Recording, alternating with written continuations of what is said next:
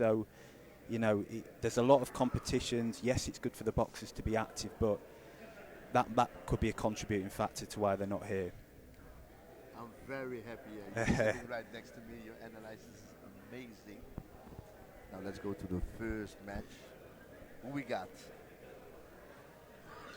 So we've got Angela De Felice and we've got Nikola Permazenko. I know a lot more about Permazenko. She's had a very active year so far. She's coming in as the Montenegro Cup champion. Really, really good boxer, actually. I think she'd probably have a little bit too much for De Felice here. Poland. Poland and Switzerland. Yeah, Poland and Switzerland. First round.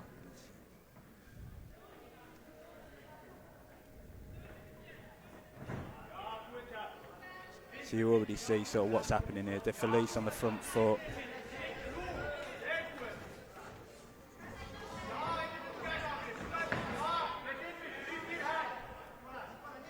Permazenko could do with just taking those little step backs to create a bit of room. Just like that, and then actually coming back with something. De Felice will come forward, a bit more of an aggressive boxer. Yes.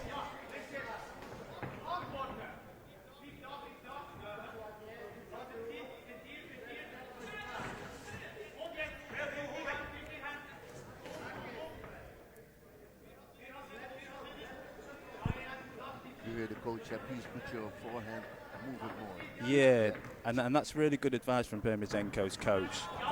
She's sort of waiting a little bit too long.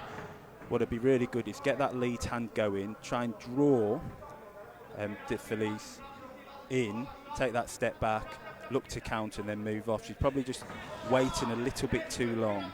Waiting for the counter, right? Waiting as opposed to sort of drawing something. And sometimes you have to be first. Exactly. To react.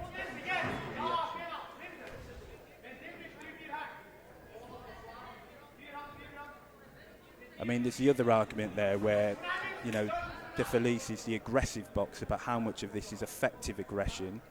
You know, how much is hitting gloves versus clean scoring shots? This is better from Permazenko.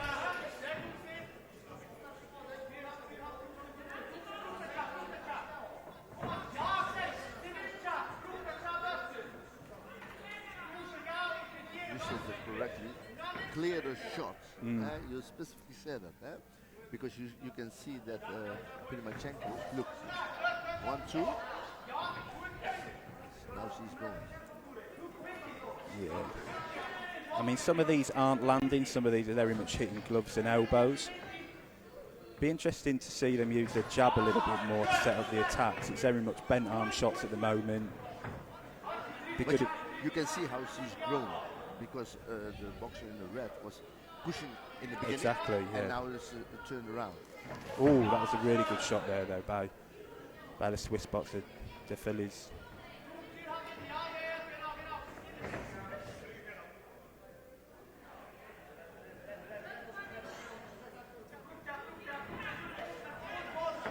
Permazenko carries that lead hand quite low, especially when she enters as well. De Felice caught her with that backhand as she stepped in. Probably needs to do that a little bit more.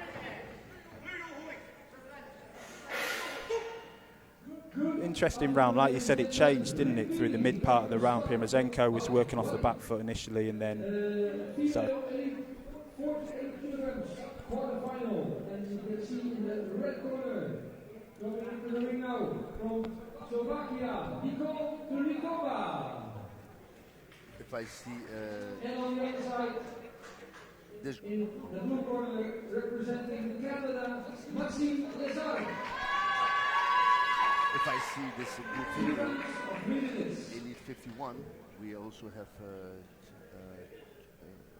Chuthamat Nakshat from Thailand. Yeah. Two-time bronze medalist at the World Championship. Clever boxer. Yeah. Very clever boxer. She's also in this pool.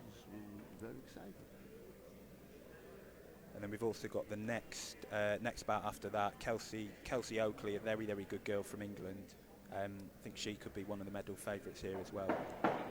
Let's see the second round.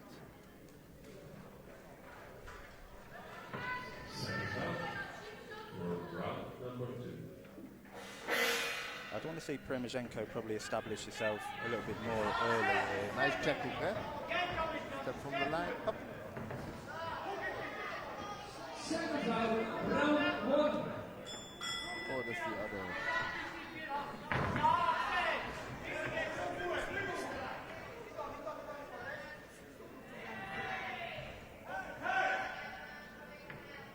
What happened? Oh, the Head guard, yeah.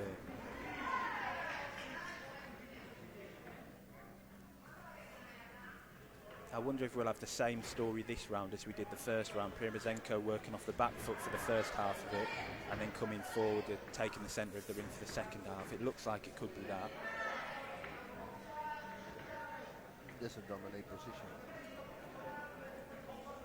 De Felice needs to just... Yeah, that's it. Work behind that jab a little bit more. Good counter. Actually, good control.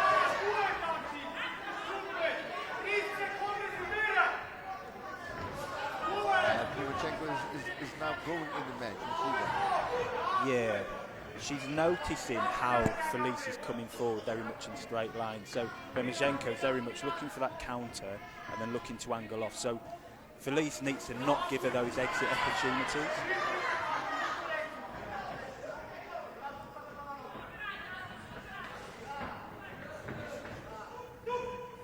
So you see there, you see Primozenko stepping off at an angle.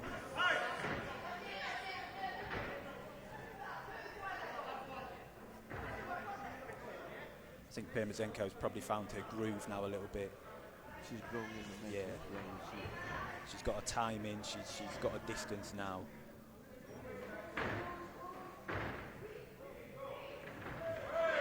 Felice can be a little bit smarter though with how she cuts off the ring, how she starts the attacks, maybe layer those attacks, not just look for one phase, but actually I'm going to shoot maybe a lead hand or a couple of shots, look to where Primozenko then exits off and then come back with that third. I think that's where she'll have a bit more success. But she's probably been a bit too crude in how she's coming forward and going right into Primozenko's hands. Don't know how you think.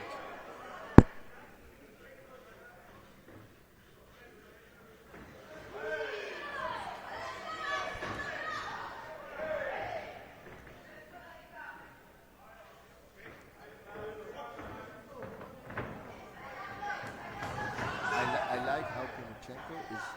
You see the footwork, eh? It's very rhythmic. She knows, the boxer on the red, she knows she's behind. She has to be dominant now. Look how she's countering Primozenko. Yeah. Very relaxed in the field. She is. I mean, they're both landing scoring shots. It's probably Primozenko's probably just looks that little bit better. You see, it's a signature. It's now the second or third time she's doing the check hook from the line and giving the left hand. You will see it. Pull a little bit down, eh?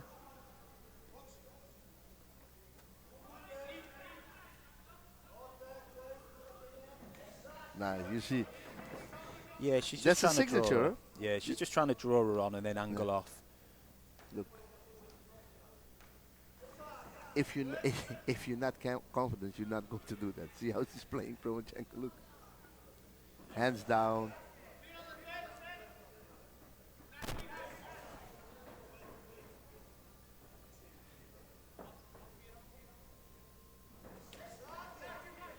You see that was a really good jab from Felice, and she just needs to work behind that a little bit more. But Felice has to be relaxed.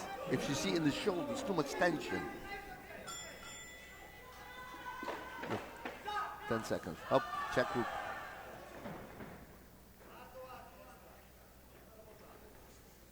Yeah.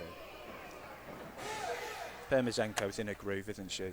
But as a coach, I would say you see that Primozenko 3-4 times she is turning into the left, pop, giving the check hook. She must feint, and then go. Yeah, De Felice. Yes. She needs to. If you watch her, even in that last sort of 15-20 seconds, there's no feints. There was one good jab. She needs to establish that jab a little bit more, But like I said, it's about layered attacks. You know what Primozenko's going to do. She's going to try and counter and then angle off. Yeah. Layer your attacks. Bring that first phase in. Let Primachenko counter. Yeah. Then look to cut off the ring and bring in your third. And that's what she needs to do a little bit more. Process easy, yeah? It's easier said than done, huh? Yeah. But what would your advice would you be? Because I think, I don't know how you think, that Primachenko is leading this match. Yeah, it was an interesting first round. I'd probably edge her the first round, and then she definitely won that second round. Yeah. So Felice needs to come out, doesn't she? Yeah, she must. Needs to come out, bring in that layered attack, cut off the ring.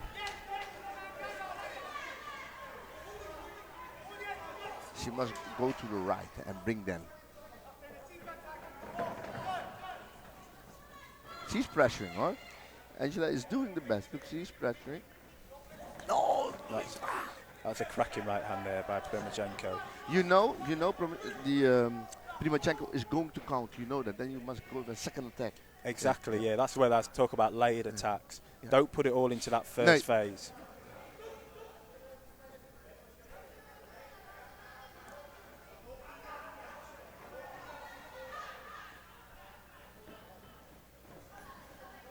So there's no real feints there. No. At all. It's the same like the first and second round for Angela.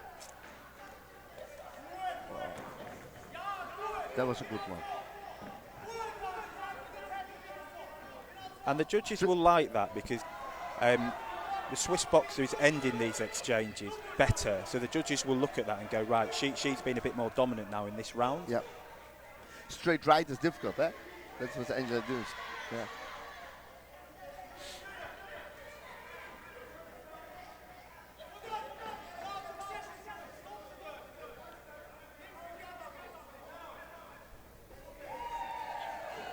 You have to go now. Yeah, she's just waiting a little bit too that's long. Good one. Good counter. Primachenko. I mean, some of them were hitting gloves. It's really interesting. I've got one big observation from this whole bout, and I've not really seen anyone go to the body to bring in those opportunities up top. And De Felice, given she's putting on the pressure, working off the front foot, to create them openings upstairs against a very elusive boxer, why not touch downstairs? She's not really doing that. Yeah, that's a good point.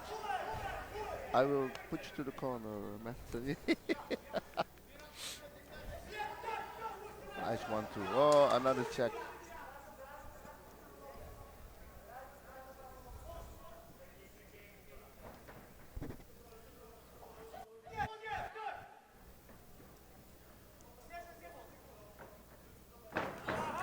See that double jab there from Felice? Yes. She needed to do more of that.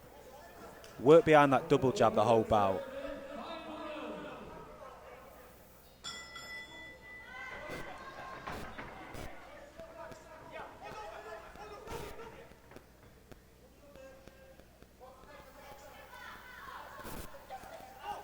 Nice.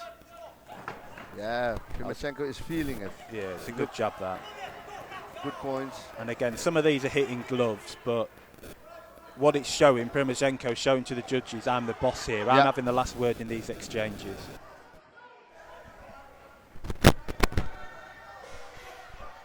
That's a really good fight. End of the match. Yeah, really good fight. What do you think? Primachenko, I'd be surprised if she didn't win that. I'd probably give her all 3 rounds. You could argue the first round went to De Felice, but I'd probably give Primachenko the whole 3 rounds there. Yeah. Good performance. I will go talk to her. Let me see it. if you're right. Yes.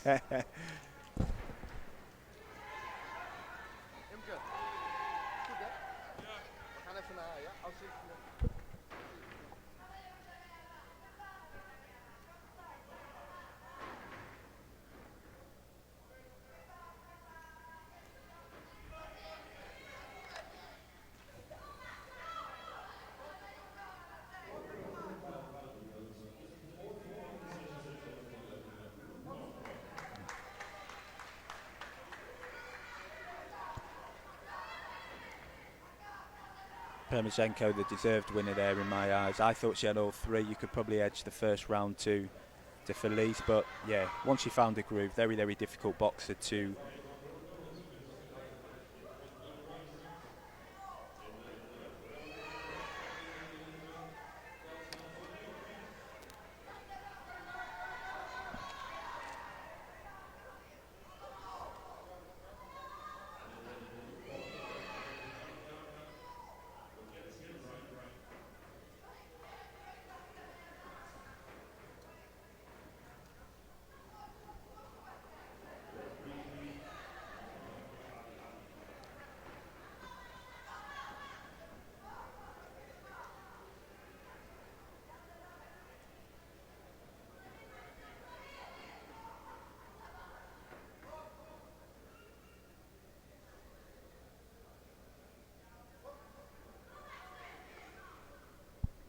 This will be quite an interesting matchup between Canada's Mackenzie Wright and England's Kelsey Oakley.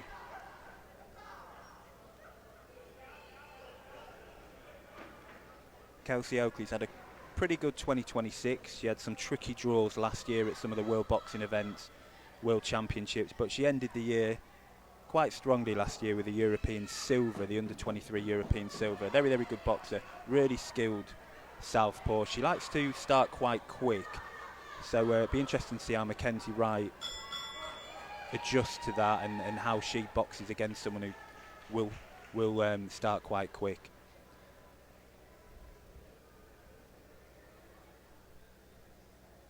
Mackenzie Wright looking to follow in the footsteps of some of them really good Canadian boxers. I'm thinking of the likes of Mary Spencer, the greatest Canadian boxer of all time, 3-time world champion, Pan-American champion, and many, many more from the late 2000s. So let's see what Mackenzie Wright can bring today.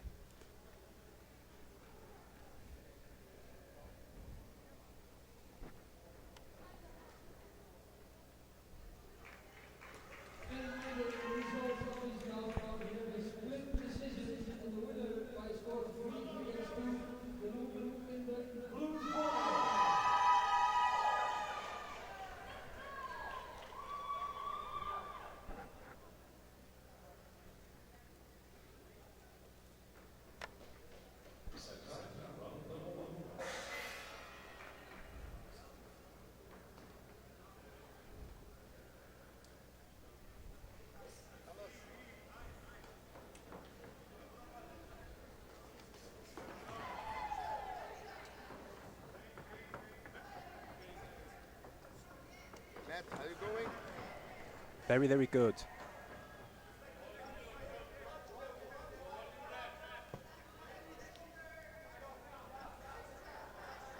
Very, very twitchy start from both.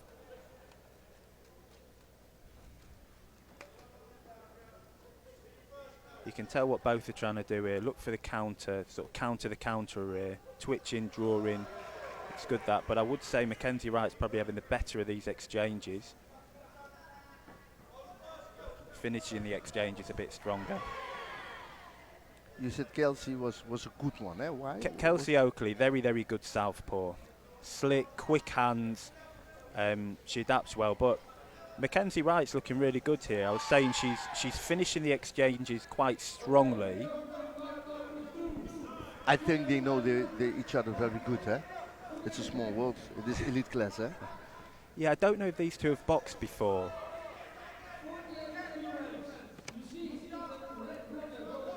If you don't know, then we don't know.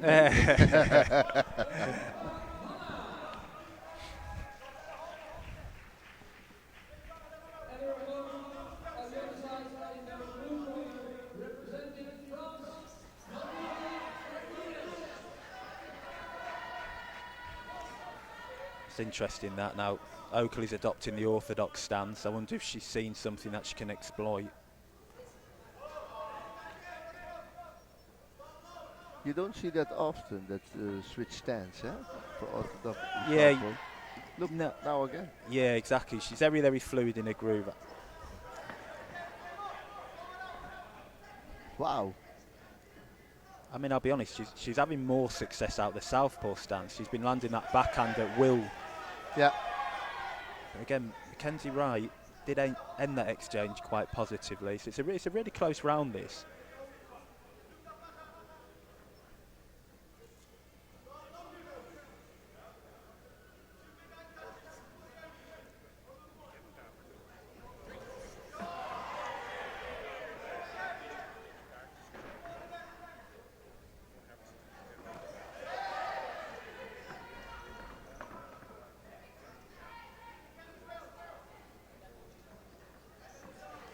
Oh, that's a brilliant way to end the exchange.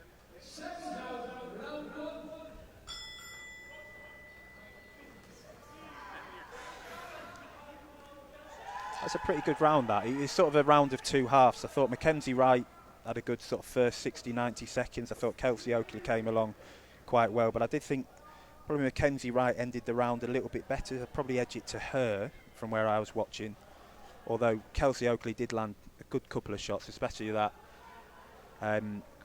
sort of right hook to end that exchange there. I see somebody.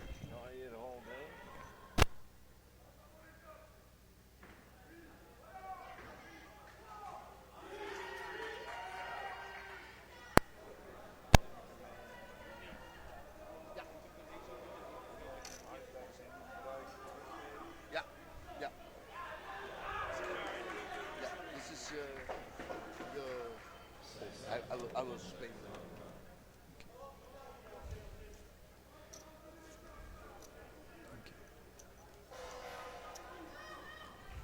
Yeah, thank you, Arjan.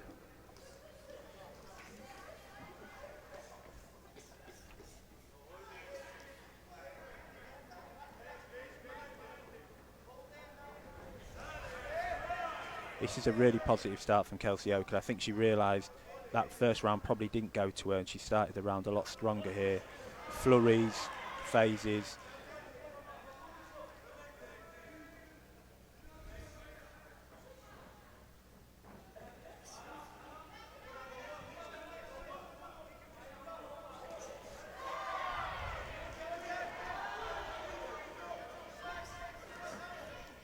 See, there's some good defensive work from both of them. If you see there, Kelsey Oakley, really good little step backs, but she's not doing enough of firing after she's had that step back. So the judges will like that clean step back, making the opponent miss. What they'd like a lot more is now it's my time to go. So she probably just needs to let it go a little bit more. Oh, that's brilliant.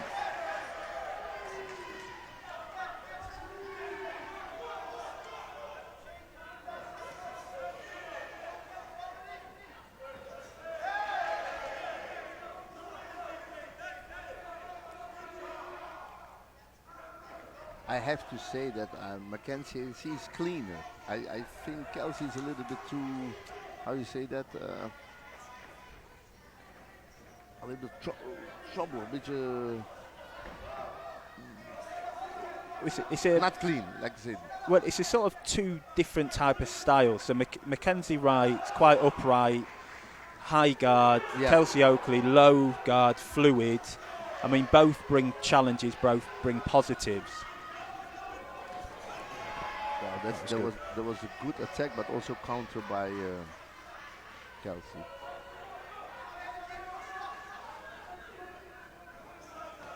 That's really good. She's having a bit more success now, Kelsey, with that lead hand. Those step back, whipping it up as Mackenzie Wright enters. Kelsey has to watch out. It's now the second time she's landing some punch on the back of the head. She can get a warning for that.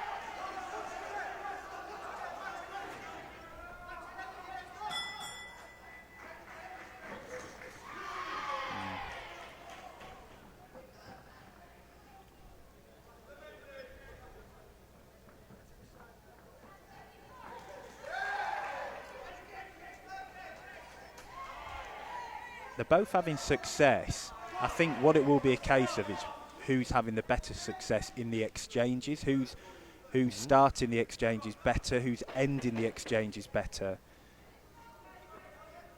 And it's quite a close round from where we're sitting. It's difficult.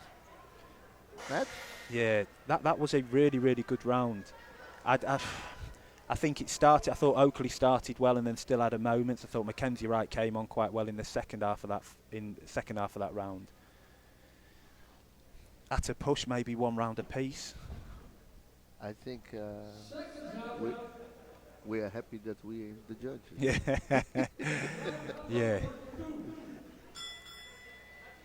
Not envious of the judges' jobs at all in these type of fights. No.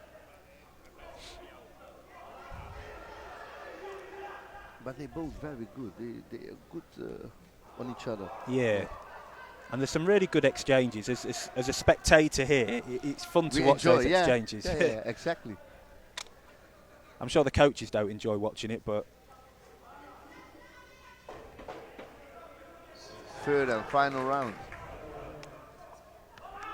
Who do you give? 1-1? yeah, at a push, I thought Mackenzie Wright won the first. Thought you could argue that Oakley won that second.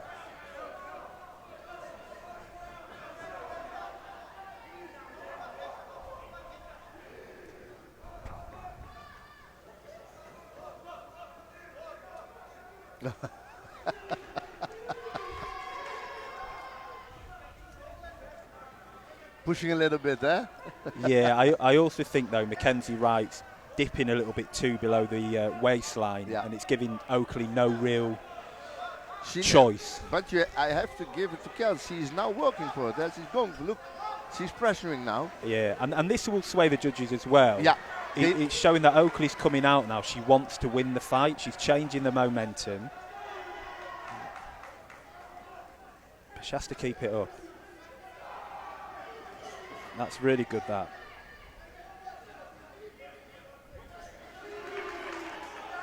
And that's it. I think Oakley needs to keep up this intensity because I think Mackenzie Wright's struggling. Yes, she's catching on the way in a little bit, but there you go. That was a good counter, but I don't think that's enough because you can see that Oakley is really going now. Look, she's pressuring. She's giving her the exits, though. So it'd be interesting if she sort of steps over and stops at exits and Mackenzie Wright hasn't got anywhere to be.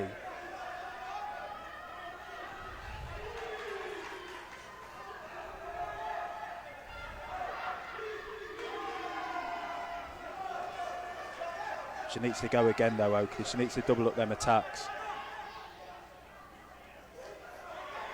She needs to step in there. Exactly. And that's what I mean, doubling the attacks. Landed a good shot there, both did. And now time for you to step in for that. Yeah.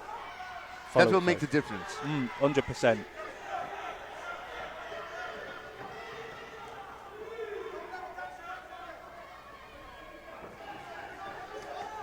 That was good. And then there we go. Don't let her off the hook. I wonder if Mackenzie Wright thinks she's 2 rounds up here and that's why she's been a bit more passive. Yes, she's still throwing as Oakley enters. But she's not taking the initiative like before. Kenzie. Yeah.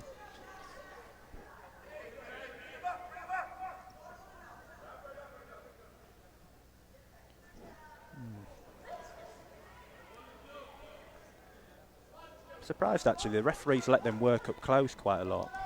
Why?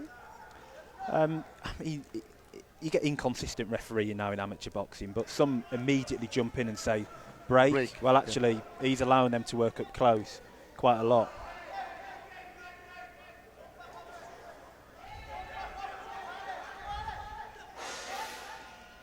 That's a good fight. Matt, I'm curious.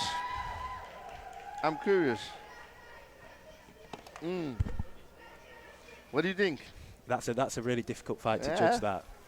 I think You're from England? You got Kelsey? I think Kelsey ended the fight. Yeah? Fight strongly. If you gave Kelsey the second round, I think you'd give her the third round so she edges a split. But I wouldn't be surprised if either of these girls got their hand raised. I thought it was a really good fight. Yes, at times the work was smothered a little bit, but Elite 51 is very challenging group, huh? Split. Oh! Yeah. Blue corner. I think maybe they gave the second round to Mackenzie right there. Like you said, Mackenzie.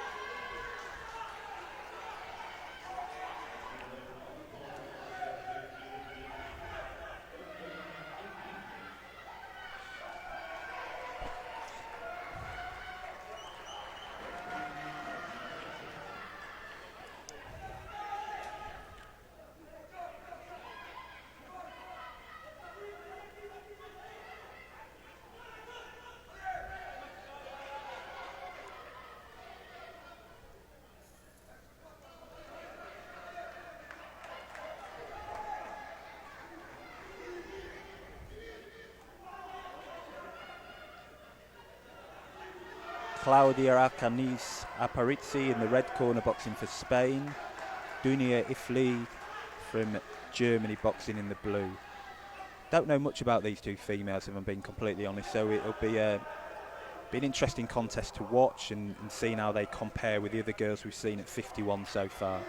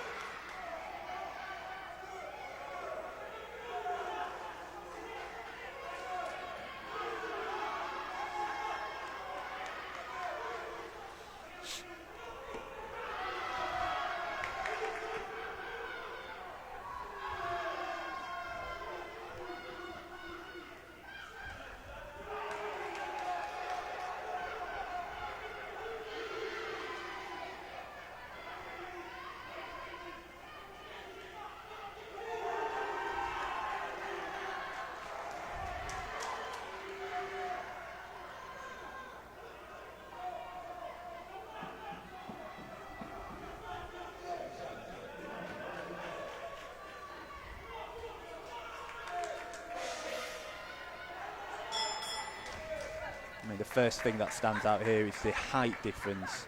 Spain must have about a foot on the German boxer here, so I wonder how she uses that range, that height to her advantage.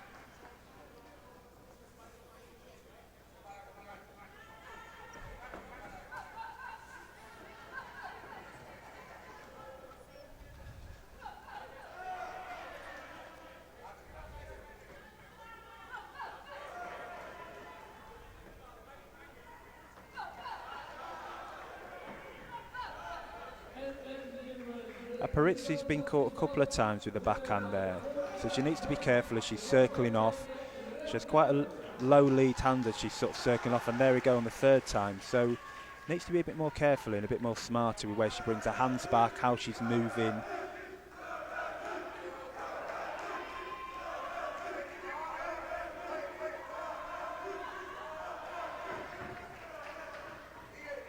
Don't know if you can hear it in the commentary, but the German boxers brought a hell of a lot of fans there. Hear them shouting in the back.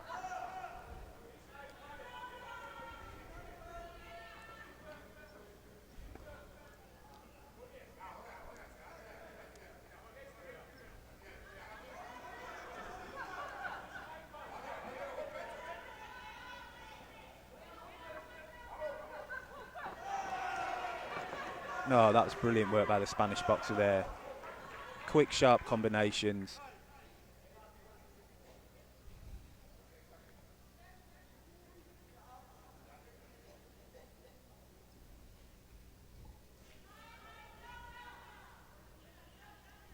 You can see what the German's trying to do. She's trying to set up that backhand, and she's having some success in it. You've probably seen it already.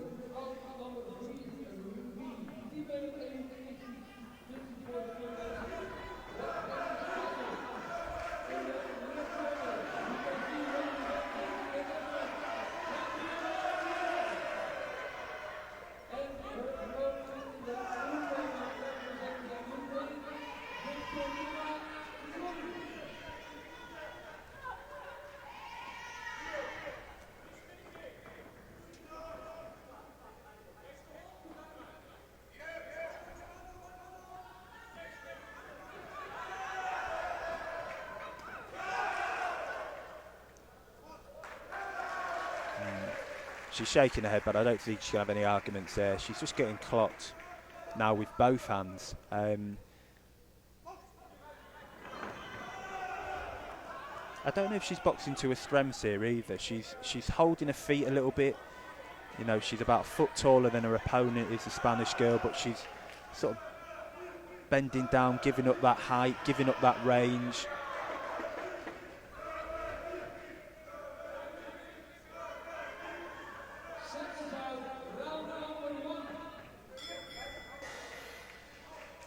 It was a good round by the German in the blue corner there. She was catching her a lot with a backhand, and then in the towards the end of the round, catching her with both hands.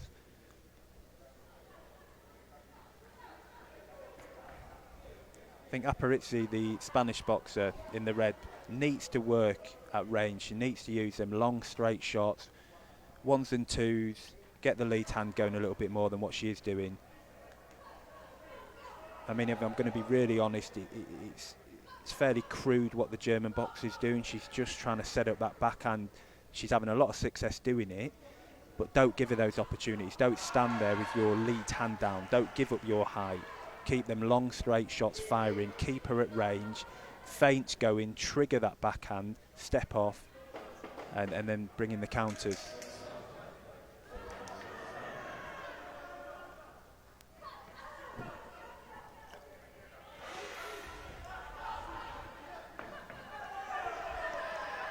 Fast start there by the German boxer.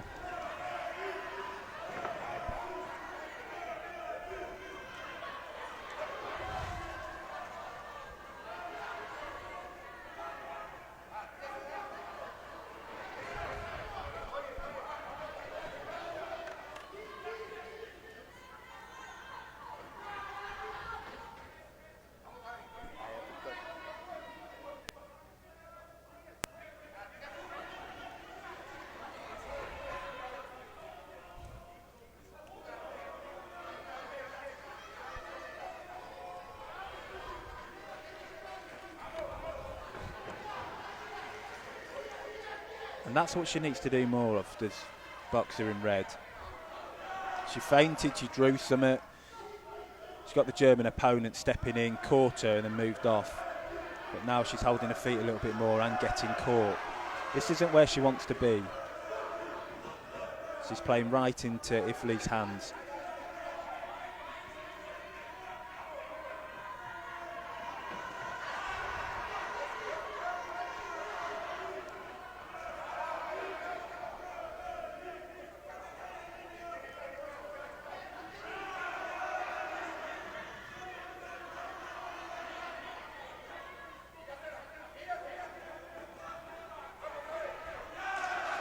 And again, she gets clocked with that backhand. She's just staying there a little bit too long, chin in the air, giving up that height.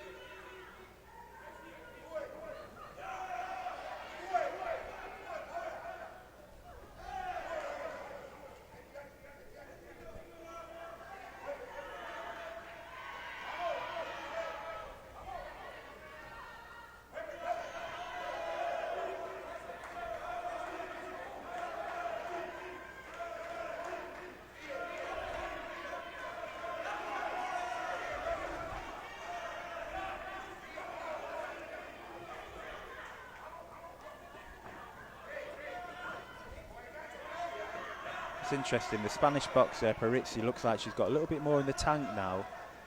Ifli, although she's still landing,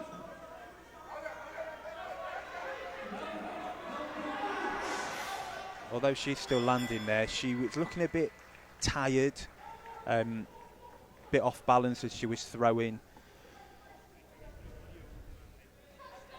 I'd probably still edged around to Ifli. I thought she landed the better, cleaner shots throughout the course of the bout, although Aparici, minus that last 10 seconds of the bout, I thought she did come on a bit stronger.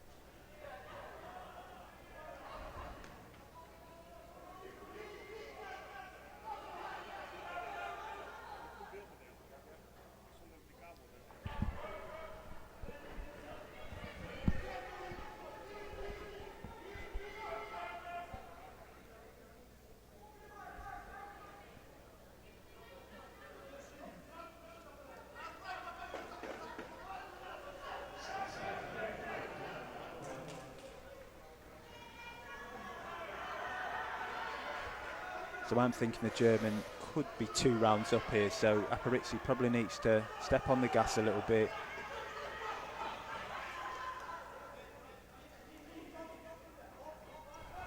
I mean, both come out fast start here, throwing hands, combinations.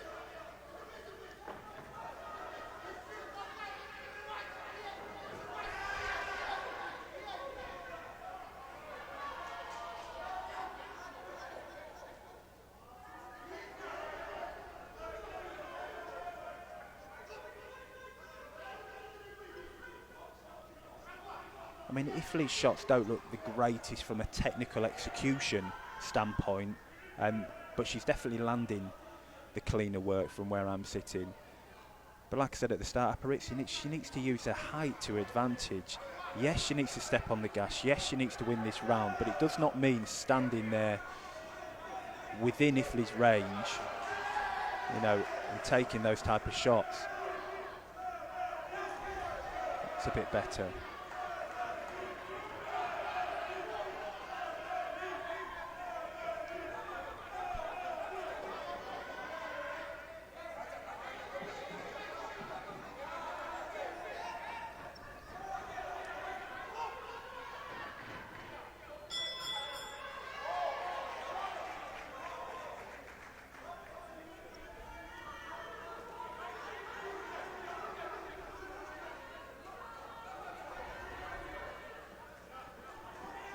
And that's what I mean about the technical execution of Italy. Heads down as she's throwing shots, not always looking at the target. But she's having success, and she's having success because Aparici, the Spanish boxer in red, is allowing her to have that success. She's not boxing to her strengths in my eyes.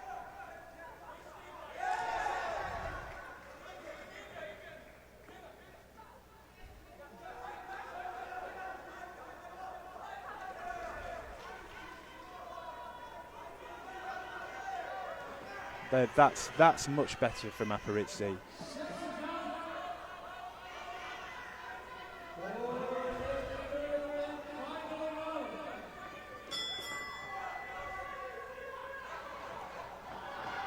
Bit of a confusion there with the bell from the other ring.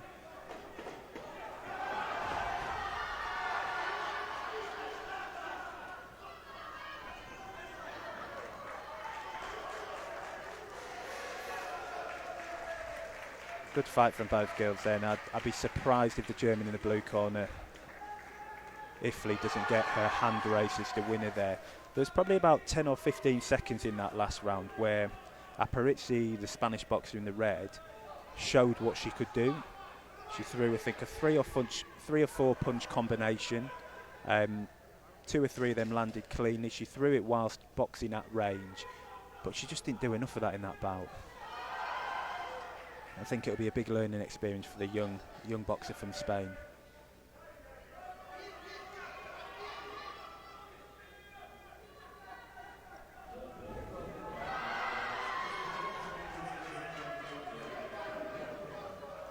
Yeah, that's a really well-deserved victory, that.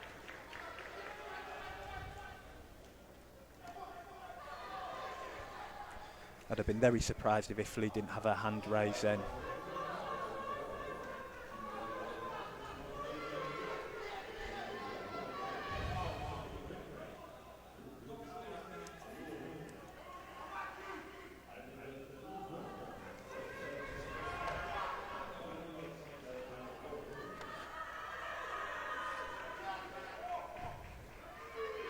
Be interesting to see how Ifley gets on. Gets on with the rest of the 51 class that's left in. She's not the most technical, but my gosh, she's got a heart, she throws punches, she's clearly got power.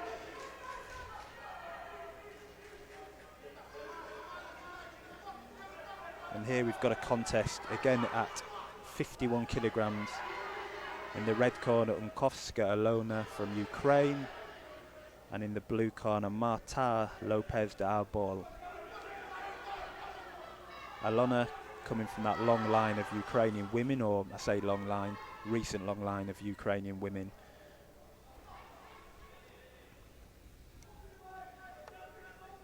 Arbol, the much more experienced boxer in red, oh, in blue, sorry.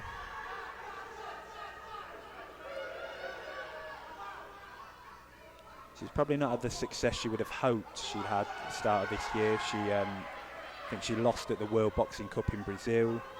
She lost at the Box Am in the preliminaries. But I can remember watching Arbol in the blue for Spain back at the World Championships last year. Very, very quick hands. She has a habit of getting caught as she steps in, as she did do against her. I think she boxed a China girl at the World Championships and lost. She was getting clocked a little bit too much as she stepped in, but still a very, very good boxer. And I think she also got a win over Kelsey Oakley last year or the year before. So it'd be interesting to see how this pans out. I'd probably favour the boxer in blue purely based on experience, but let's see.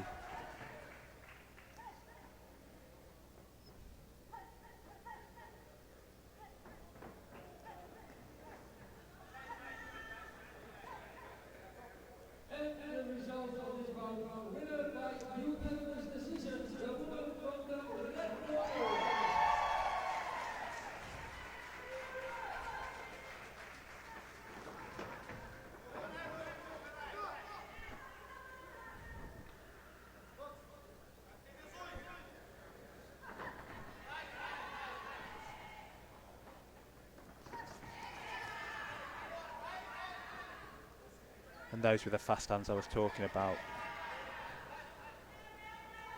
Sort of looking to catch Alona on the way in. That was good from Alona there. Calculated, patient attack. She's stepping with Arbol. Not always allowing her to exit. But Arbol very smart there. And I think that's where the experience comes in. When it's up close, just holding her a little bit.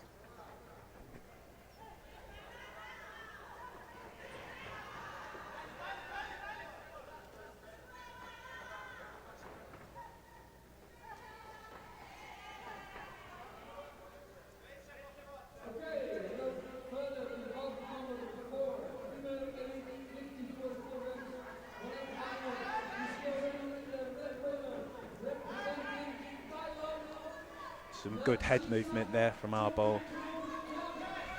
Probably needs to be a little bit more patient like she was at the start, Alona, in those attacks. Stepping in, bit of feinting. She's got that high guard. That was very good there, sort of like a screw. It's good work there from Alona. And that's what it needs to be. A bit more composed and calculated in her attacks.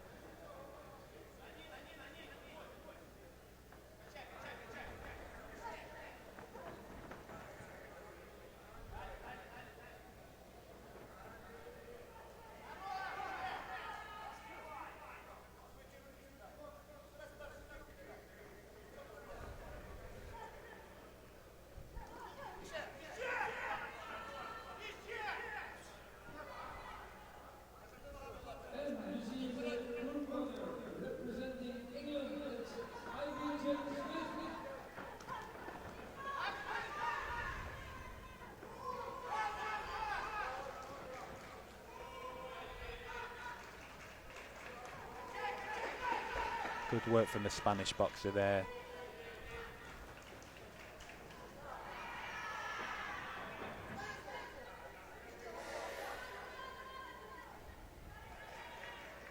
Good round of boxing that.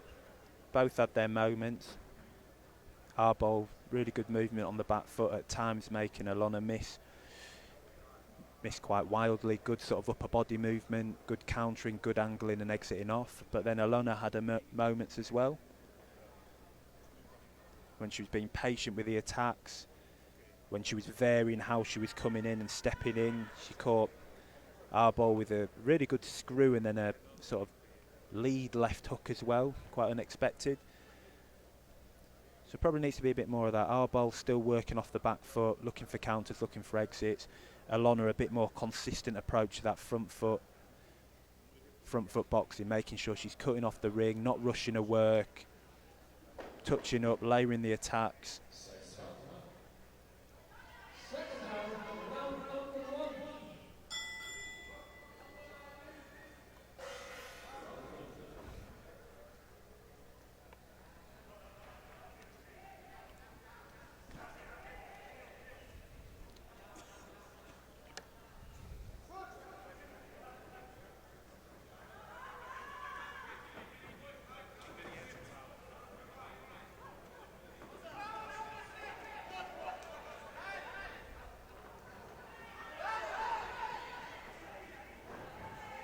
This is better from Alona.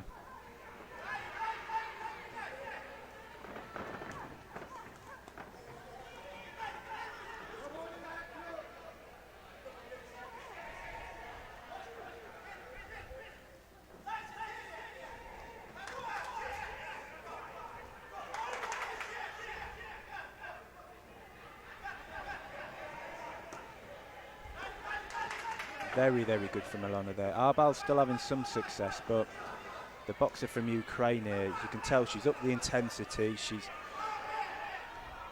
cutting off the ring. She's staying right there in Arbal's face. I'd like to see her maybe use a jab a bit more. Although it's not always Ukrainian boxers' style to use that jab.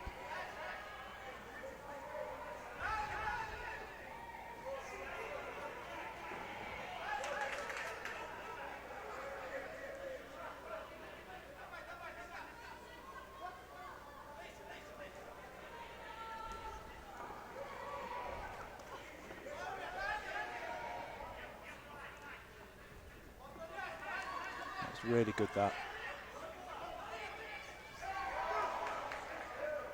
And Arbol using her experience there, leaning a little bit on Alona. I mean, this is good work from both boxers. Arbol still working well at times off the back foot, landing a shot as Alona enters. Alona's definitely up the intensity here.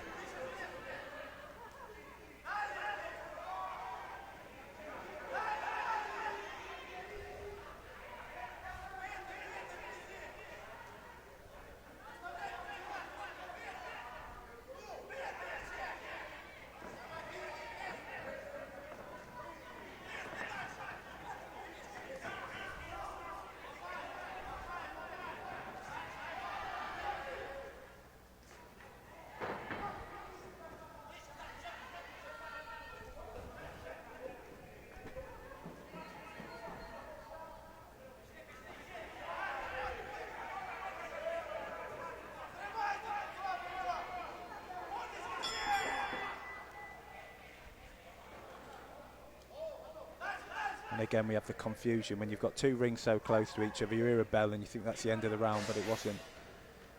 Now it's the end of the round. Very, very exciting round, that. I thought Alona definitely had her moments, and I think her moments probably outweighed Arbol's moments. I think towards the start of the round she was really composed and calculated with how she cut off the ring. Thought Arbol then came into it a little bit, started finding the exits, but Alona, I would feel, probably just edged that.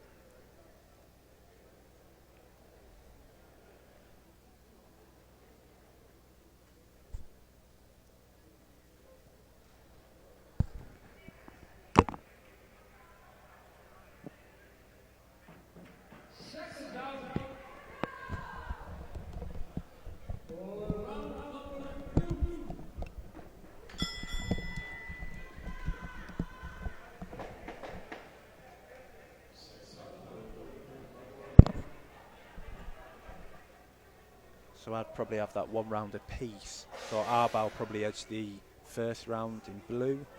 Alona probably came on strong in the second round in red.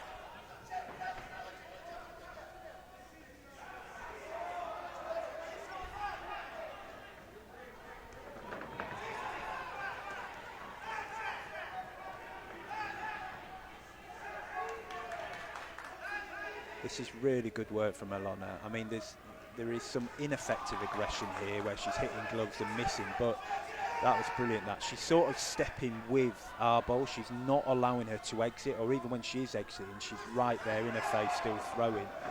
Arbol still keeping elusive at times, moving that head, but yeah, Ilona's really increasing the intensity here, increasing the pressure, really trapping Arbol, so she hasn't really got many spaces to go, and then going to work. I'd like to see it touch downstairs a little bit. There we go, and then bring it up top.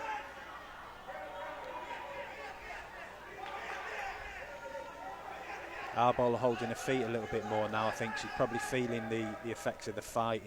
It's been a grueling 3 rounds. So she's not as quick on her feet anymore. She's not as elusive now.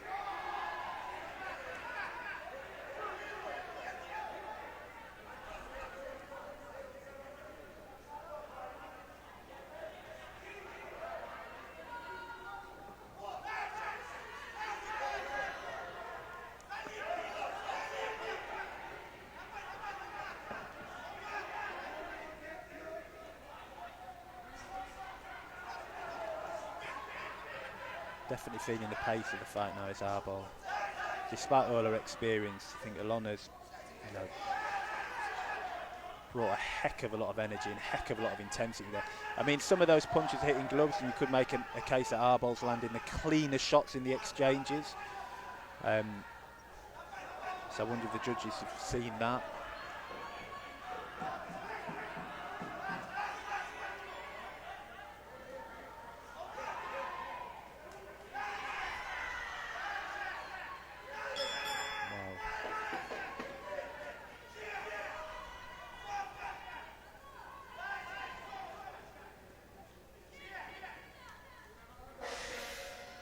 What a brilliant fight. Brilliant fight from both girls there.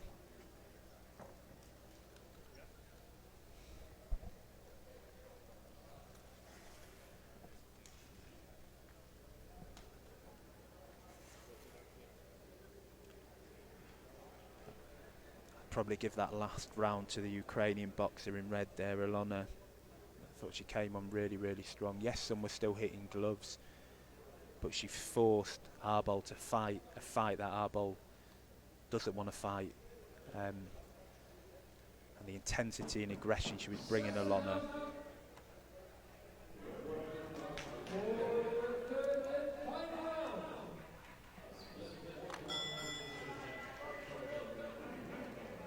Wow. Wow. This one? Marta Lopez. Yeah. Wow. Yes, bro? Yeah, Blue won that.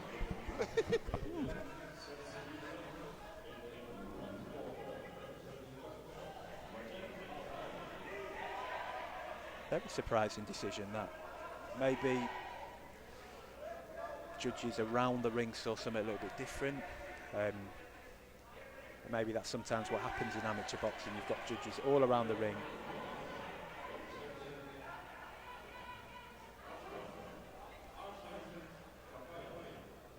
Maybe they see something we don't where we're positioned, but I thought, like I said, while some of the aggression you could argue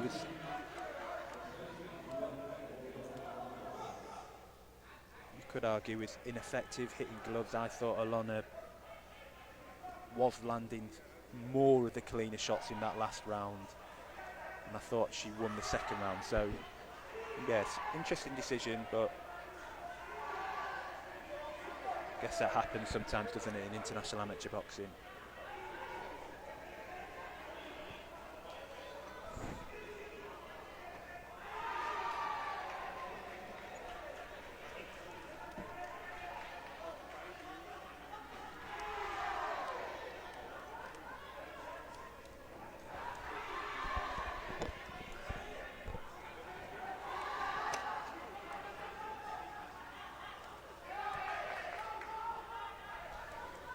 Yes, my man Matt. Male elites into 70 kilogram. Yes.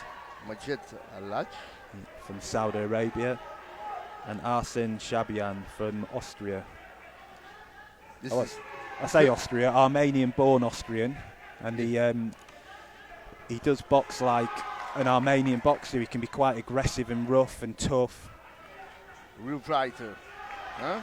He had a really good bout with Makan Traore last month in Brazil, so he's a very good boxer. I think he's a bit more experienced than the Saudi boxer, so I'd probably expect Shabian to take this. The first male boxing match we're going to see now. Yeah.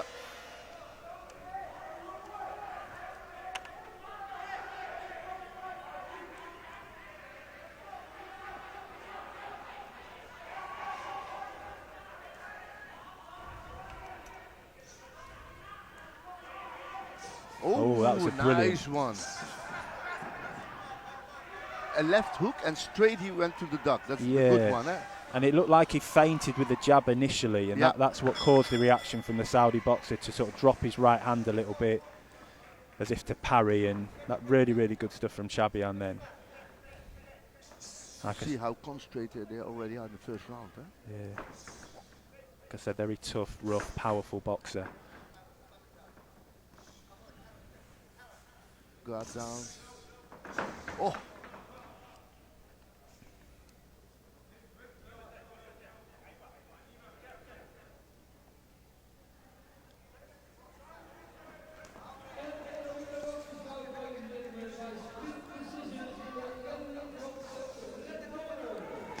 Oh, wow. Nice counter. Oh, really, really good. Left, right, boom. Yeah, little short step back. And caught him with that counter combination.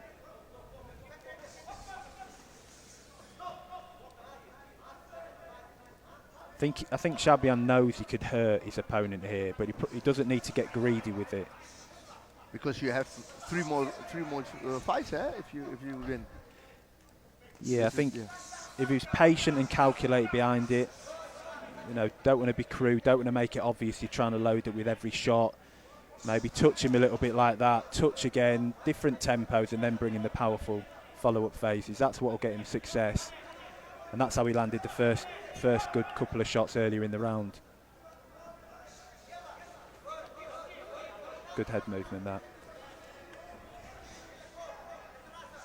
Oh, nice right one. Shabian is sharp, brother. Very sharp. Yeah.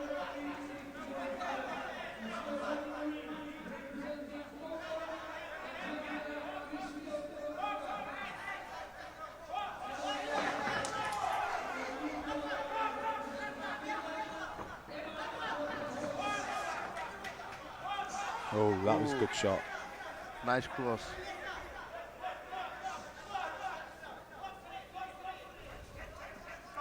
And Shabian's caught him a few times doing that. He's forced his Saudi Arabian opponent to step in and overreach. He's just sort of stepped back or slipped and then landed some really sharp, powerful counters upstairs.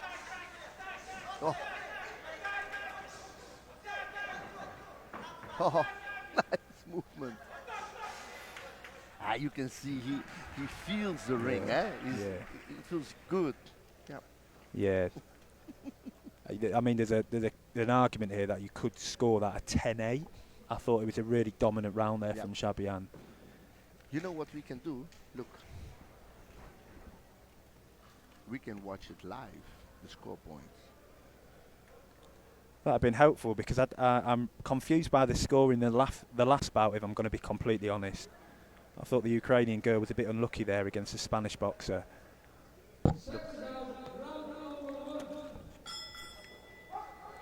Look, where are we now?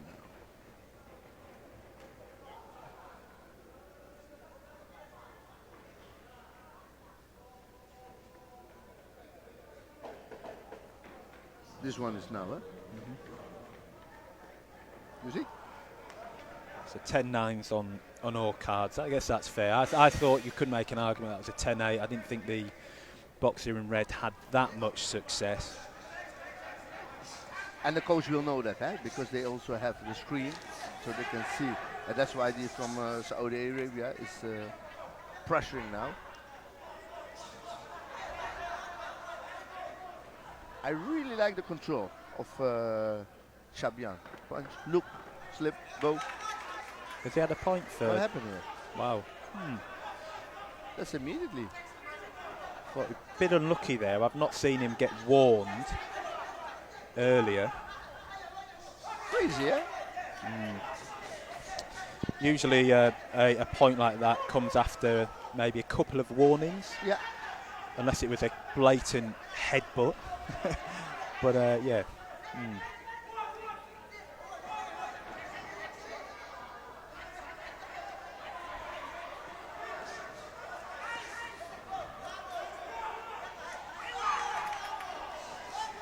I mean, there's some heavy shots landing here from both, but I'd like to see a bit more smartness behind the attacks. It's sort of swinging, working behind that jab, create the openings.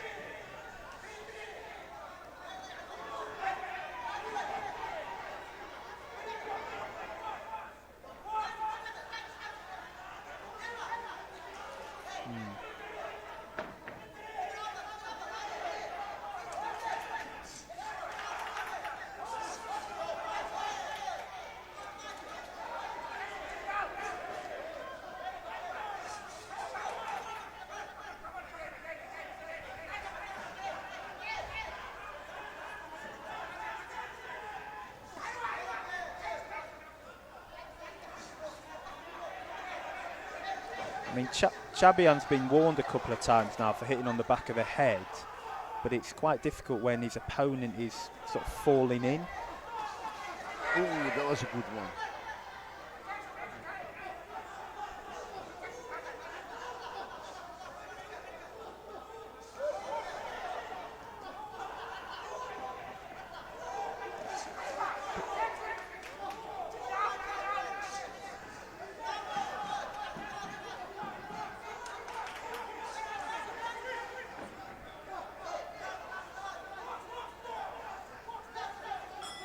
Bit of a slugfest this fight, isn't it? I mean, both are landing quite heavy shots. Chabian landing probably the heavier of shots.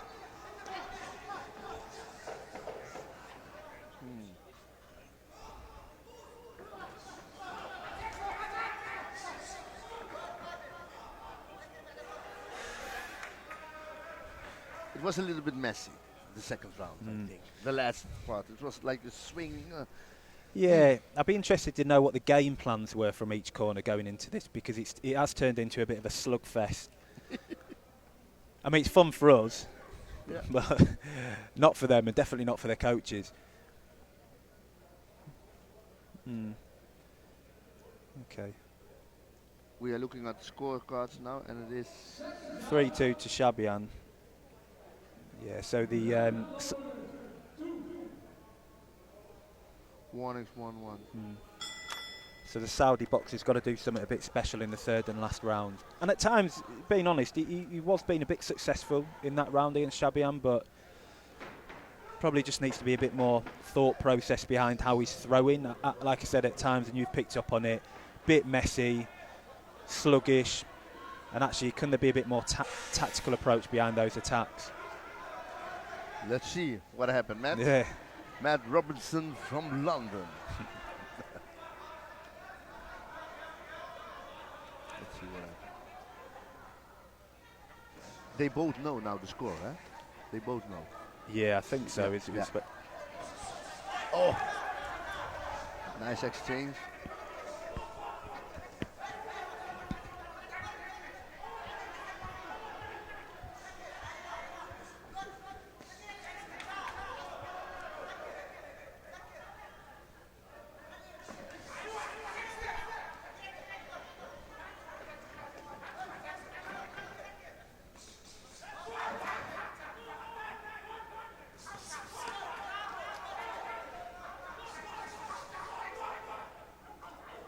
But you see, it's very much you go, I go, you go, I go. Yeah, like a tennis match. Yeah, as opposed to those laid attacks, which people have probably heard me talk about earlier. It's very much, I'll throw my 2 or 3 punches, opponent cover up, right, now it's my time to go. It's not really much thought process behind these attacks.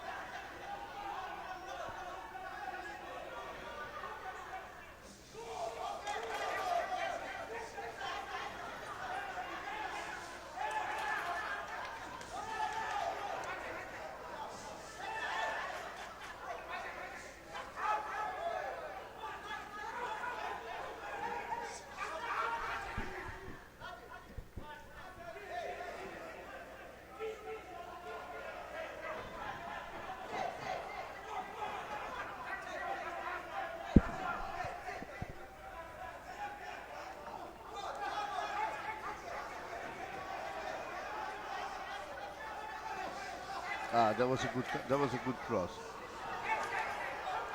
I think it would be easy for a judge if you make a clear point, like the how you say Chabian is doing. I think he will take the match. This match. Look, up. You see? You see, he's much better when he's got that relaxed guard as Shabian. Yeah. He boxes, but when he's got that high guard, he's just going to go bang for bang, bang for bang. Yeah. There's a bit more strategy when he's got that low relaxed guard. Yeah, exactly. Go in first, go in third. I think the Saudi is tired. Yeah, be careful here. Yeah. Relax. Uppercut. Yeah. Probably a little bit of holding from red and a little bit of elbows, forearms from blue. It's a good body shot, that. Wow. Nice exchanges, huh? 10 seconds. After pressure, yeah, that was a good cross. Yes. I mean, as a spectacle, that was flipping incredible, wasn't it? I mean, there were some powerful shots going in, hard shots. Skill-wise, I think Shabian, assuming he wins this, which he will, probably needs to be a little bit better skill-wise. But, yeah, powerful performance, that. We will see what happens. I see friend Subur in the building. Come, How are let's you? go. I will give him the mic. Also a former Dutch champion.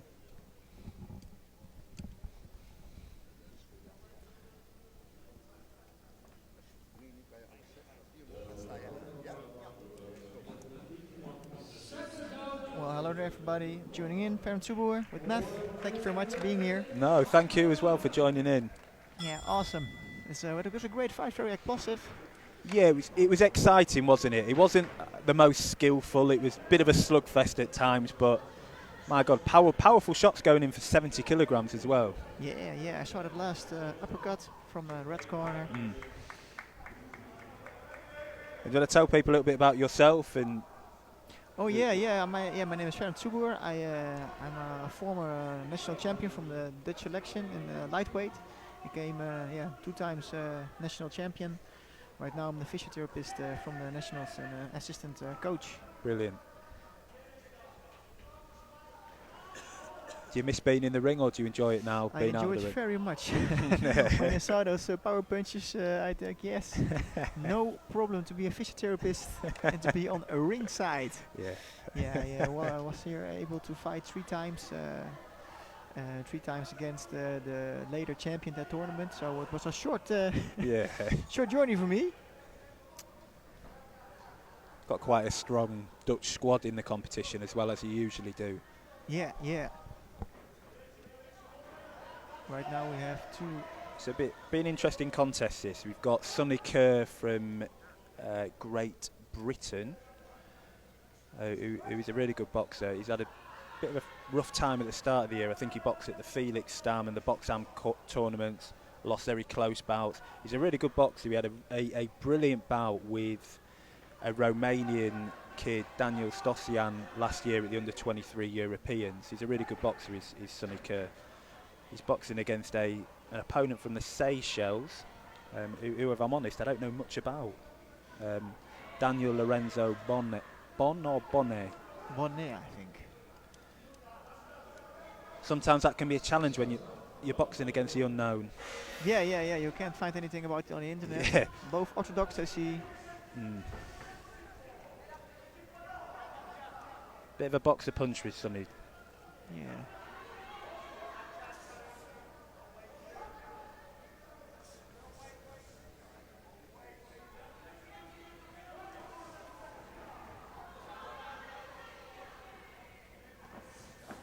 Fast, direct punches in the blue corner.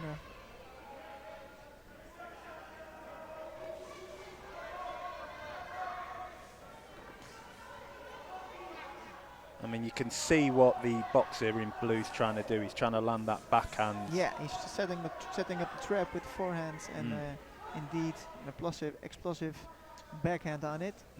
Some level changing up and down, and there he goes. The big right hand. So yeah, Sonny will have to be a bit mindful of what's coming. Yeah. Yeah, I think red corner is understanding that. There we go.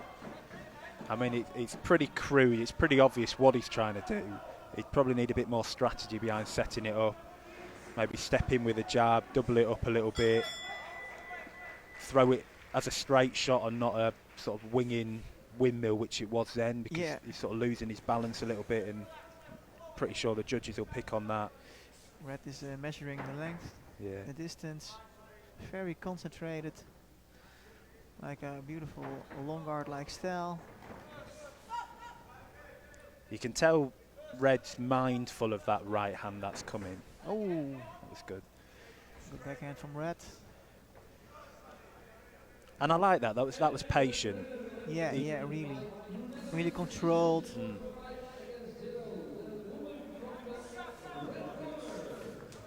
Good on the long distance. Stepping back will make a direct punch. Nice. It's really controlled, patient boxing here from Sonny. He's using that jab, stiff jab. He's landed a couple of right hands, but he's not rushing his work. He's staying composed. Yeah, good on the balance on the feet.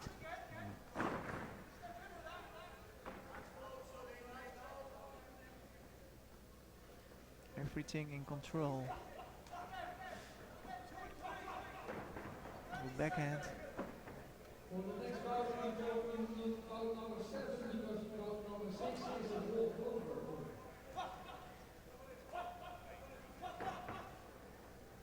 I got it wrong at the start. Sonny Kerr is representing Scotland. He's part of Team GB, but I think he's officially representing Scotland this tournament. Nice. Keeping the distance, but stay very effective with a stiff jab. Yeah, that was a really, really good round. Round From Sonny Kerr, that. I mean, if we're going to be brutally honest, his opponent couldn't really land a shot on him. Round 1, so 10-9 for Red. Yeah, I mean, I'm inclined to go with Judge 3 there, which scored it a 10-8. I thought it was a very, very dominant round, a very clear dominant round. But 10-9 on 4 judges' scorecards, 10-8 on another.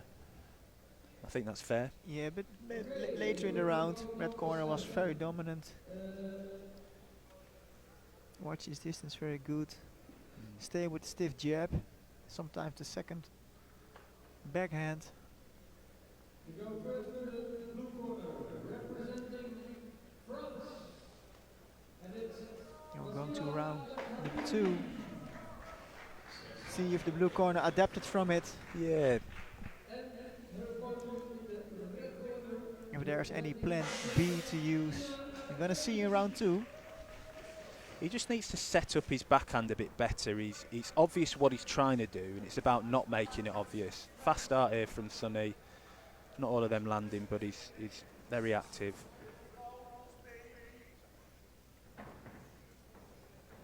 Just beautiful to watch from Red corner. Oh, the first long combination.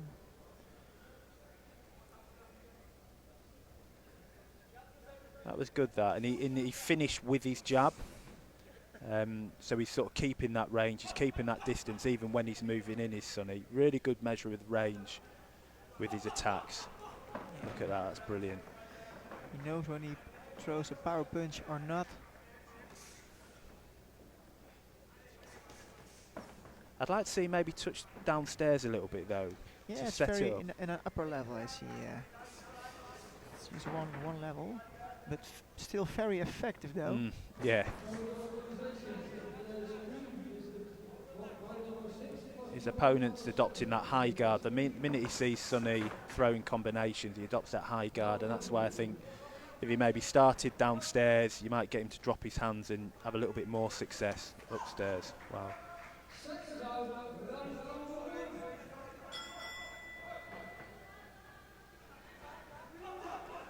Just the first one. Yeah. For the blue one. So, yeah, I see that from a mile away, right? It reminds me sort of Deontay Wilder. Yeah. It's one shot is enough, but you have to hit it.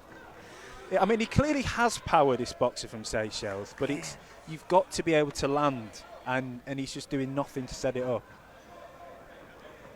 Work behind the jab, work behind the double jab. Don't just look for one phase. Touch, and then fire it when you've got him. That was good, that from Sonny. Yeah, that's true. Good 8 count. Just a good warning. Be interesting to see if he puts it on him a little bit here, or whether he goes back to that composed, patient boxing.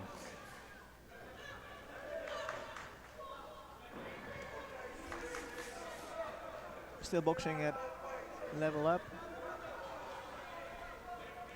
Oh, nice. You see then, I think he had him there. Yes, Sonny got the exit. That's where you want Sonny trapped, but you've got to trap and you've got to do more. Don't just sort of look to launch that right hand. Set it up a little bit more. And again, that was probably a missed opportunity for Blue.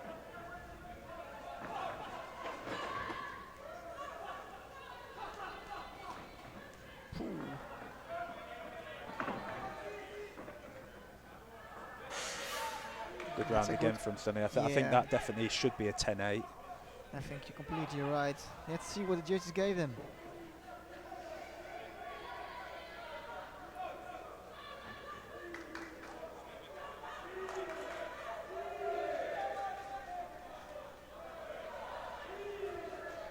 Hmm, 10-9. Yeah, that's true.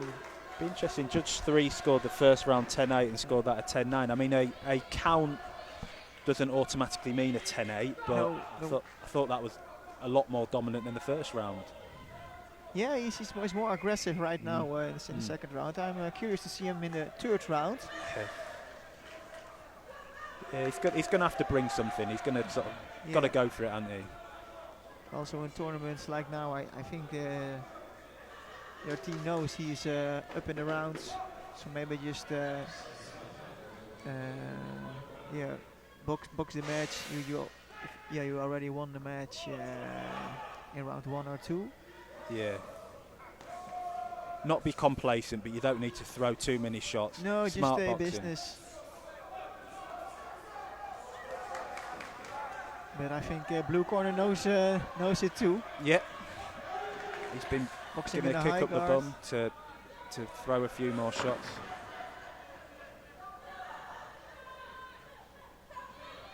I think he's setting up for the right hand too. Yeah, that's it, the right hand. That's what I mean. We can see it from here what he's trying to do. So I have no doubt Sonny knows what's coming. Yeah. Ah, nice. 80% of the punches from Red are just good stiff jabs. Very good basic. Sometimes there's no more needed than just a good jab. Yeah. Stiff, some good feints.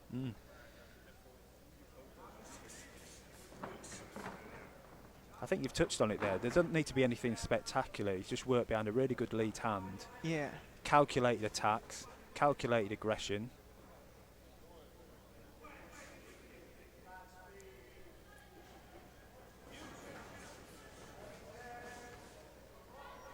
Good combination from Red.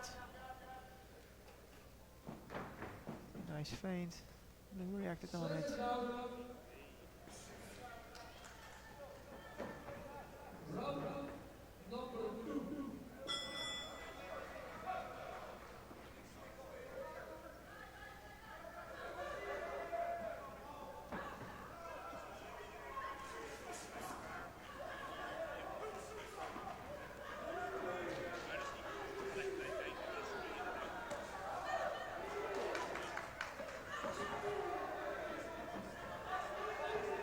Good varying movement there on the back foot, going different ways. Yeah. Many lateral movements here. But aggressive on the back foot. Yeah, I agree. He's dictating the whole pace of this fight on the back foot now. So Brilliant. nice. Out of the hook. Out of the corner. Some switching to Philly shell here.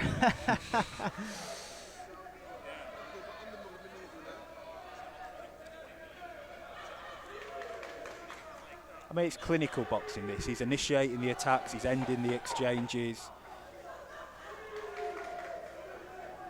He's exiting and moving well. Backhand here. Yeah, I mean, that was a clinical performance from the guy. I'd be very seriously, surprised. good business, yeah, very nice standing with the fundamentals, the basics, nice and long guard. And a very stiff, hard jab, setting it up with a good backhand. Yeah, nice to see, very satisfying to see. And obviously this is at the 70 kilogram weight where you've got Dutch boxer Finn Bos. Yeah, that's true. Reigning Eindhoven Box Cup champion. Finn Bos.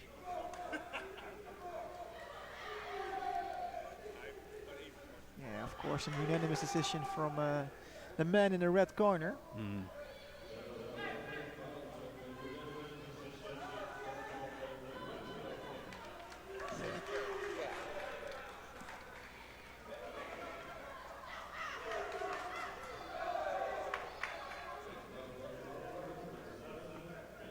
I mean, hopefully the boxer in the blue corner will learn from that.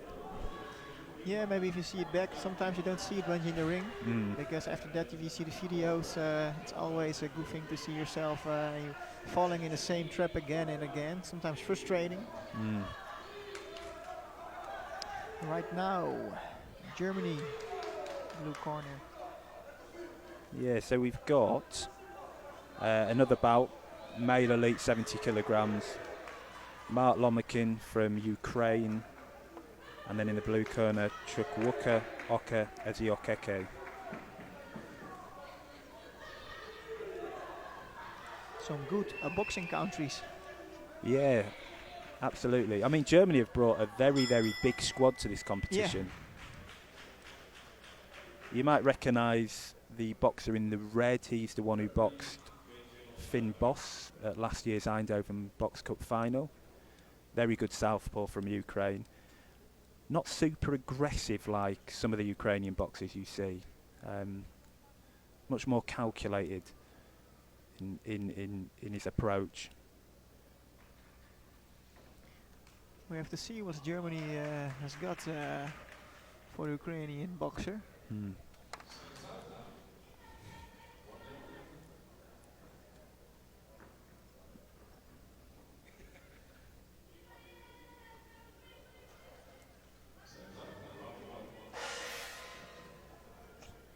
Yeah, we have an orthodox boxer against a southpaw. Of course, Ukrainian is a southpaw. Many Ukrainians are fighting southpaws.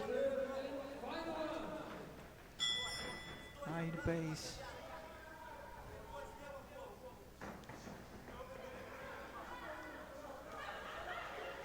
He's a really good technical boxer, is Lomakin. I mean, he's had some losses earlier this year.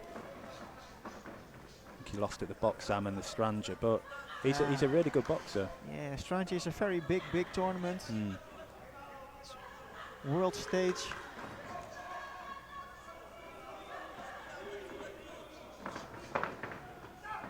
And some good lateral movements from Ukraine here also in the first round.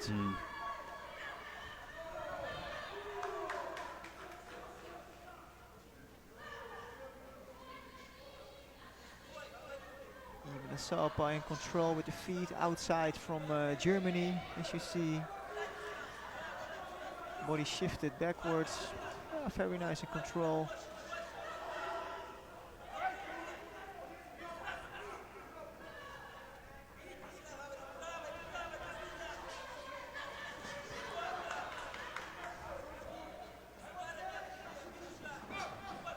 Good head movement there on the back foot by Lomakin.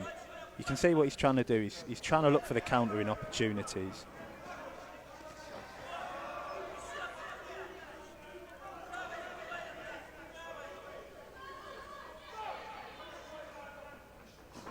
Yeah, good counter.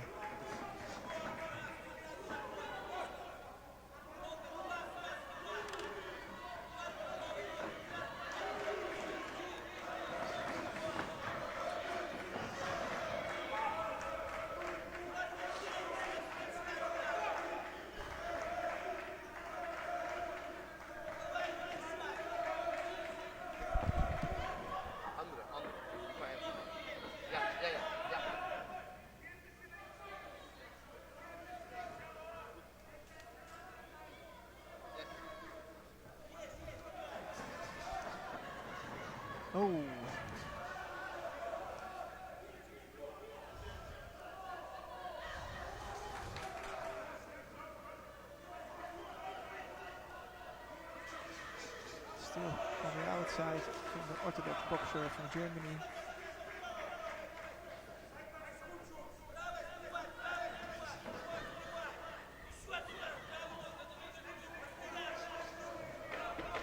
Last 10 seconds of the first round. It's been a good fight this so far. Yeah. Only back and forth from Germany and Ukraine. Very nice first round. Yeah, I wonder how the judges the score. I'd probably edge it ever so slightly to Ukraine. Ever so slightly. And maybe a split decision from it. Let's have a look. Yeah, a split decision. 4-on-1 for red for Ukraine. I think the judges probably just like that back foot work a little bit more than the aggressive work from the German.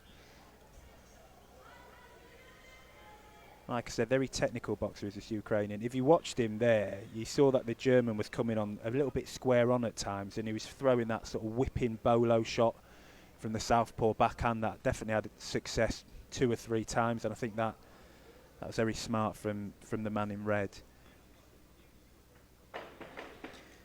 And here we go. Round 2. Ukrainian ready. See if they adapt from the first round. Some more.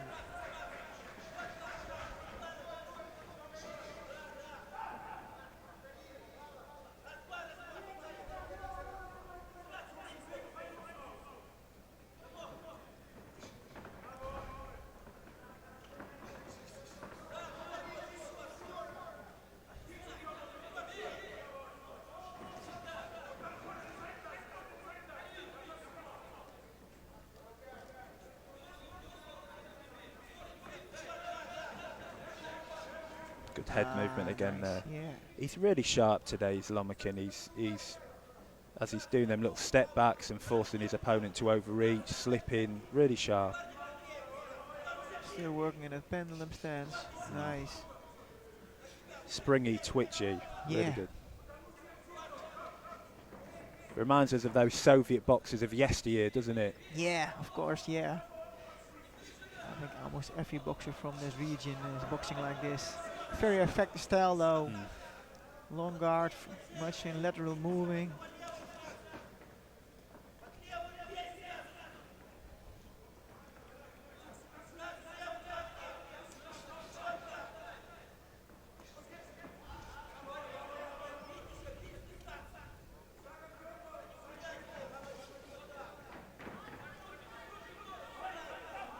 Gets him off on his front foot. He's smothering his own work here, is the German. He's sort of stepping in behind that lead hand and sort of falling in after it. Oh. That's a good combination, very effective. Ah, You see there, just sort of falls in.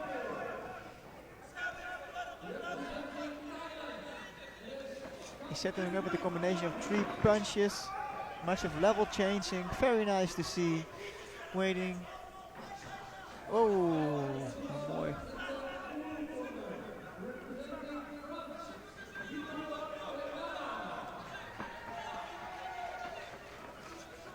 That's a nice backhand. He's so sharp, isn't he, today? Yeah, I think it's a big difference right now in round 2 for now. I think yeah, the Ukrainian man is here a much more dominant fighter. This is my opinion, what I see. What do you think? Yeah, I agree. And he's varying his counters and exits. So sometimes he'll spin off and pivot off and exit that way. Sometimes he's pushing away to the backhand side and sort of catching his German opponent as he steps in. It's calculated, clinical performance by the Ukrainian man. It was round 2. Again, I think it's this time it's I think a unanimous decision. Yeah. I'd be very this surprised. round, Very surprised if it's anything but 10-9s on all judges. Yeah, you never know sometimes. Yeah, that's true. Yeah. Everything on Ukraine right now.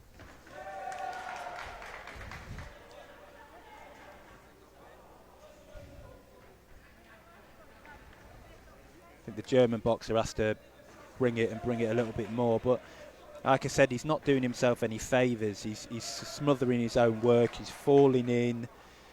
I think what he was doing sort of the last 30 to 40 seconds there, right in front of us, little half steps, feinting, getting Lomakin to work a bit further off the back foot, stepping back. I think he needs to do a bit more of that in this round and layer those attacks, phase those attacks, not just sort of throw a shot then fall in. I think he needs to structure it, go first, go third. Right now he pays with 3 punches.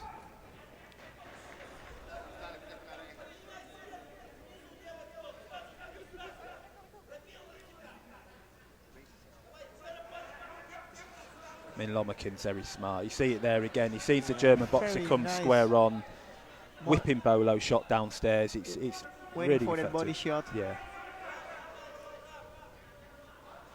Waiting, setting him up. And there you go again. Nice second punch from the combination. Working on the outside. Yeah, awesome. Awesome to see. It's very Soviet-esque, that whipping Bolo shot. I mean, you see it a lot at the moment from some of the Uzbekistan boxers and even some of the Kazakhs of today's year, with the likes of Umataliev, Mudin Kujaev, that sort of whipping Bolo shot against the opposite stance as they step in. Very effective though. Very effective, because what it does, it neutralises that entry, doesn't it? It stops their opponent on their track, it forces them to reset, and it hurts. Yeah, I know it. As a boxer, I fought against Ukraine as well, and those punches, they're taking out the really breath out of you. Mm-hmm. Yeah. There goes your energy. Yeah. He times is good as well. Waiting, going backwards, and then bam! The back Bolo punch. And he does it again and again and again. So He does it, but he disguises it well. He masks it well.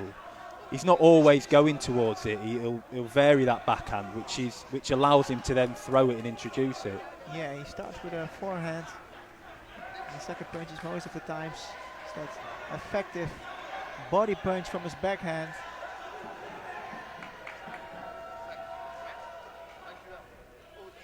Oh, that's good, That's that. a good one.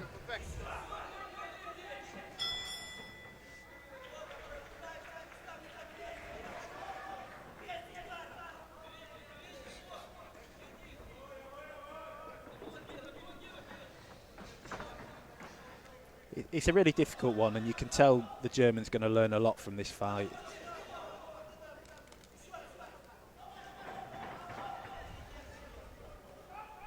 Turn around after the clinch, nice.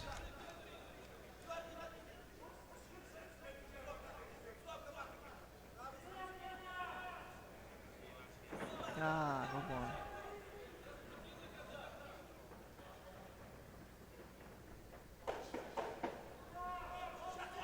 Ah, Oh, there again.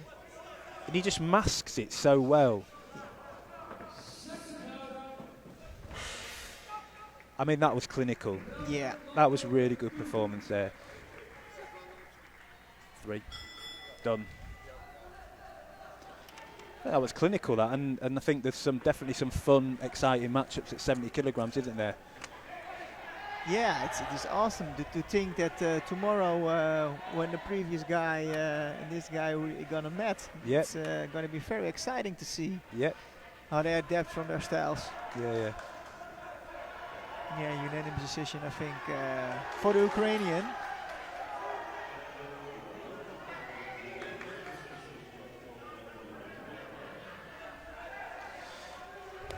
Three years ago, I was fighting as well here for the Eindhoven Box Cup. Oh, you were? And first round I had a bye, and the second it was Ukrainian. And I thought, yeah, Ukrainian. And how did you approach that fight? How did it go? Yeah, how do you say it clearly? Second round KO on liver, but a loss for me. Yeah, they deliver very good fighters there. Ukrainian. And what you'll find, I'm generalising it here, but they're very good at working both levels in a fight. Yeah, that's true. Yeah, higher and lower on the body. Mm-hmm. And sometimes boxers in elite level amateur boxing can headhunt but your Ukrainians, your Russians, your Uzbek, your Kazakhs, they target the body very, very well. They target it effectively and they do it with meaning. How was that boxing in front of your home crowd? For me, I boxed here 3 times. It was very nice, very high level, and you see the difference in some levels in tournaments. I think the Eindhoven Boxing Cup is a very big tournament with a very high level, and you see the difference. So it was for me very hard here to compete. One time I won bronze, but all the other times, I just couldn't get on that level from some participants. But it was a very, I learned a lot from those tournaments. Right now, we have. Yeah, so who have we got now? We've got another Seychelles boxer.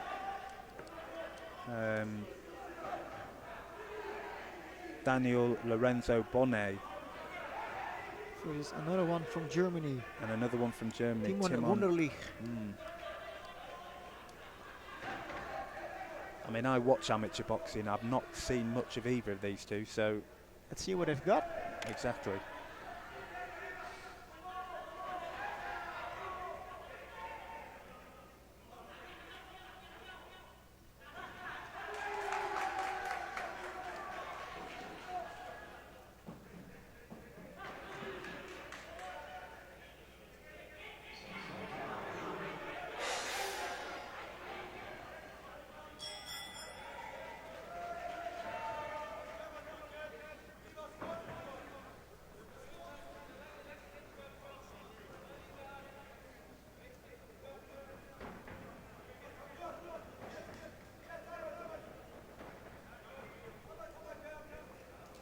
Really starting in the clinch here. What you saw from the Ukrainian in the previous fights, he just detected the clinching, holding, turned back, was always in control. I hope that this match doesn't have too much of clinching. Starting with really hard punches here. Oh. Good backhand. That's a there brilliant from Blue. backhand. Yeah. That's a good point.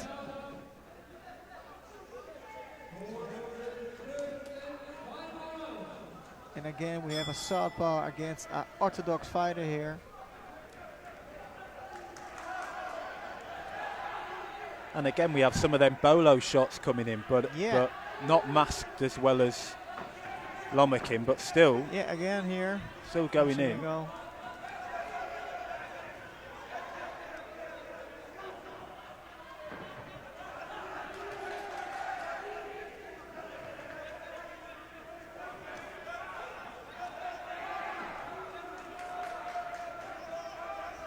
Very many exchanges here from both boxers. Do a little bit boxing backwards.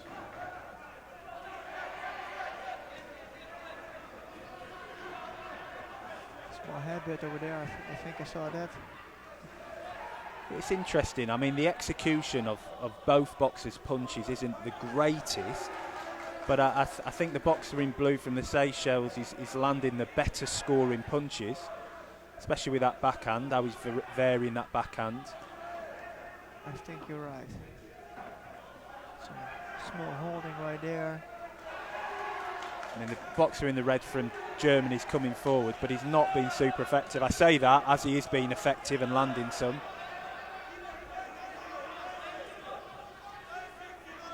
He'd be a bit wiser going downstairs to create the openings upstairs there.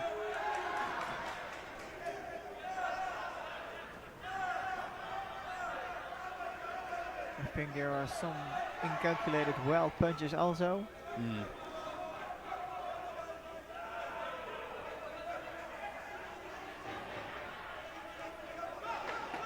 Ah, that's a good one. It was. Both landed a good shot then.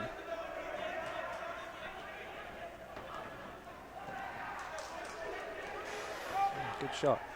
That was an interesting round, that. I thought the boxer from the Seychelles probably had the better start to the round. The German then came on. It'd be interesting to see how they score this. Yeah. Split, 3-2. We have a split decision for the blue corner. Yeah. Yeah, and I think the beginning it was very calculated from the blue corner. After that, in the second half of the first round, I think red came with some good power shots as well. I agree. It was sort of a fight of two halves, wasn't it, really? But I'd probably edge it slightly towards the boxer from the Seychelles. They're both fighting on a very high pace. I'm curious to see how they do it in round two. Yeah.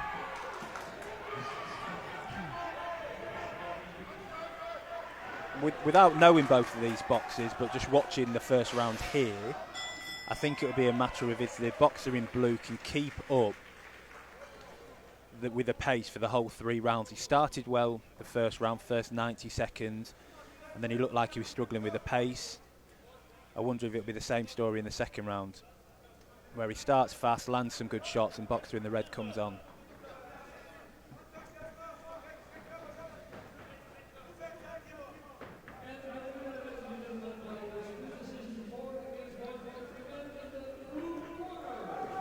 Oh, that's a good one on the chin. Red is hunting him, try to hunt him in the corner, but Senegal is really good to stay out of that corner while moving backwards.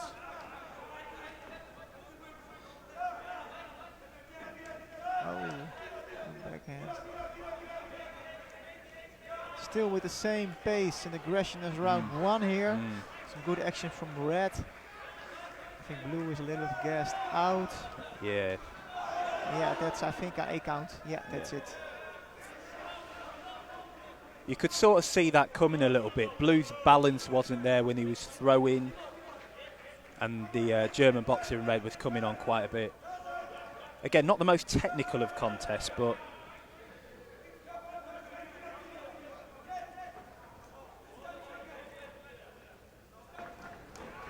again, I think red is a good chance with that left hook on his chin.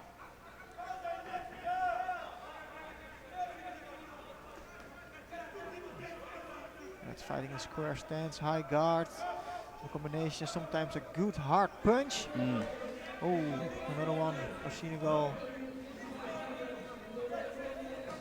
I mean, some of these are touching gloves and elbows, but yeah, it's a little bit brutal.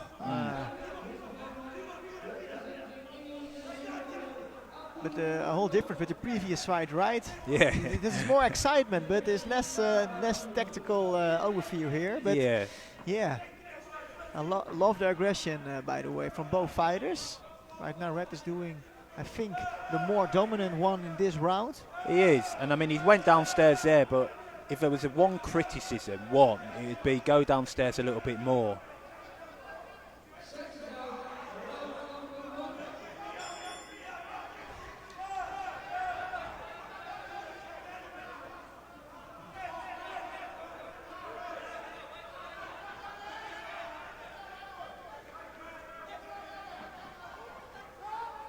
I mean, you're right. The technical execution of some of these punches isn't quite there, but it's an interesting spectacle to watch. This, isn't it? Yeah, fully agree with that. I feel the energy building up at ringside.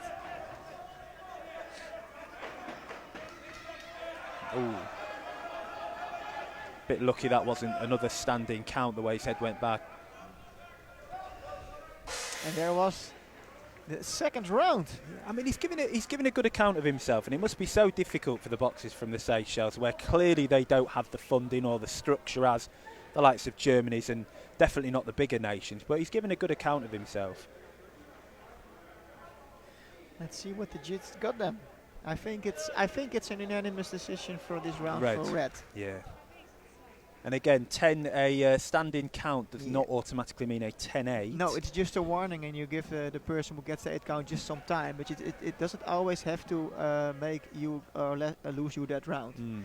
It's a very misunderstood rule that people think, that you don't have to lose your round when you have an 8 count. Exactly. It's just the judge is giving you some time to recover, just to box again. So we have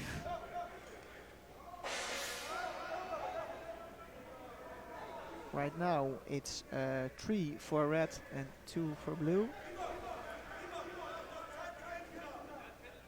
No, we have two even. So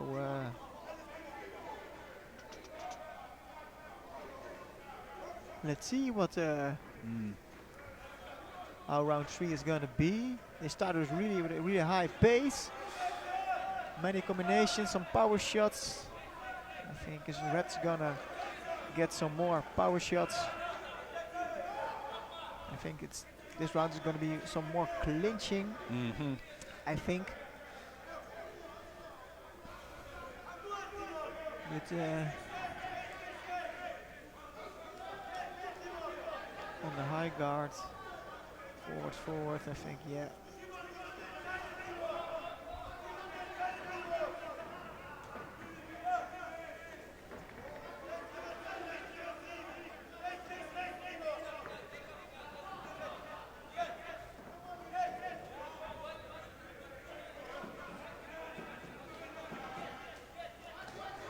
You see the punches are less accurate than round 1 and round 2, of course.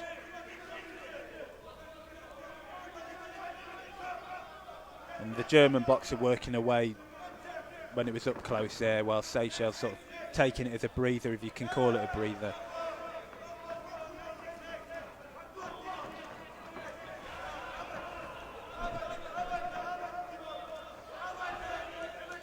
He needs to look for his exit here.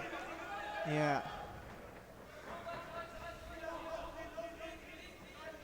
There's the clinching. I mean, that was always going to be the question. Can the boxer from the Seychelles in blues keep up with the pace of the fight when you've got a boxer who, against you, who maybe isn't the most technical, but will just keep coming and coming and coming? And at times he has kept up with the pace, but for the most part he probably hasn't.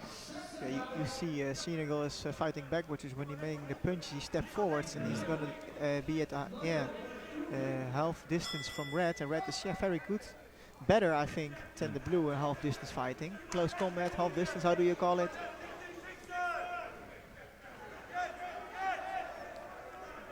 He sort of reminds me a little bit, this boxer in blue, with Emmanuel Augustus. He used to be a professional. The drunken master is what he used to be called. In sort of his movement. I'm not saying he is Augustus or boxes anything like him, but some of the movement he does at times.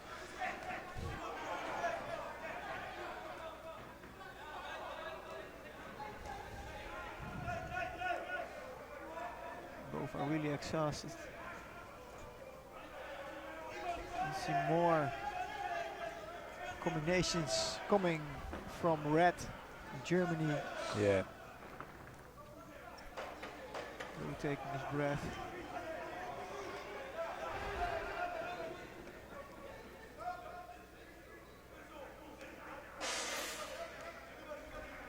I mean, was it the greatest technical display? No, Definitely no, not. But no. I mean, it was fun at times, wasn't it?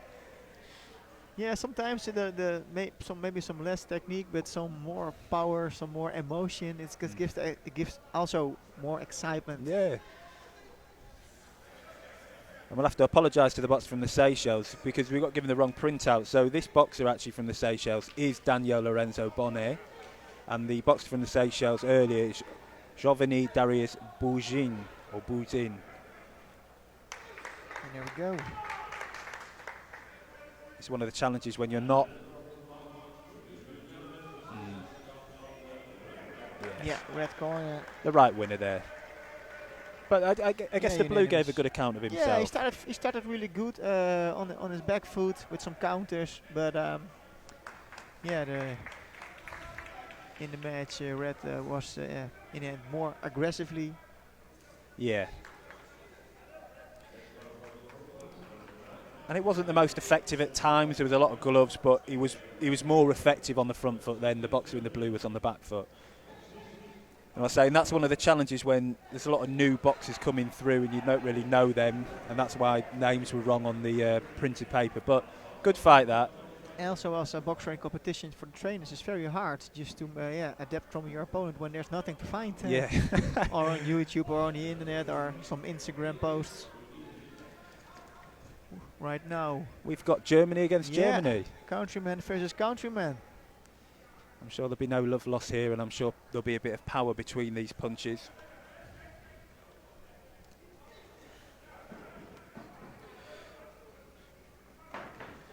Muxin Abdullah, Alexandros Papadoulos. Papadopoulos. Okay.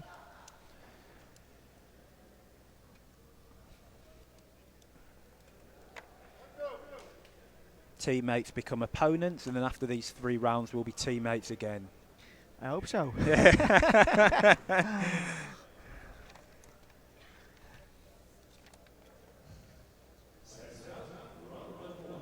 think both are orthodox stance here. Mhm.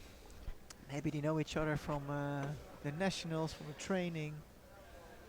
Maybe not. You'd hope they would, and I guess that's always quite interesting, isn't it, when you spend weeks and weeks together training, undoubtedly sparring each other, and now you're in a competition, you sort of know each other's strengths and know each other's weaknesses. I guess it's how you can exploit them.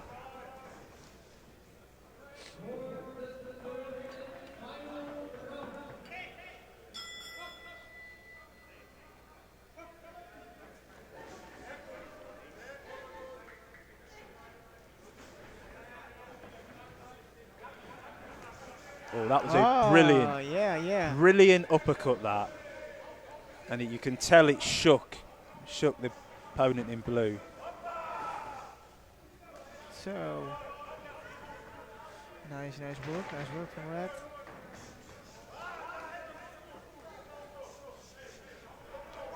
Certainly no love lost between teammates here. No, we're taking it seriously here.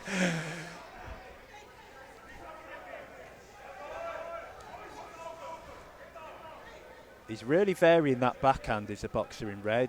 Couple of short, snappy uppercuts, couple of punches over the top of his opponent's lead hand, lazy lead hand at times.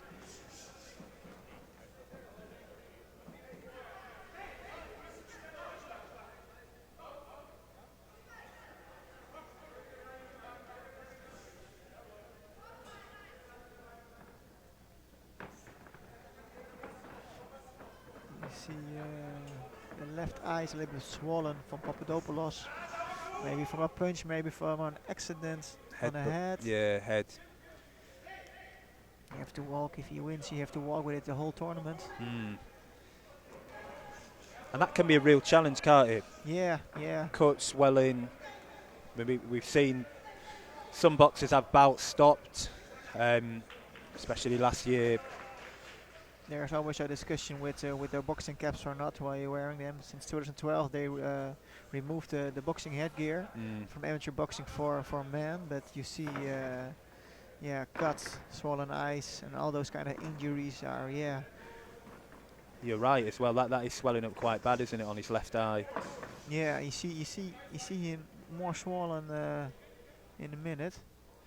And do you, as a physio, do you have much to do with sort of cuts or swelling? Or yeah, most of the time we see the problems in boxing is with the fist, because you wear 10 or 12 ounce gloves, and most of the time after the matches there are a lot of problems. So it's very important. Oh, this is a good one. That's a good first round. Yeah, I think the man in red's probably won that. It's an interesting debate, isn't it? Head guards or not head guards. I mean, I know people are quite split on it. Yeah, that's true. Boxers and coaches are quite split on whether head guards should be reintroduced or not. Yeah, I think they removed it because it made the sport more entertaining to watch when you see a face on it. But yeah, when you have to fight 4 times a tournament and you have to fight 6 tournaments a year without headgear, yeah, there's something to say about it. So I think if we talk about injuries, even for cuts, I think my opinion is that it's very good to adapt the caps, the headgear in it. That's just my opinion. I just told it. I had a discussion with our head coach from the Netherlands, and he thinks the same about it. Does he? Yeah.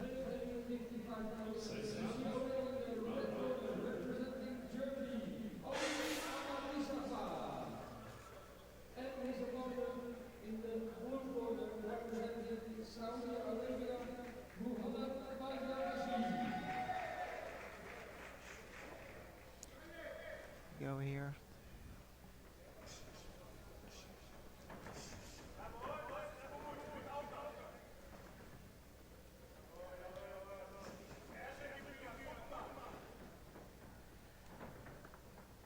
indeed. For red, 10-9 round. Unanimous, was it? Yeah. Even a 10-8 on one of the boxer judge 5. I think that was fair. I think it was clearly red's round. Don't know about a 10-8, but clearly red's round. So nice uppercut. I mean, he's caught him the again red with a corner. few times, hasn't he, with that same Yeah, shot? yeah. Trying to get away out of clinch here.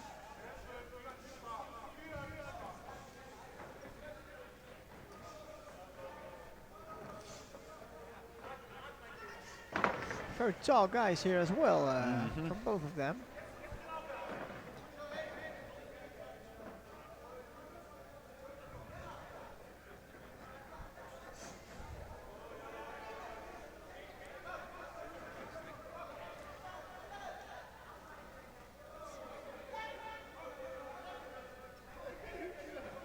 It's interesting, the bouts that have been on ring A, the referee has allowed them to work up close quite a lot and not call break as quickly as what I've seen in other tournaments.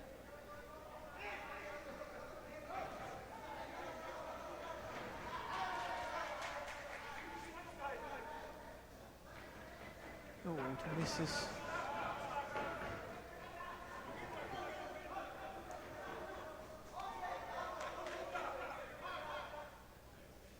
It's interesting, I think he warned red for holding there, but I don't know if red was the one holding. I think he probably shoved his forearm in blue's face because blue was holding. But And there's always a discussion who's holding, who not. And as a coach, it's never good. yeah. I think the doctor's having Right a look now at that the eye, talk isn't of- he? Yeah, I mean, it did look, no. it was getting bad. The infamous how many fingers that I've got.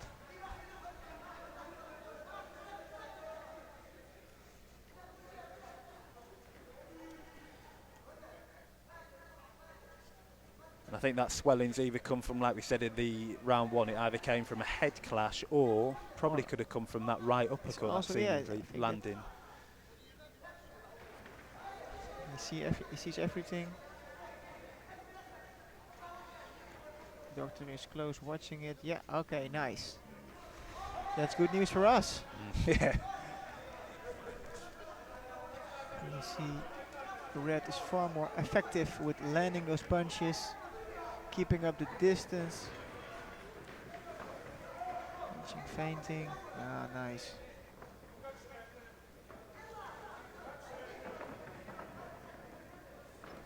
Oh!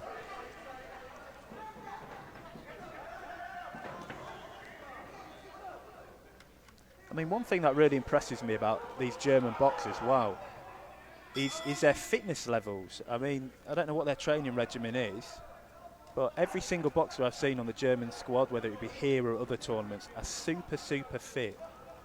Yeah, you have some big difference in countries. I know, I think you know it better than me, but I think the Team GB in Sheffield is training Monday till Friday on the same location. Enough sparring partners, I think 2 trainers. And yeah, the difference here in the Netherlands, we have 2 coaches. Right, okay. And 3-4 times a week. I think in every country it's a big difference. I think in Germany they train in Heidelberg. I think they're many times training on location with a big group.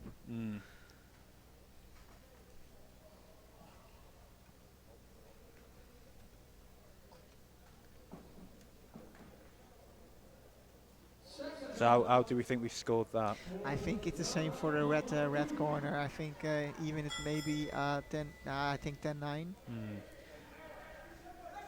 But I think unanimous. Yeah, of course. Yeah, 20. Yeah, 10-8. Yeah, good.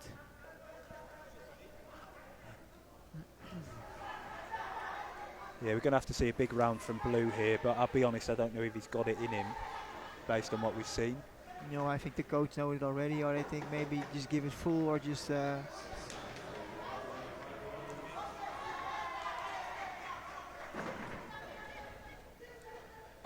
think the advice, what we could see from here from the coach to the blue, was don't stop punching when you're up close.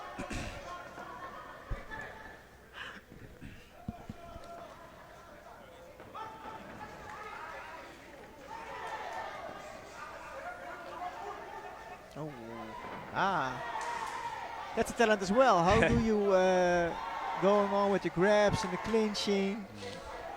You see many boxers, they have some training hours in wrestling as well. Yes. How to get on with your clinch. Yeah, so that is becoming ever more prominent in certain nations' training is sort of during their warm-ups or cool-downs, a bit of wrestling. Yeah, One, it's yeah, fun, you see, but two, you see indeed some have to do tactics it. from wrestling. I know Ukraine and Kazakhstan is doing it in the training regime as Yeah. well.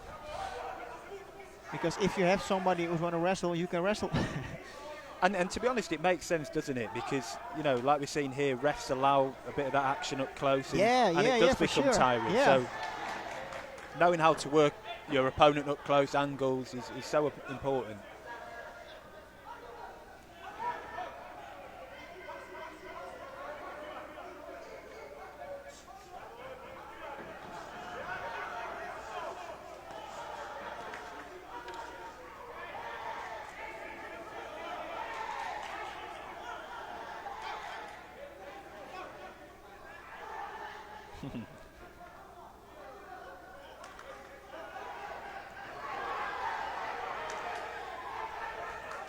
Oh, again a Go on, nice man. uppercut.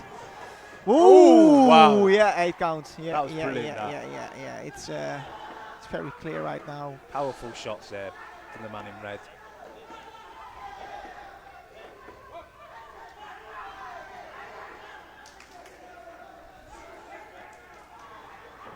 Oh yeah, again.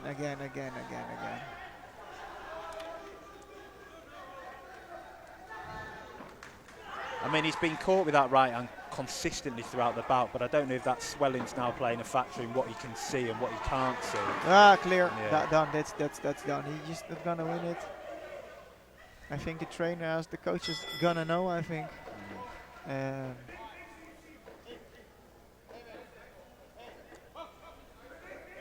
I don't think that's very functional to box this round out. I think because you don't gonna win it, and the only risk that you have right now is to get KO'd, and don't box 3 months and suffer some. I couldn't agree more. I think he's had 2 standing counts in this yeah, round. He's had one before. this is it. No, if I was the coach, I should throw. Throw. So And he's yeah. on wobbly legs now. Yeah, I some think, wobbly legs.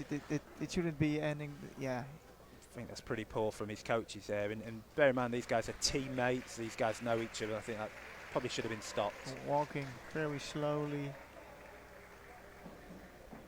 I think he should be checked after the match. Yeah, he still looks quite unsteady. Yeah, there, he doesn't really does.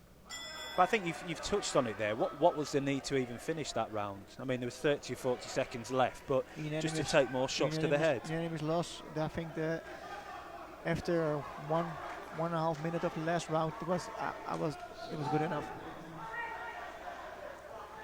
Didn't need to get that punches. Yep. Very unnecessary, I think. Yeah, I agree.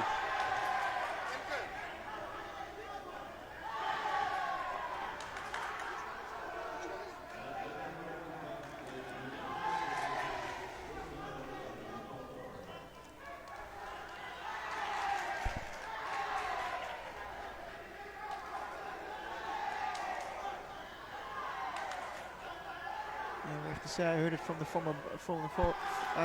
former head coach from the Netherlands as well. Right now tonight we have Abdul Burton from Team GB. Do you know him? Yes, I've seen quite a lot of Burton. A very skillful boxer. I thought he was unlucky at the under-23 Europeans last year against a Frenchman. I thought he beat the French boxer, but he's a very slick operator. Burton got long limbs, 1s and 2s, 2s and 3s, good mover. You heard he's a very big talent there from Team GB. So yeah, well, surely gonna watch it. It's always hard the first days. We have 2 rings. So which ring you gonna watch? It's gonna make it tricky. Right now we have a very muscular guy. Yeah, so this is going to be an interesting bout. So, Jong Joho over here in the red. Yeah. Is I believe he's the nephew or great nephew of Somjit Jong Joho, who won the Olympics back in I think 2008. Sorry. Very good boxer, very skilled boxer is Jong Joho. He's medalled at the Worlds before, medalled at the Asians.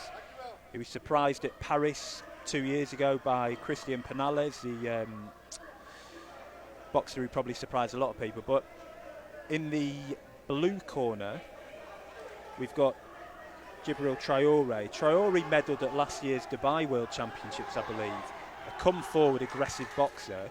I mean, Dubai didn't have the depth, so I think we've probably got a scenario here where we've got a tall back foot boxer against a very strong, aggressive front foot, powerful boxer. So it'll be interesting to see how it plays out. Yeah, I think the blue corner just had to fight in the front foot, or some natural movements. Seems very explosive.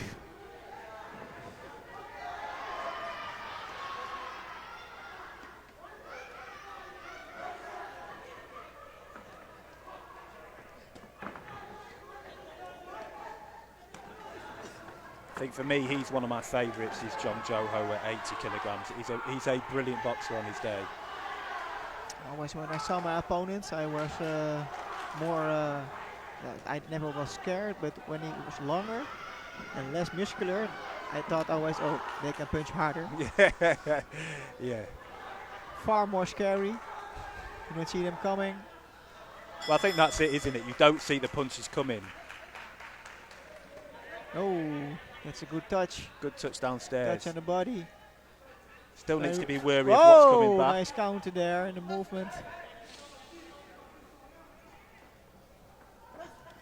Oh, very effective, very effective. I think regardless of how good Jong Joho's upper body movement is and his feet are, he doesn't want to find himself for too long in these corners. I think he needs to maybe 2-3 seconds and look for that exit. Oh. Because Traoré can punch. Some good lateral movement here. And he had some good success with his backhand also. He's touching. So, some good body movement also. I know it's one of your favorite here, Matt. Yeah, I really like Jong Joho. I think Jong Joho is a very good boxer. I think a couple of years ago they had a teenage super talent. Like, Foem Sap was his name. He won against Enrico La Cruz, I think 5-6 years ago. He was just turned 18 and he won the style prize here and from the EBC as well. Very, very nice to see. Look at that. I love that. He maybe not every shot landed, but that exit from Jong Joho, roll, pivot out. I think very clean work, defensively and defensively from Jong Joho here.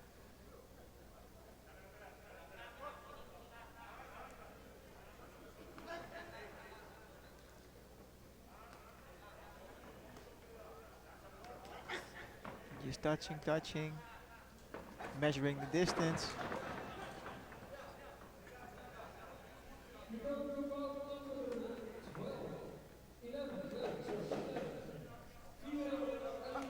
Oh, that's a good one.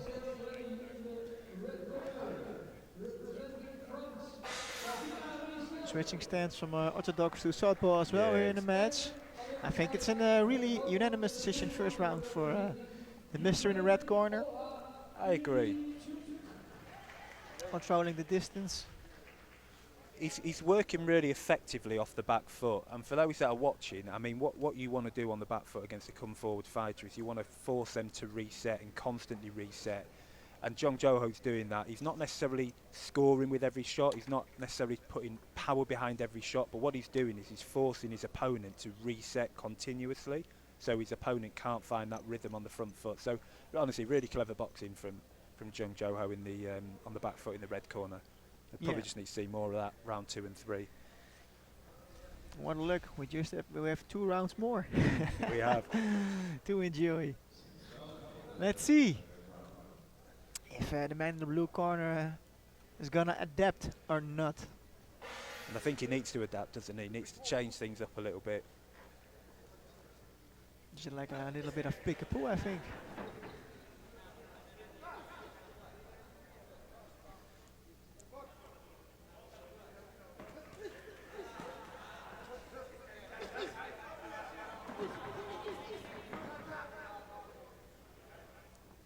More of an aggressive start here by the opponent in blue. Yeah, he's and it needs to be. Turning up the pace, but you know, every punch Blue makes is just on the defense or miss. So yeah, no points here. You see Red, of course, calculated, making his points. And Traore is catching him a couple of times in the exchange.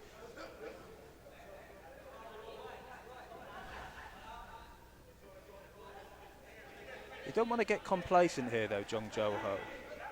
He's getting clipped a little bit. Getting clipped a little bit with their overhand rights. Still needs to stick to that game plan. Boxing and moving, boxing and moving. You see so many lateral movement. Shifts direction so effectively. Yeah, yeah. Waiting, boxing on the back foot. He also seems very comfortable there in the corner. I think Traore's been a little bit crude here. Yes, he's not really letting Jung Jo Ho move and have space, but he's also not giving himself much space either to work.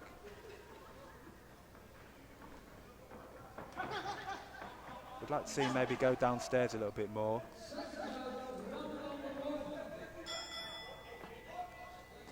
I think the boxer in blue really adapted from it, but I don't think he's doing enough to winning the round.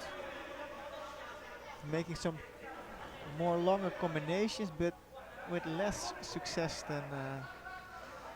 than Red. Yeah, and I mean, Joe. ultimately it's landing, scoring shots, but there's also the technical element and the tactical element. And whilst he's landing shots in blue, judges also look at defence and movement, and Jung Jo Ho really good at slipping, really good at moving off.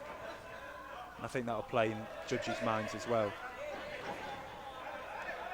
I really like this from Jung Jo Ho. Different tempos of punches. Not everything is the same pace and tempo, and it creates openings. He's switching many times the pace here. Good in levels.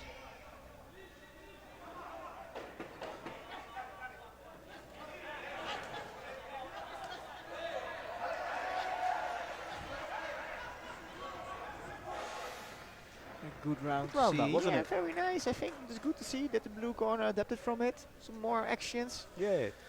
More aggressive, less clinching. Yeah, I'd still probably edge it to Jung Jo Ho in red, but it was a competitive round, and that's what you want. Yeah. What do you think? Unanimous? Split? I think I'd still probably give that to Jung Jo Ho. I think offense and defense and ring generalship on the back foot. I think Jung Jo is also more of the completed fighter, yeah.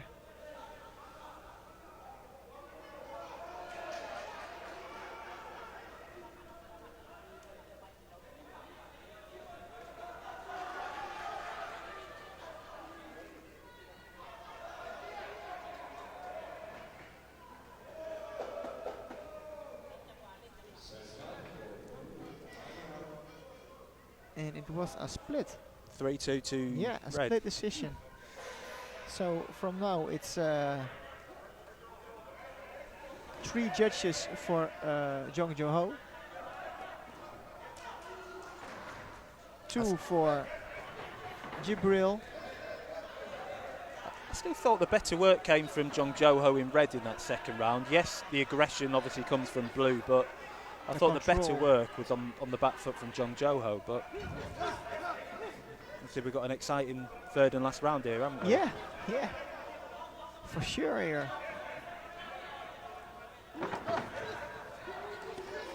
You can hear the impact from ringside about the punches. You can. Oh, nice, nice.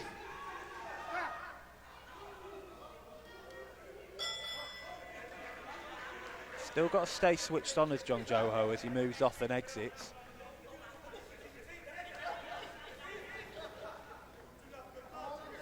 It's like a steam train, isn't he, Traore, coming forward? Rounds, I mean 3 rounds long. 3 rounds long. Very nice, even at 80 kilograms. Yeah, and that muscular frame, my gosh, he's got an engine, hasn't he? Non-stop.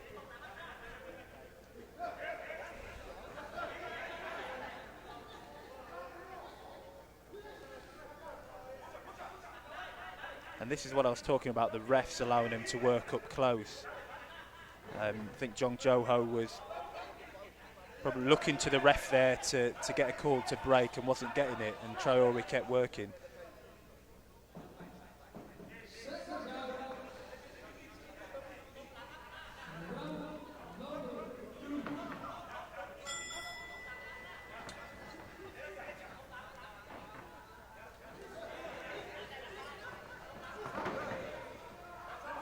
You see, it's quite crude from Traore there. He's stepping over, he's stepping across, not really giving Jung Jo-ho much room to work and still landing.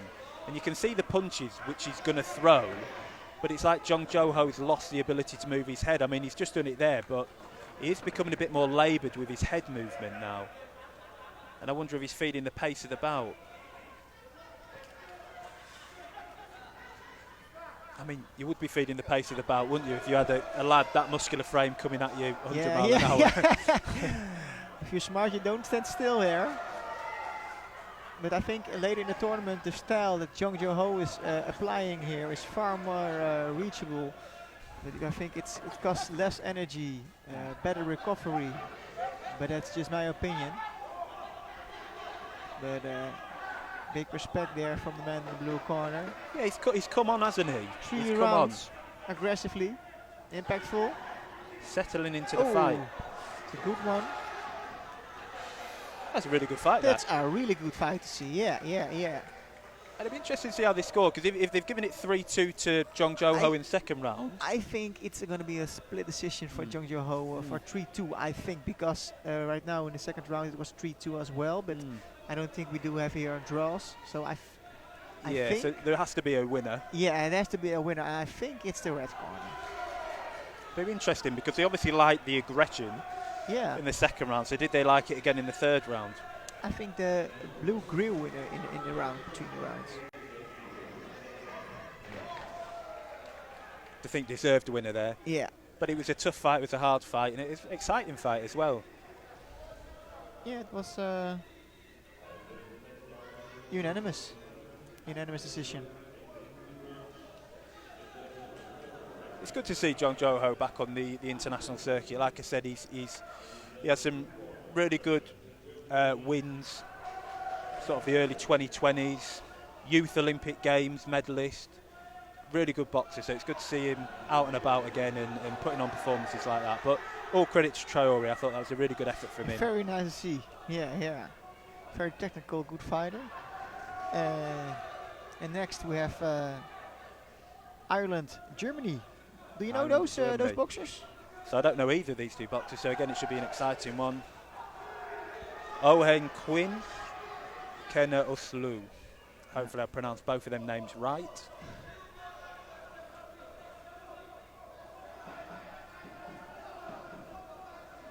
Both boxing nations, both have a really prestigious history in boxing.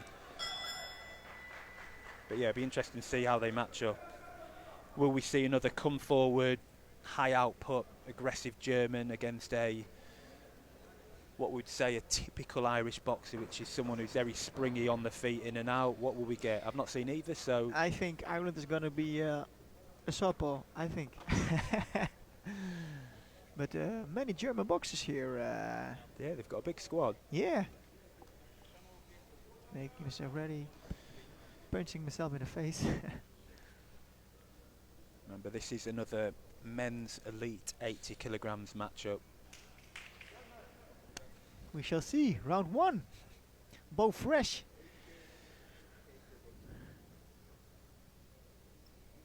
Ireland in red, Germany in blue. Here we go.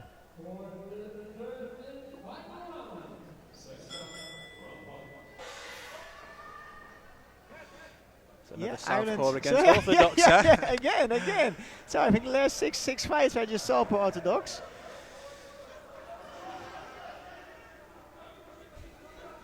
Ireland always here is very good represented on the Eindhoven Boxing Cup for years right now. Both boxing on the long guard.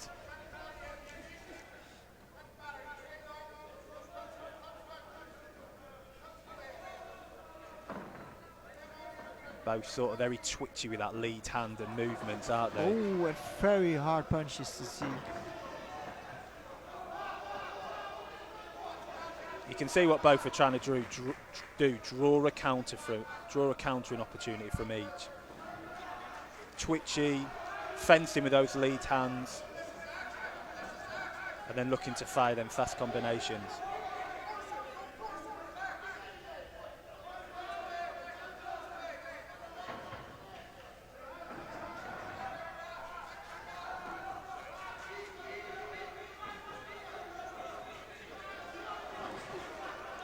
Good little step back counter there from boxer in red.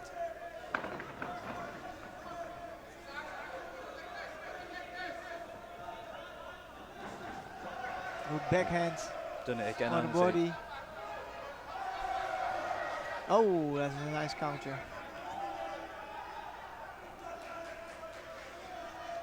I think their style looks very similar for me. What do you think? You see a big difference? Besides the fact they are both, on the opposite in the boxing stand, but both in long guard, high guard. They're both looking to counter, aren't they? Yeah. And it's about how do you draw them countering opportunities, feints, tempo changes, level changes. I mean, the German had a little bit of success then, but I think the boxer in red, Quinn, is having much more success with his backhand. He's varying the backhand as well, upstairs, downstairs.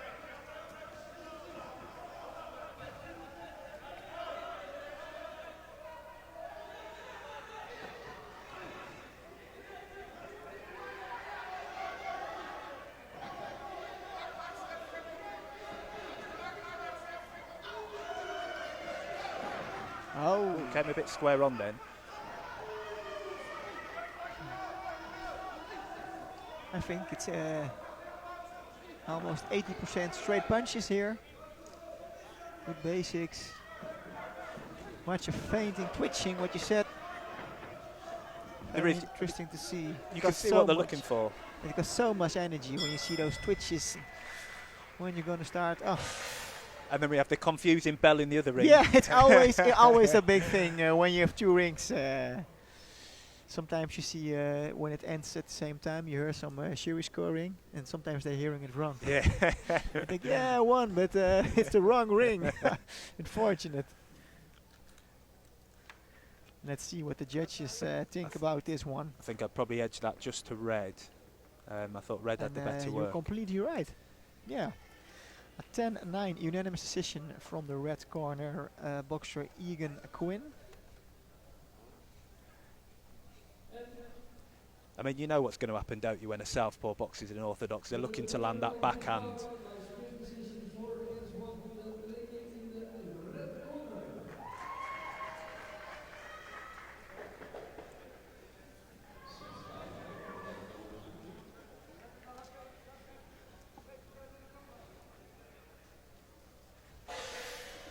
Okay, there we go.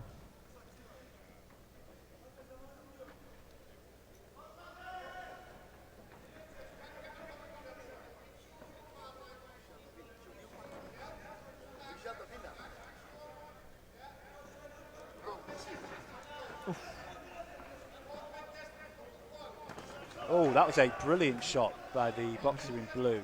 Like I said, both trying to land their backhands. Boxer in blue landed a good one upstairs there, but good recovery from the boxer in red, Quinn.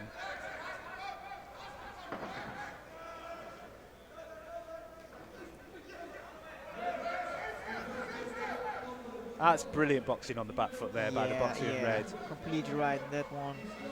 Step back, counter, move off, step back, counter, move off. And even after the punch, more nice lateral movements from Quinn. Oh, wow. Yeah, that's a clean shot. one, but I don't think he's still just focused, Quinn.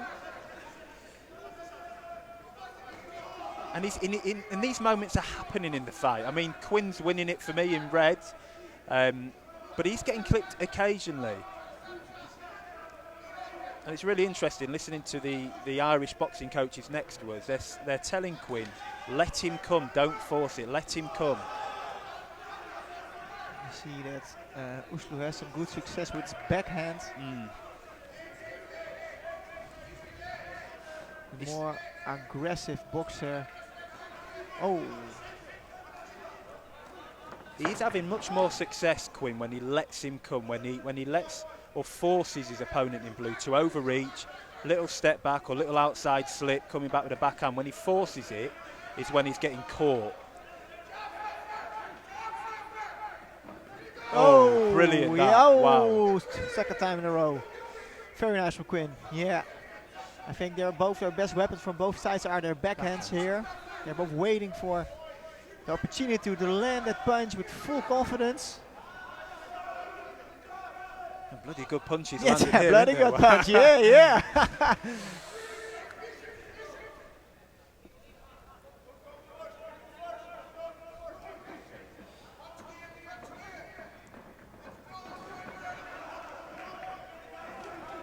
Good sort of lead backhand there by the man in blue. You can hear the Irish coaching team telling Quinn, bit more discipline now. Don't get brought into a fight, and I think that's really good advice here.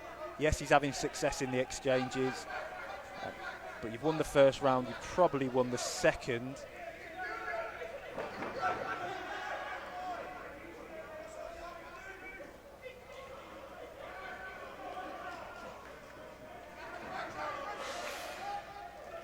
That's a really good round again, and there's a lot of technical skill in this and technical execution. You know, both are balanced quite a lot when they're throwing. Yeah, that's true. And I think in the first half of the round, Uslu was coming good with his backhand, but after the first half of the round, Quinn came back very strong with some good counter punches, and I think round is going to be for Quinn. But let's see. I mean, we have a split decision. Oh, man in blue. A man in blue with 4-on-1.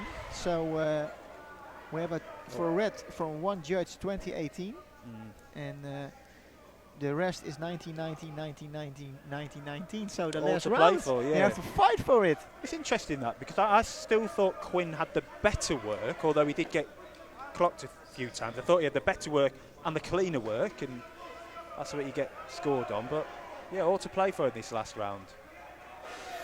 I wonder how both boxers will approach it as well, whether they'll still be quite cagey or... Ooh. Yeah, they're both going on it.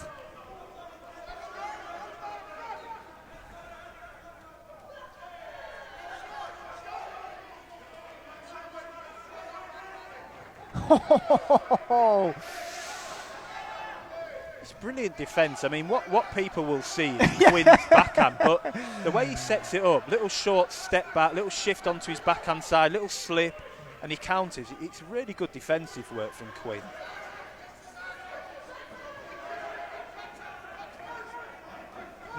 Uslu set him up for the right one. God, there are some big shots landing here, isn't there? Wow. Oh, a backhand. This is a really fun contest.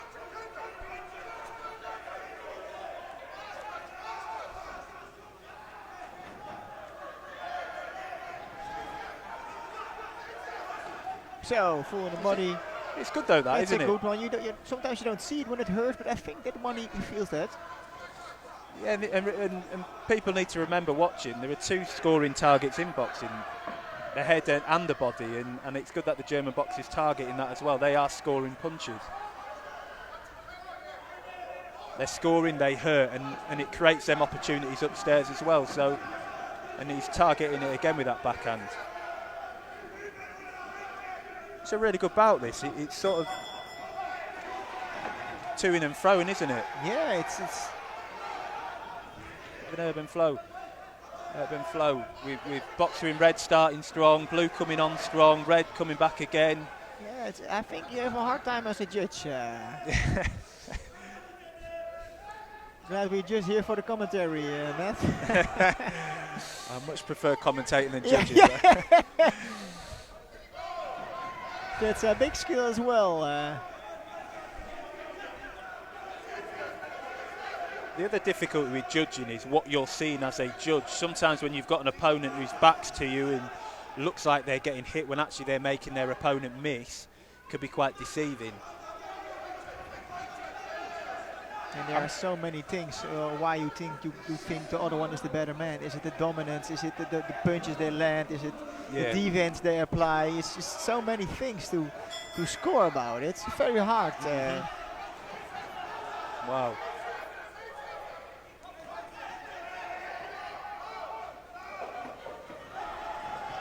Oh, backhand. That was interesting. I don't know what punch that hit from where we saw, because the referee was in the way, but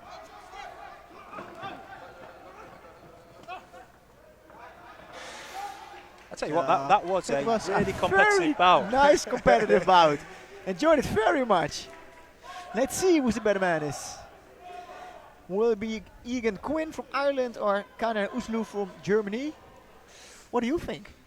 I'd probably just edge that to Quinn, but I mean, it was a very back and forth bout. I thought Quinn started the third round very well.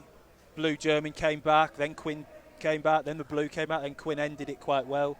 Yeah, I think it's a split decision, but I think it's going to be Uslu. But it's really thin, I think.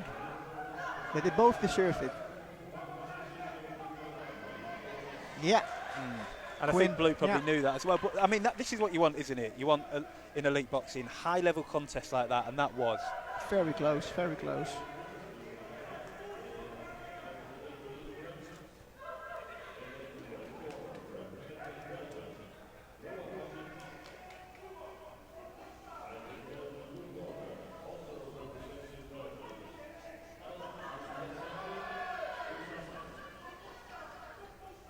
So this is going to be interesting. So much like about 3 or 4 bouts previous when we had teammates boxing each other, we have this again in the male elite 80 kilogram competition. We've got 2 boxers from Belgium. On the 80 kilograms.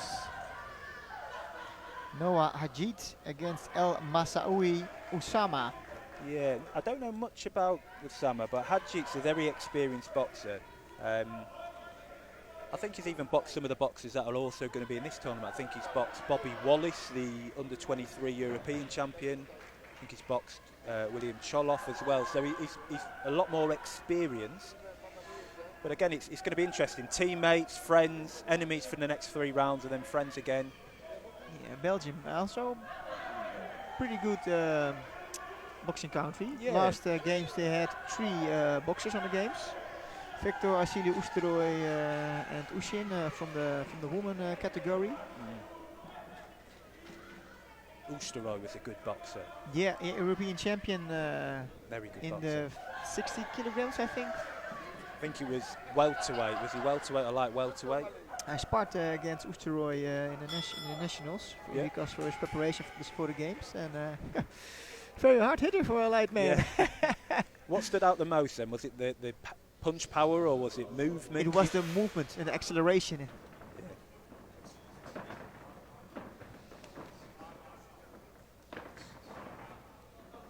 Again, orthodox against southpaw. Yeah, I see. I think it'll be the battle There's of the a backhand. little fight on the feet. Who's going to get him on the outside? I see.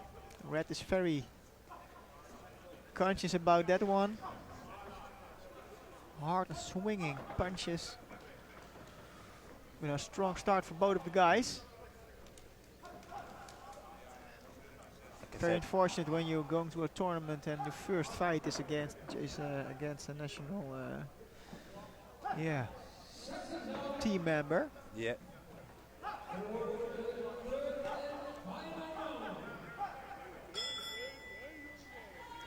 And it must be quite tricky as well, because I'm guessing these boys have sparred many rounds together, and you get to know them, strengths, weaknesses, and then it's about how can you create them openings, how can you exploit those weaknesses. It was just a lot of balance, I think. I thought it was a good one on the chin, but I saw that wrong.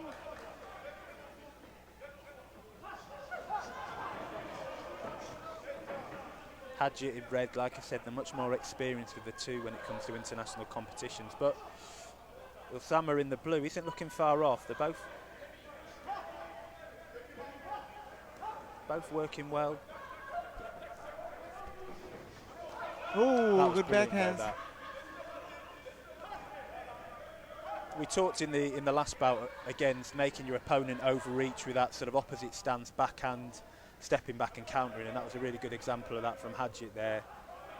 Drew his opponent in, forced him to overreach and countered. And then the most important thing after that is moving off after you've scored.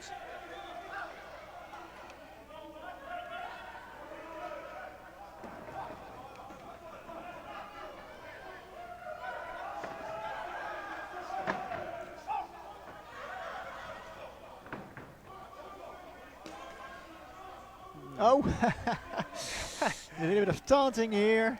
Yeah. Yeah, I love it as well. That's what I say. Friends before the fight and clearly enemies during the next 3 rounds. He's very slick. When I say Noah Hadjit, very slick movement, good counter punches. And you see after that punch a lateral movement. I thought I had a conversation with the former head coach of Belgium, and he said, I asked him what is the most important thing in boxing. Is that primary style something? No, he said he just after the punch lateral movement, after the punch lateral movement. So you see here from Noah Hadjit, he's executing it very nice for the first round. Yeah. Elusive, isn't he? Very elusive Yeah. and hard to hit. I would say, and this is going to be really sound terrible and really critical, but Osama's not really bringing much technical application to the boxing. There was a lot of swinging and hoping. I'd like to see a bit more structure and better execution behind his punches. Yeah. I mean, the bent arm punches weren't working much at all in that round, so straight shots, working behind the jab. But no, I mean, Hadjit, really good round that, wasn't it, from Hadjit? Yeah, I see what are the scores. I think it's I'd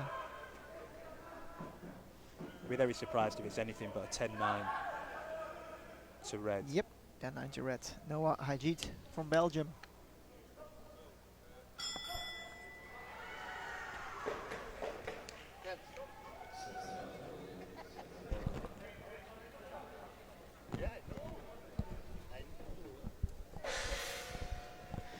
There we go. Let me see. Does the boxer Masoui Usama from Belgium adapt after the first round? Yeah, we have to see a little bit more from him, a little bit different stuff from him. You see a nice confidence attitude from Hadjit. He just looks a lot more relaxed, doesn't he, Hadjit? Yeah, he's oh, nice. I always get excited if I see that. A little bit of passion in it. Whoa, love those actions. Really enjoying the fights, last fights. Very nice to see. It's always good if you see it on a big stage like Eindhoven Box Cup, Strandje Cup, because of the high level of the fighters. Yeah. Very enjoyable. There is. There are some real opposite bouts. There are some like really technically poor bouts, but slugfest and fun to watch. These are some technical aspects to this. But Hadjit's definitely looking the more comfortable of the two here.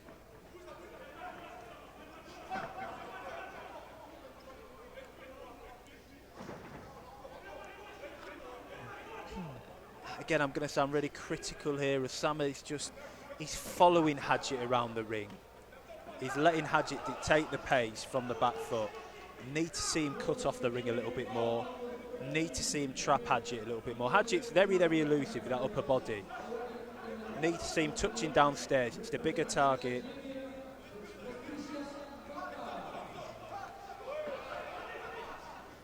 There we go. That was it. Trapping him in that corner. Don't smother your work.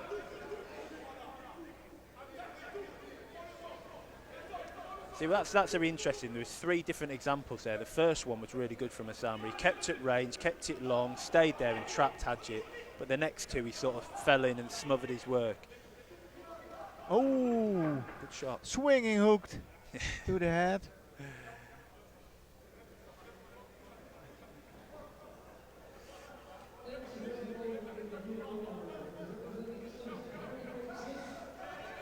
Sometimes you see those boxers with a low guard and some Cuban style, you think, oh, I'm gonna reach them, but then when you punch, yep, they're gone. Yep. Whoa, wow. He's finding his rhythm, isn't he, Hadji? Really, really good, really slick boxer.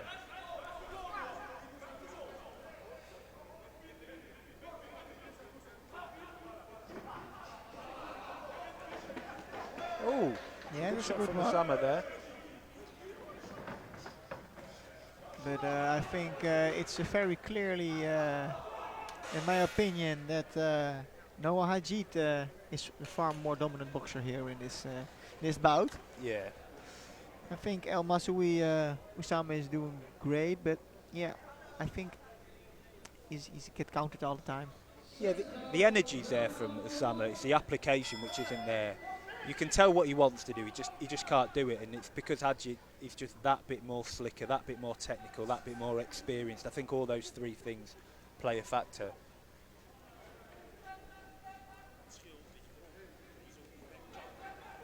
I can remember when I boxed, and I was nowhere near at the level of these guys. But one boxer I used to hate to box against was a slick counter-punching southpaw. Yeah, they're the most The worst. frustrating As an orthodox boxer, used to hate it because I never used to be able to touch him.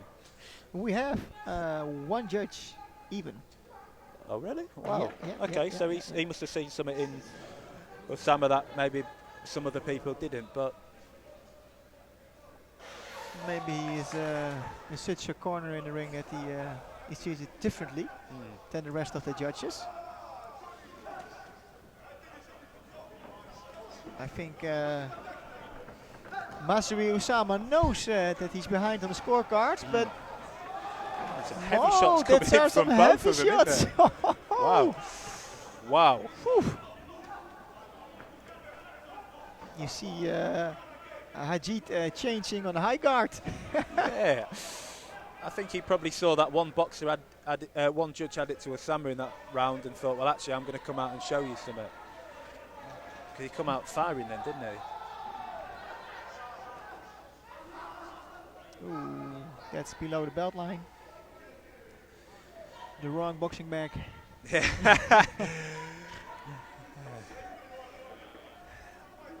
Is he giving him a count for that? I think you are right.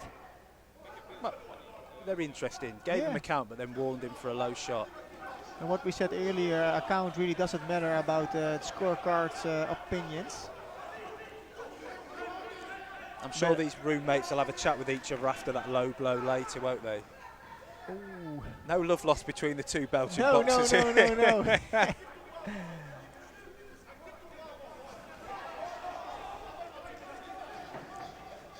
It's really good defensive work there from Hadji, making him miss quite wildly, if I'm honest. And the winner here from this bout is going to fight against Egan Quinn from Ireland. Right, okay, so that could be a really good bout, couldn't it, between two very slick southpaws.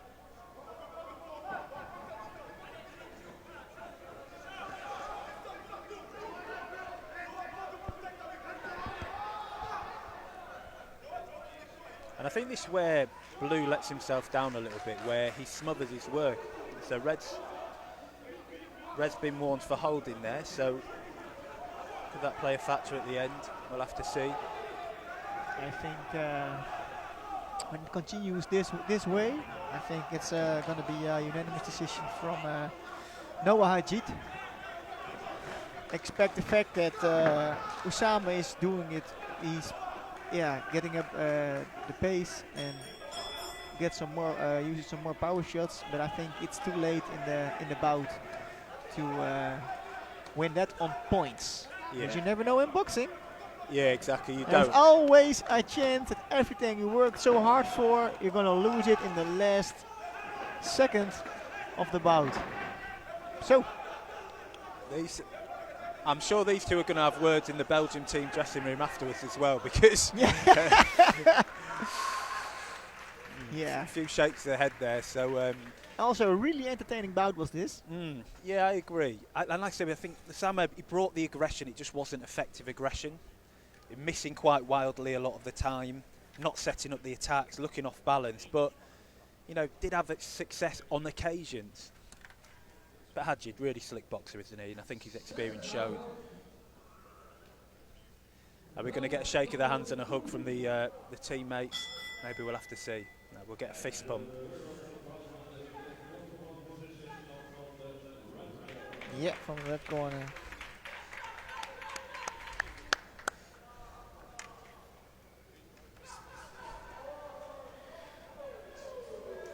I think the right winner there, wasn't it? Yeah, completely agree with that one.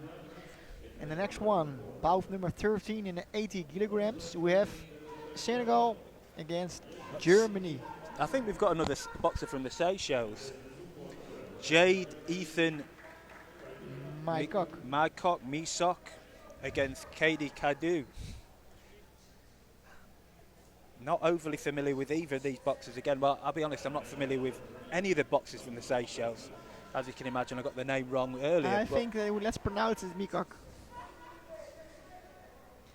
And against Kaidi Kadu.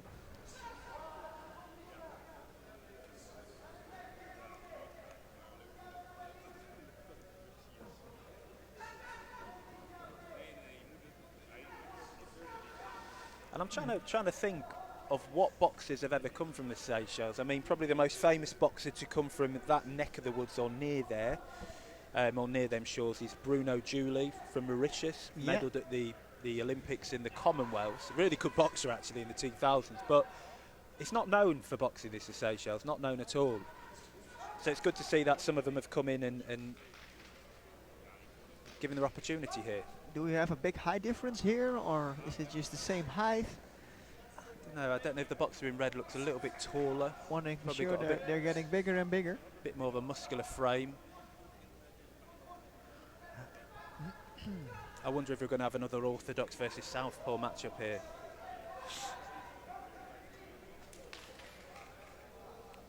Here we go. Bout number 13. 80 kilograms. Let's go.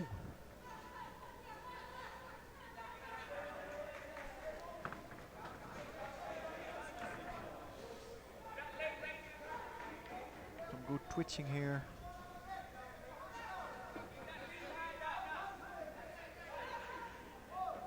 From Kadu. Maycock in the red, Kadu in the blue. He's got quite a relaxed style as this boxer from the Seychelles. Quite a low lead hand. You can tell what he's trying to do. He's trying to draw the German opponent onto a shot as he steps in and look to move off. I think he's indeed trapping him with a backhand. Let's see what his intentions are. Both sort of fencing with that lead hand, aren't they? Both trying to set something up.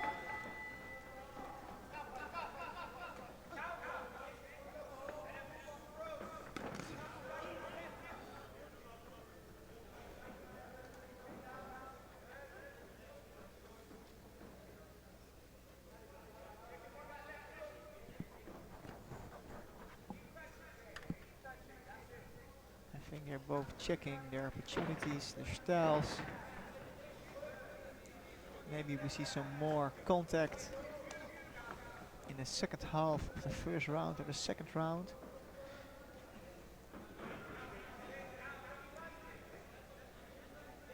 Sort of reminds me of the Cuban spars that you see on YouTube. Tap, tap, tap, tap. Go 1 for 1.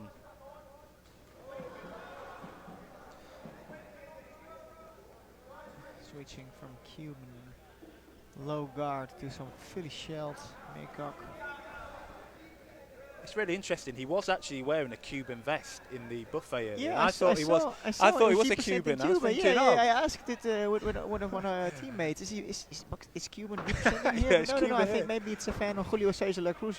We don't know. But if you see him in his boxing style, I think he's a big fan. Yeah, he's definitely got that sort of Cuban-esque approach, hasn't he? Of course, you're a fan from the top athletes from Cuba. Absolutely. I think in last games the Olympic champions were from Uzbekistan, but I think the previous 16 games were from Cuban.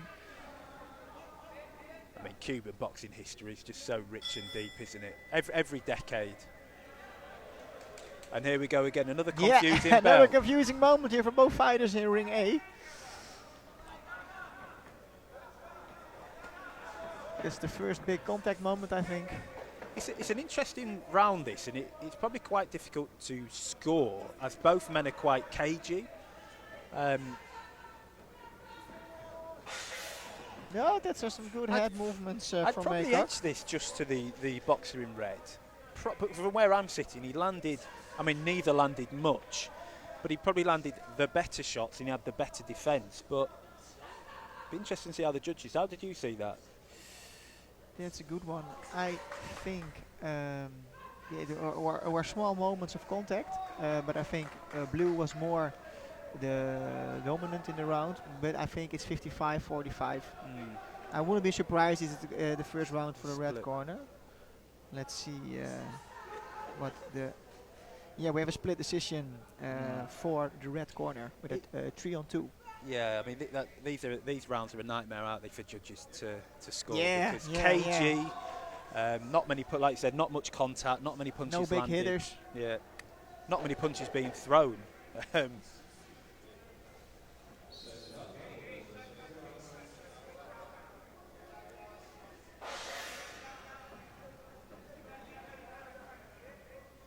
Let's see.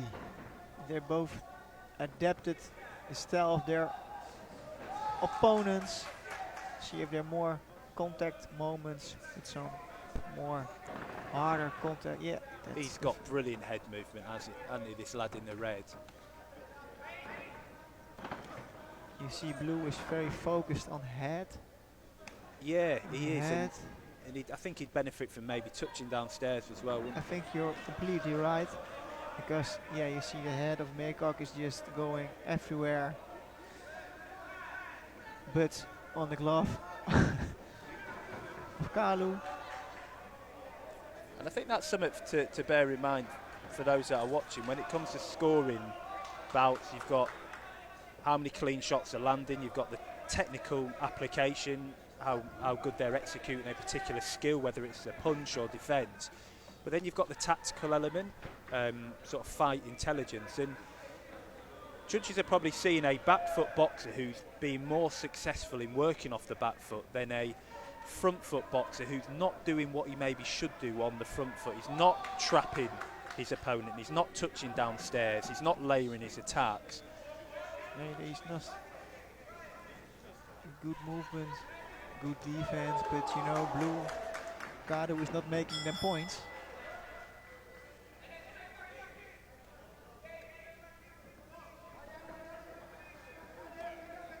I mean, it's very technical, this bout, isn't it? I mean, Oh, that's the first one. good catch him. A He's small trying to taunt exit. there from Maycock.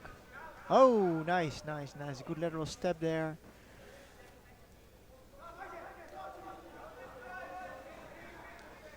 Oh, good head movement there from the, Really a taunt back from Kadu. yeah, the German.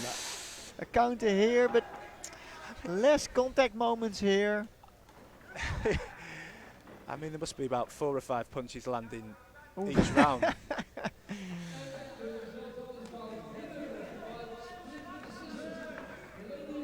Still aiming not for the body, aiming for the target that moves most.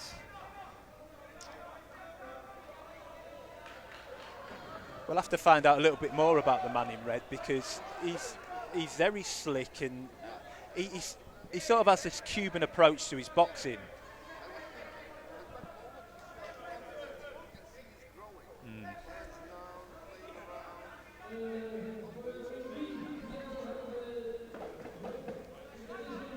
I think this round for now it's for Maycock. Not Yeah, because he has many punches, but he has more landed than Kadu, I think. But we're gonna see it. If it is split decision Yeah. or unanimous. it's another difficult round to Yeah. score.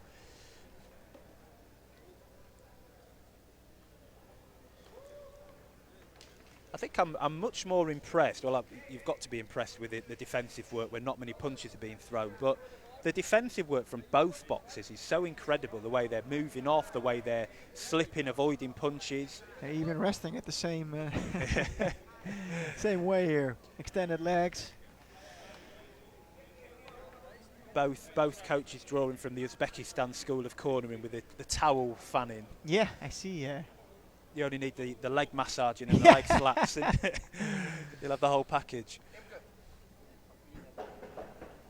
Okay, there's a split decision for red, with 3 judges for 2018 and 2 judges for 1919, a draw. Yes, that's interesting. So all judges scored the second round to red. Obviously the first round 3-2 split, wasn't it? Okay.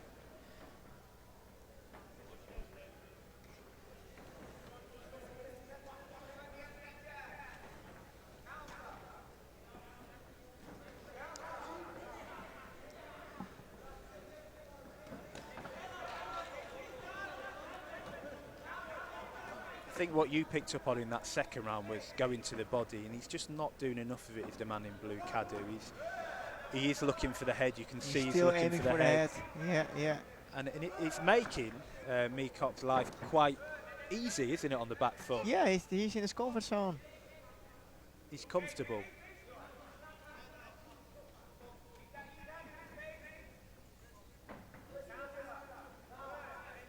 And I like that, just touching downstairs. You heard me talk about this earlier on. It's just forcing his opponent to reset.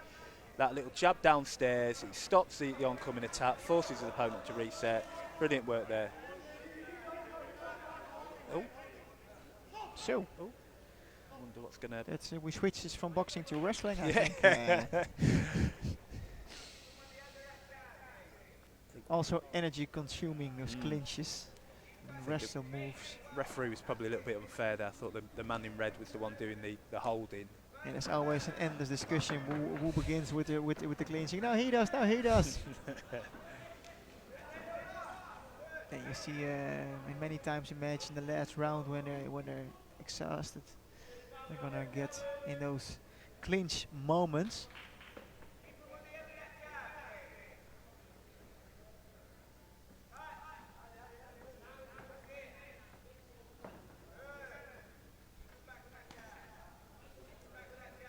You can hear the corner from the man in the red just saying keep him at distance with that jab, and I think that's perfect advice, isn't it?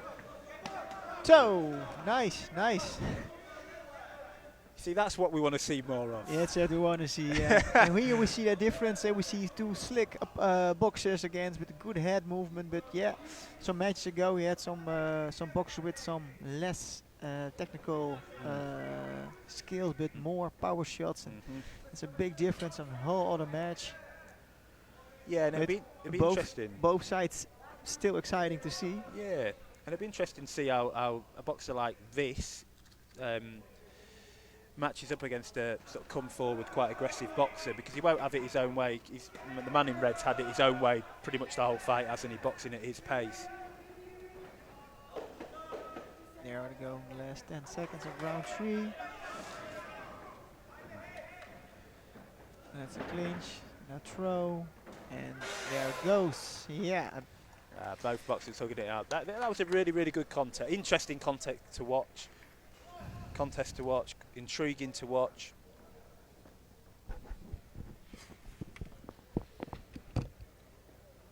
Good boxer.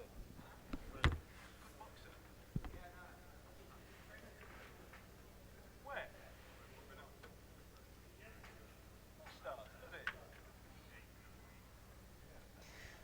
And here we go to the score.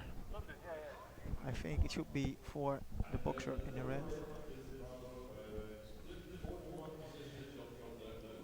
Yes, red corner. I think a 401. I think. I think that's yeah, a wry smile from the man in blue. Yeah, very nice. For both men, good work. Interestingly, I just turned around and spoke today. No, you're going to a classic Ukraine versus England. And this is a good fight to have in sort of preliminaries. Interesting, I just spoke to the Seychelles coach, and apparently Jade Meacock boxes in the UK, in London, in All Stars Gym in London. He's representing another country, right? Yeah, so he's obviously got that Seychelles heritage. So it's always a thing. We have here in the Netherlands, where we have tonight we have Geronimo Hartman, former national champion in '63. He's representing Haiti. Right. Training and living in the Netherlands. Also, we have from Curacao. We have Zion Martina from Curacao, but also living in the Netherlands. So we have some interesting fighters here as well from the Netherlands representing their narrative countries. Yeah. Tonight we have Mahmoud El Khabtoun from the Netherlands in the lightweight division, and if he wins, he's going against the winner from Geronimo, another countryman. So Right, wow. should be very exciting. Yes. I hope they clash tomorrow. Very exciting to see. I think But here, this could be an exciting bout as well. I think we've got the man who was in the Eindhoven Box Cup final last year, the man in red, against the reigning under-23 European champion in Bobby Wallace. Bobby Wallace has come on leaps and bounds. I remember watching him at the Nationals, and he had an engine, he had power, but technically he's come on leaps and bounds over the last 12 months. Offense-wise, it's a big difference with the previous bout. Yeah, we've already had more. We've already had more punches, more punches in the first 10 seconds than we did in the 3 rounds before. Yeah, completely right.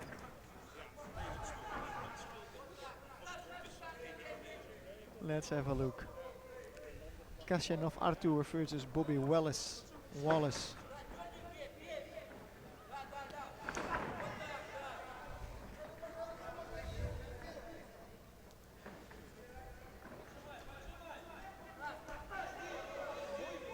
yeah. I mean, the Bobby Wallace we see in the ring today is very different to the Bobby Wallace that was boxing in the Nationals 2 years ago. He's so much more technical, and it's really, really fun to watch.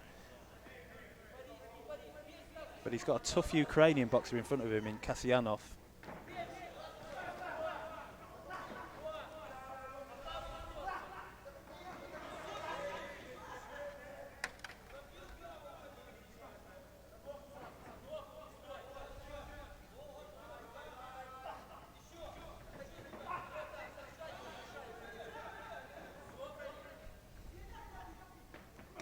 There was brilliant this shot, bolo that. uppercut. Brilliant like little I said whipping shot. before. And also here. And this can sometimes be the Opposite challenge, stance. opposite stances, heads coming together like that. Yeah. And without head guards, then there's always the risk of cuts or heavy head concussion. But as usual, orthodox against southpaw, the battle of the backhands. Who can set it up? Who can land it? Who can overthrow them? Yeah. And then we've got the little wrestling. That's an Ipan. But they are still focused. Oh, that's a Brilliant. good counter. Yeah.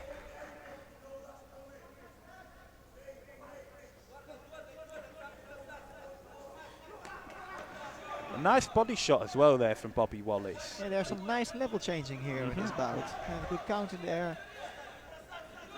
He's really doing well, catching Kasyanov on the way in, both downstairs and upstairs. It's really good work from him. I think feints are key here from both men. Both men looking to counter with those backhands. How do you create them openings? How do you get your opponent to react to feints? Really good. Wow, some good shots there from Kasyanov. Oh, wow. Nice one. Some heavy shots from both men going in here. A good first round. Eventful. How do you score? Because I thought Kasyanov started well. Wallace then came in and probably had the better portion of the round, and then Kasyanov came on strong there at the end. Yeah. It's a very hard one to judge. Both with good counters. Let's see.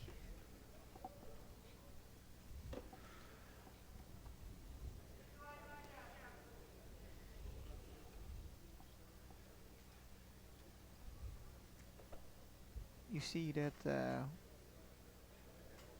Wallace is standing. He's the first one I see standing in between. I agree with that. I think when you're sparring at a club, do you sit down? You don't find many people sitting down. So why in a bout do you then decide to sit down? Yeah, there's always a discussion about it. When you sit, your heart rate is going to get lower. That's good for your recovery. But other way you say, when you stand, you are on the same pace, so you don't have to adapt more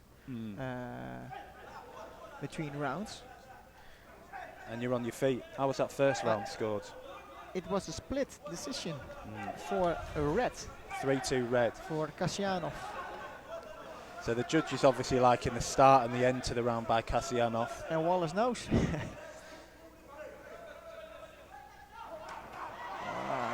Wow, that's a very, very nice exchange here to see. Ferocious.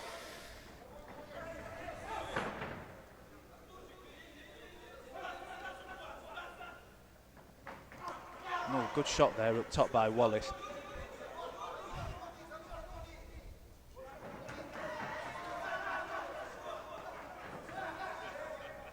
I mean, there's some brilliant exchanges here, aren't they? And what the judges will be looking for is who's initiating these exchanges, but more importantly, who's looking stronger in these exchanges, who's ending these exchanges. And Yeah, there are small things. Who made it 1 punch more in those exchanges?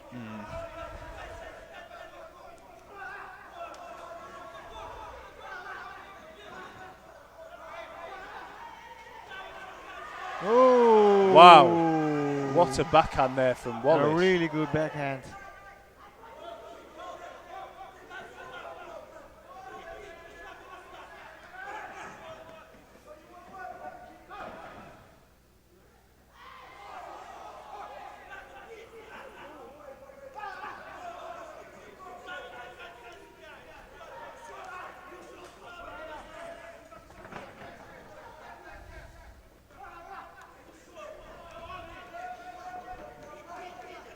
It's really important that Wallace does work inside here. Like we said before, the refs giving boxers all the opportunity up close and in the clinch to work, and it's good by Wallace to not wait for the referee to say break there. Kept working inside.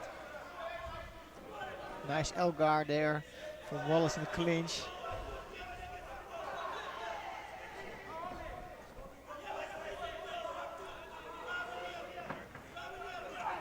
I mean, you touched on it earlier. It does get quite tiring in the clinch and the wrestling. Heads coming together. I think Wallace felt that.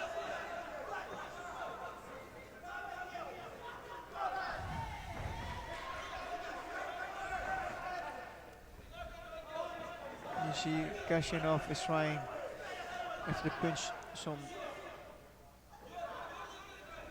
bending some forwards. Ooh, brilliant backhand there again by Bobby. I think Bobby is Bobby Wallace for me is having a better round here. round this time. Yeah, it is a good round. I think Very Bobby good round. Wallace with our split are unanimous. Yeah, I'd probably edge that to Wallace. I thought that was a good round, that.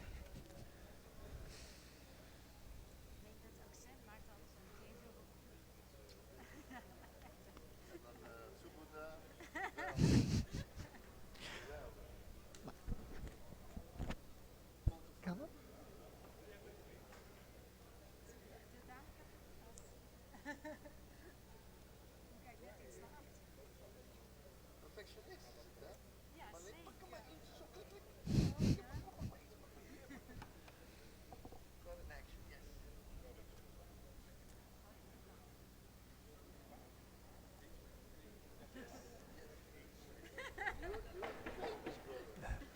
We have 4 judges, 19-19, and Wow. 1 judge, So 18-20. So the last all round, this. I mean, they this both know it. it's a good end to They the really afternoon go for session, it. this, isn't it? Let's do it.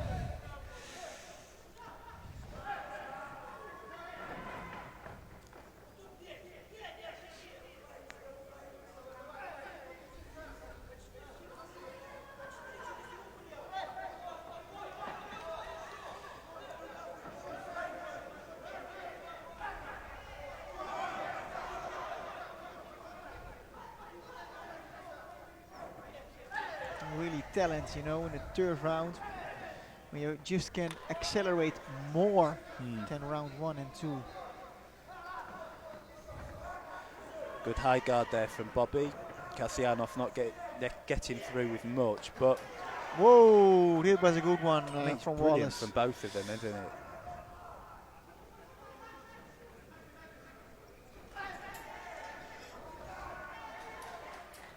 I think out of the two, though, Wallace definitely looks stronger. Definitely looks like he's got more in sharp, the tank. more sharp. He steps back, Yeah. not ready to clinch, but box on the full distance, measuring his distance, executing Wow. it with good on 1-2s.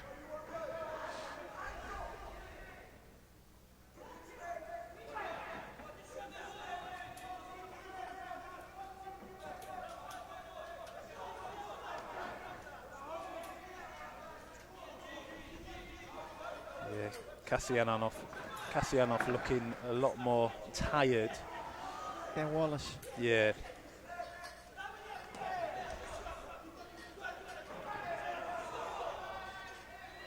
Quite happy to hold while Wallace wanting to work. Really good bout this, isn't it, to end the afternoon session? Very nice, very exciting.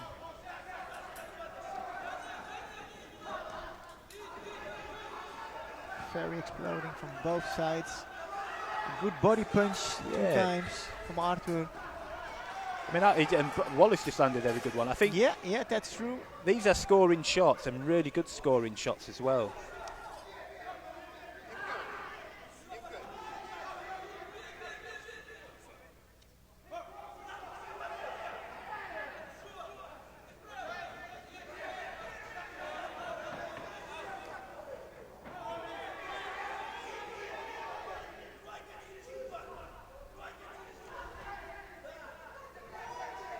I think the third round from now on, Wallace is the better man. This third round, I think. Yeah. The last 10 seconds of this session. England versus Good fight, Ukraine. that. Very good fight. Very good fight from both of them. Very entertaining to see. It's a very close bout as well. What I said, the second round, it was 4 judges with 19-19 and 1 judge with 20-18 for Bobby Wallace. I think it's unanimous or a 4-1 for Wallace. Maluk.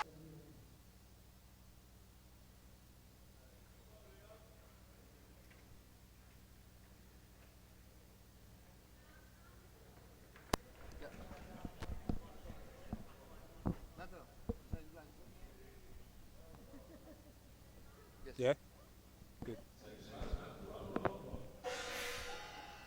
So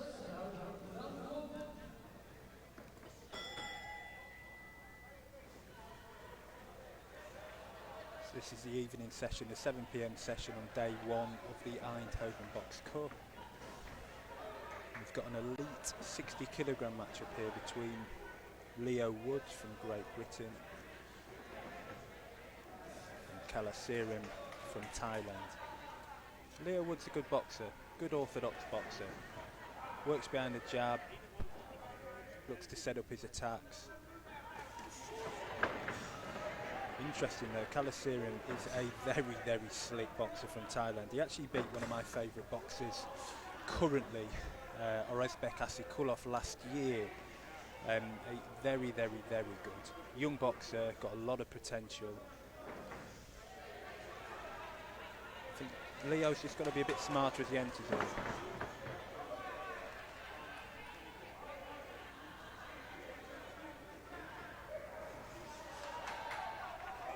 And as he exits, well, that's good from Leo. I mean, it's good from both boys there.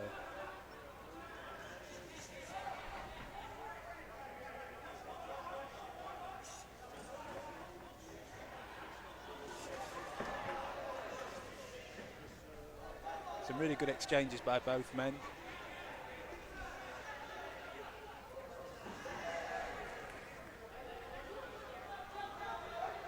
Both trying to set up the backhand.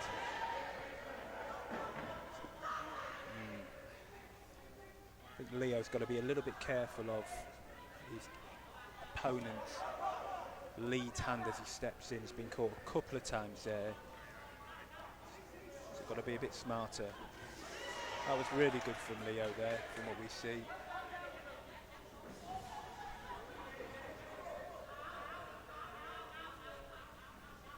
Some really good back and forth here from both men.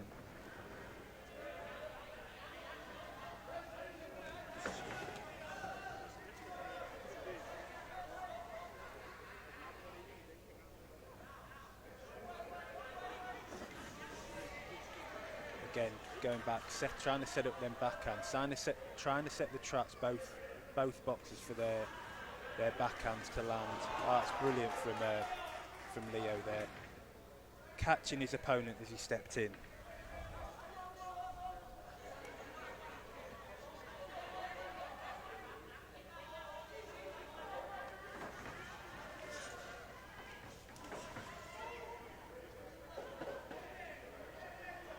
smart work that as well from Leo in the red, how he escaped that and sort of ducked, twisted, pivoted around, spun his opponent.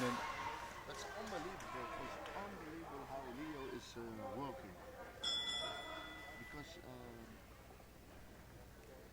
Because the boxer in the blue, the coach, is a real legend. Is a really good coach. So I am a little bit surprised that Leo is doing a phenomenal job. How is he in the counters? How is he watching? Unbelievable. Yeah, they both had success. I thought Leo had a arguably a better round. Yeah. That surprised me, really. But both boxers had success. Be interesting to see how the boxer in blue comes out now. Yeah, the judges seeing that the same way. Exactly. I was saying at the start, thought Leo was a bit susceptible to his southpaw opponent's lead hand over the top, and actually Leo adjusted and did that himself a good few times. Yep. Caught his boxer as he stepped in. So good round from both, but just a little bit better from Leo Wood in the red corner. I think the boxer in blue will step up now because he got some tips from the coach. We will see.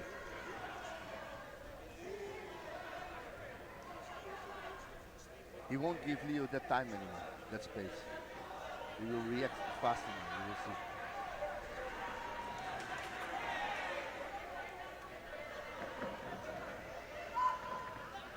The speed from both men here is incredible. The hand speed. Yeah. Male elite at the 60 kilograms. Yeah.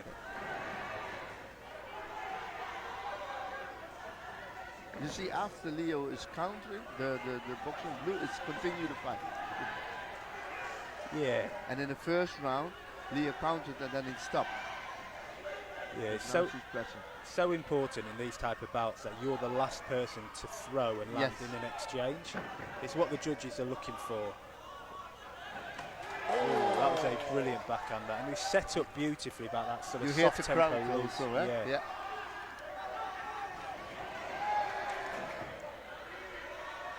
I think you're right. The blues coming out with a bit more venom now, a bit more intensity. He's not waiting. Yeah, he has to. Yeah.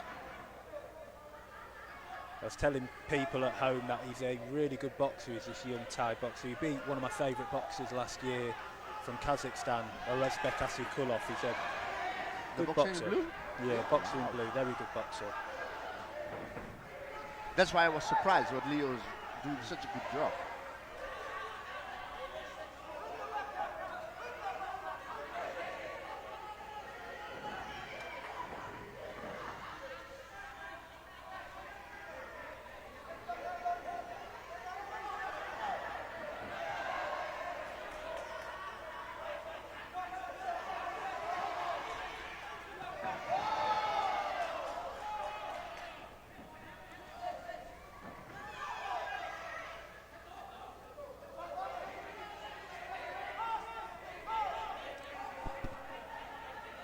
Boxer in blue, not liking getting told off there by the ref.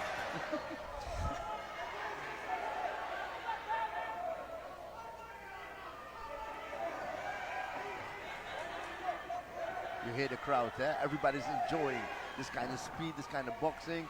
Amazing here at the Eindhoven Box Cup first day. Oh, Yeah, that's exciting, huh? promise a lot for Saturday, Sunday, Monday.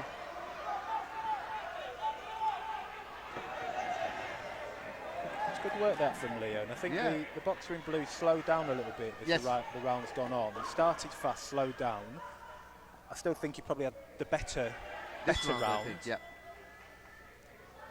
But, you know, boxer in red, good end to the round that as well. And I wonder if that end of the round, that momentum change, might have swayed the judges back to Leo. I'd still probably edge it to man in blue, but I think you're right. You know, I was thinking. You see this, the level is high.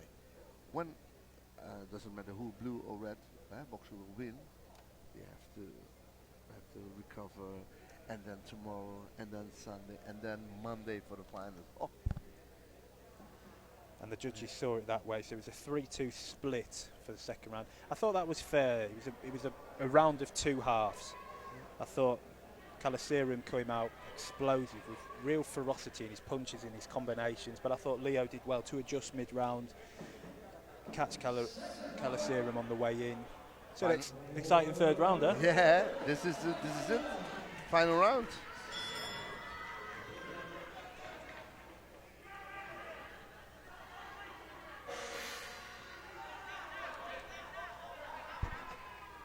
What's happening? Don't know, these gloves Oh, jeez. needs to be wiped down a bit.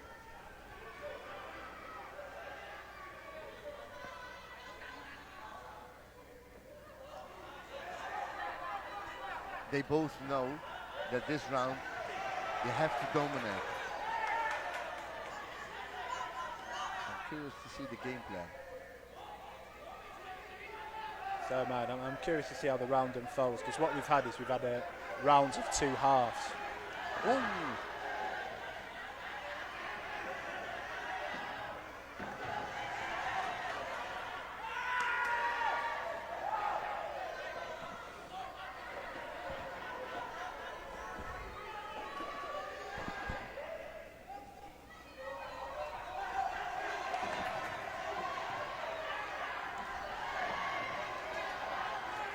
And that does not automatically mean it's Calaserum's round. It does not automatically mean it's a 10-8 round getting a standing count.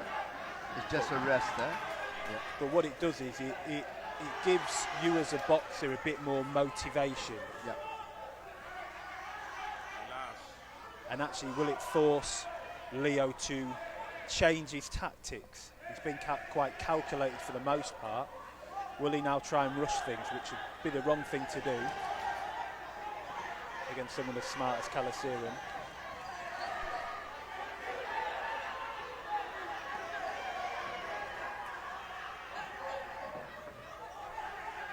Good evasive and elusiveness there from Calaserum. It's a really good fight, this really competitive fight. Entertainment. Yeah, and it's the type of fight you wish didn't come so early on in a competition. You sort of want these bouts to come in the medal rounds. Yeah. Wow. See, that was brilliant work by Leo, making Calaserum overreach. But he didn't do enough to make him pay for it. And I think that's the kind of thing you need in a bout like this. Yeah, to persuade the judges. Yeah, so close. He's done a really good defensive move, made your opponent miss, make him pay.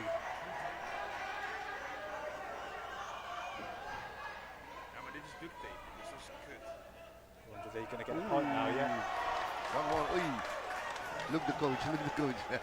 Coach he knows isn't his happy, problem. but Yeah. I think that's The probably Cuban fair. That was a nice one. Now Leo have to be smart. Yep. Heads coming together there. It's getting quite sloppy now, and it's because sometimes that happens, orthodox and southpaw, but they're both falling in a little bit. And the level is high. You can see the condition, the concentrate. Look. 2 times in a row Leo missed. It is big swing. Yeah, they're not really, neither of them are setting up the attacks, but sometimes that's what happens, isn't it, in the third round of a close fight. You just sort of swing now. Yeah. Wow. Really good fight. Really good fight. A bit of venom between both of them at the end there, but we enjoyed that, didn't we? Exactly. I'm going to interview the winner. Yeah, Good luck, man.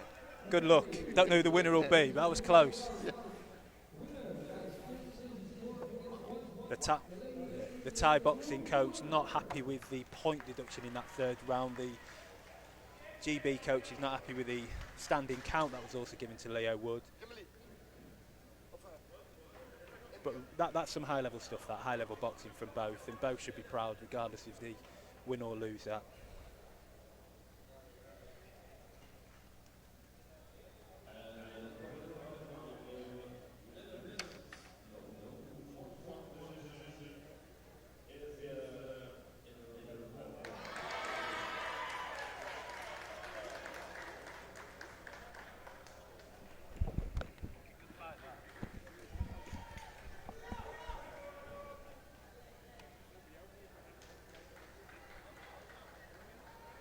Really, really good fight, that.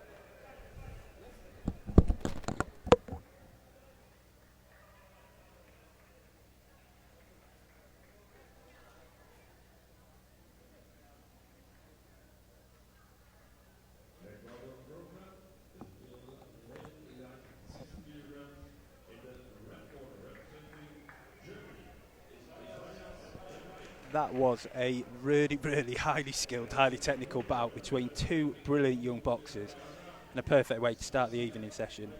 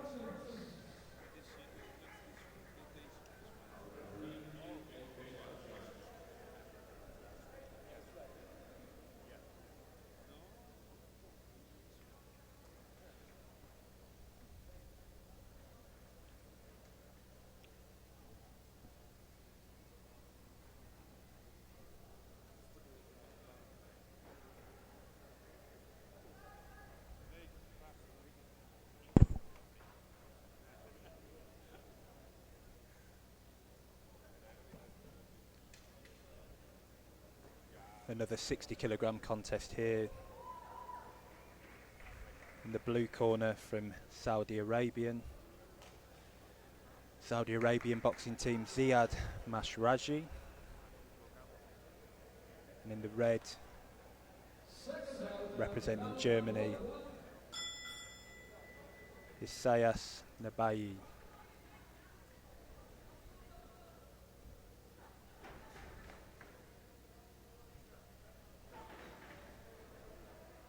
Again, two boxers I've not really seen much on the amateur circuit, so it's a bit of the unknown here, but should still be exciting. I wonder if we're going to see a come forward, aggressive, relentless, high volume, high energy German boxer here, or whether we're going to see a more slick, technically polished German boxer in the Bailly.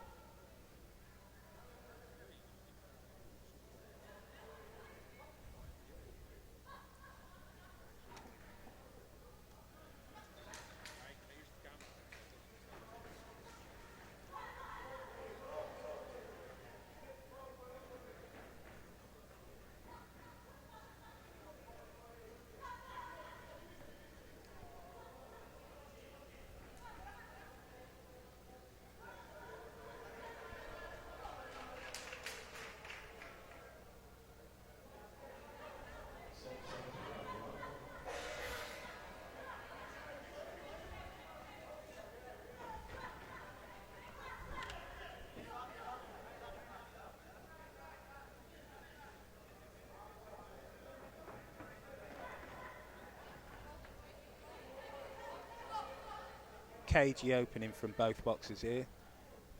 Twitching, feinting.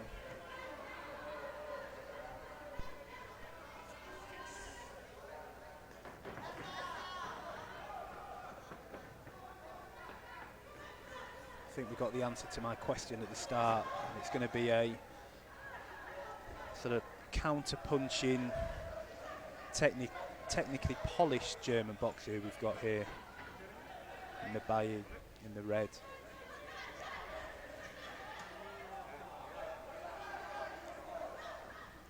It looks like there's a slight height difference here. The boxer in the blue looking a couple of inches bigger, 2 or 3 inches bigger possibly than his German opponent. So I wonder if he's going to use that height to his advantage, use them long arms to his advantage. I'm saying there's a height difference. It looks it from where I'm sat. So I wonder if he's going to get those sort of straight shots working. I say that, and he landed a really good straight backhand to the body there.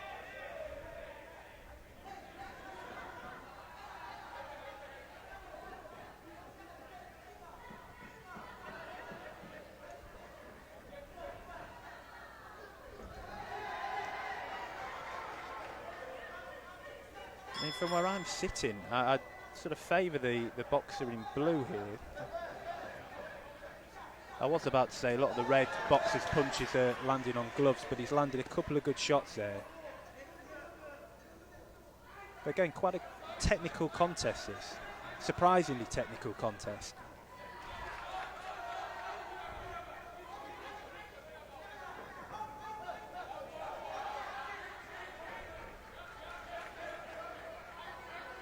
Mazrashi probably just needs to be a little bit smarter on how he enters here.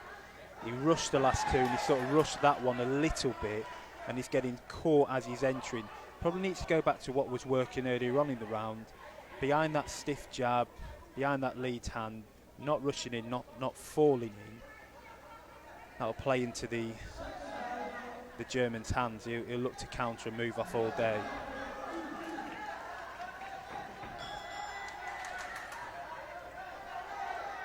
Brilliant little exchange there from both boxers. Both having success, both landing well.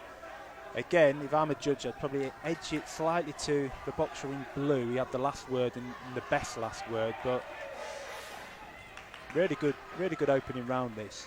Close fought round.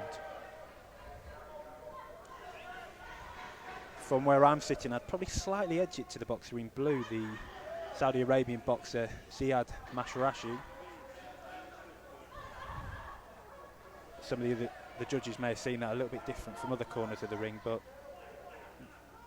high level stuff that. And the judges have seen it in favour of the blue with a 3-2 split. And that probably feels right. It probably looked like if you went for red, it's probably given where you were sat. You probably saw the opponent in red landing the cleaner shots, those that went for blue. Mazrashi, probably because of where you're sat and you saw him land the cleaner shots. But again, this just evidences a really close bout, really technical bout as well.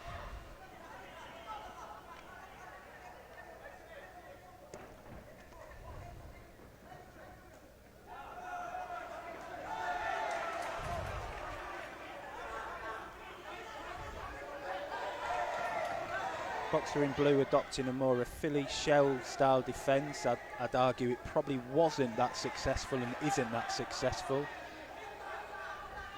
Bit of posturing from both. Now complaining about top of the head or back of the head. I think this is a brilliant start from the boxer in red, Nabayev from Germany. Except he was caught there. And this is what you want. If you lose the first round, and this is what it is in amateur boxing, you've got to win every round, each round, but every round. Treat each one differently, and that's what he's doing. Lost the first on the 3-2 split, knows he has to come out, change up things, adapt, and he has. But Blue's coming back here.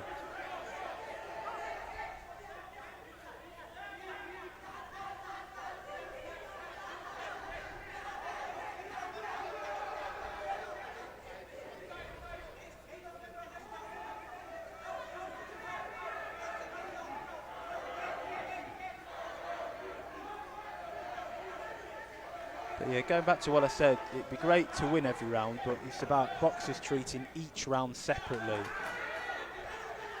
Not to become disheartened if you lose a round. Come out, show that you've changed your approach, show that you've adapted, and judges pick up on that. And whilst both boxers have had success here, I do think the boxer in red definitely had the better start to the round, came out a lot more aggressively, was landing the cleaner shots. But boxer in blue is coming back here.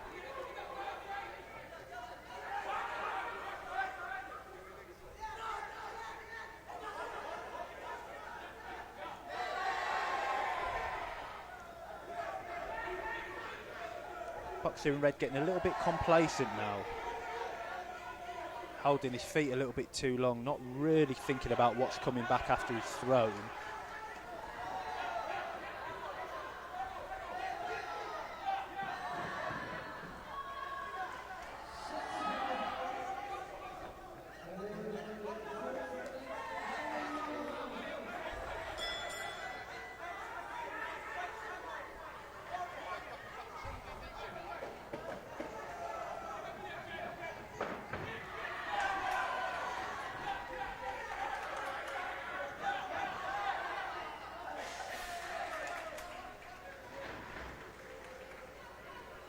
A real back and forth that in round two. Like I said, I thought boxer in red, Nabayev for Germany came out strong, aggressive, putting punches together, phases.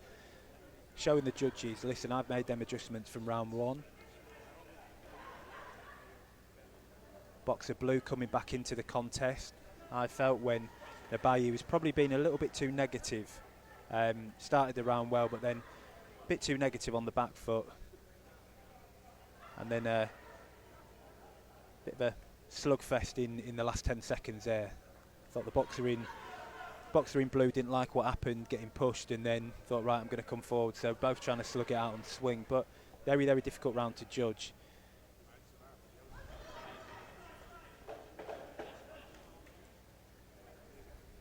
If I was going to pick a winner of that round, maybe just edge it to the man in blue because of how he came through in the last 90 seconds. And yeah, it looked like the judges saw it that way as well. 4-1 split to the man in blue. So the man in red's going to have to do something a little bit different. I say different, he looks like he probably has to do what he did at the start of the second round and just do it a bit more consistently throughout the third round.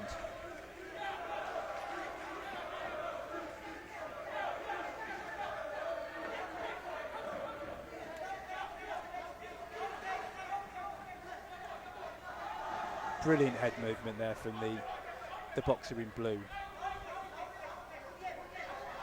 And again, this is what the judges are looking for. Sorry, they're looking for clean scoring shots. They're looking for tactical application, but also that sort of technical application, that skill execution, and that's not just punches thrown. That's defences as well. And the man in blue, really good upper body movement earlier.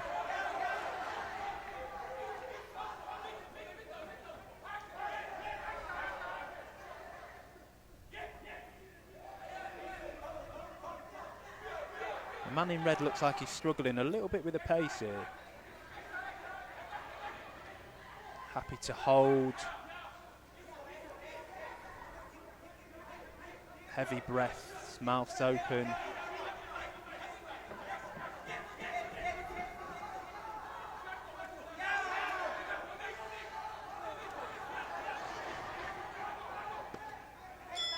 Man in blue here, he just looks the stronger, he looks like he's got a bit more energy, a bit more in the tank. Coming forward now.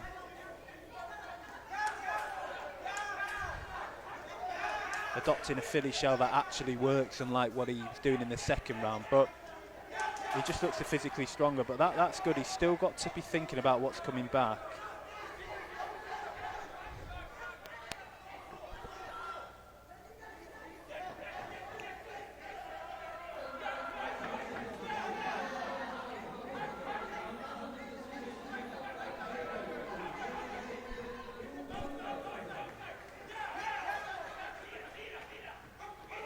I've actually been really impressed with the man in blue here. I didn't know much about him before the contest. I certainly know a lot more about him now. But yes, he has his moments where he gets caught, but he's got brilliant defence. You know, slipping, where he uses that upper body movement, blocking. Slipping, and he keeps going, eh? Only one way, straight ahead. Very, very fit. And you can, I mean, you can look at both of them now. There's only one man in there who looks like he's got energy to keep going. Yeah.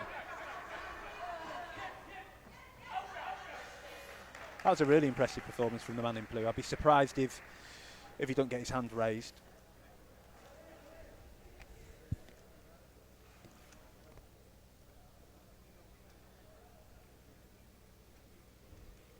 Reminded me a little bit of the Kazakh boxer Torakan Sabiakhan in that last round, where he just comes forward, adopts a Philly shell, just looking sort of plod forward quite crudely and put the opponent on the back foot.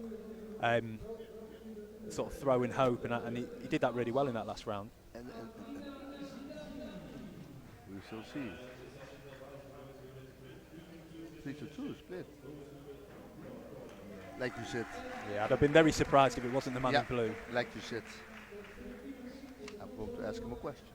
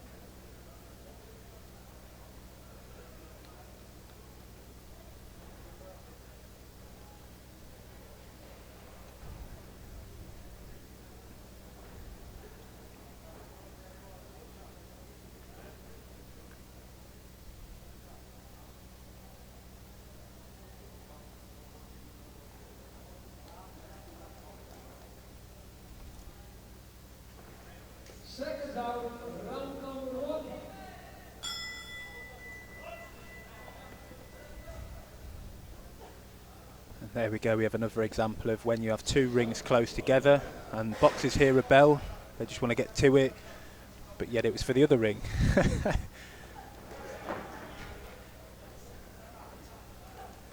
So much like we did in the afternoon session, we've got another Germany versus Germany matchup here.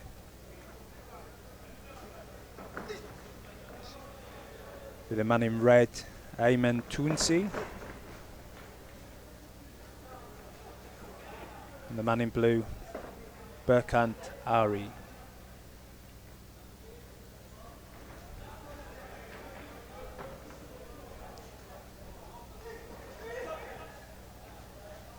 The man in blue rocking a very nice black eye there, just under his right eye.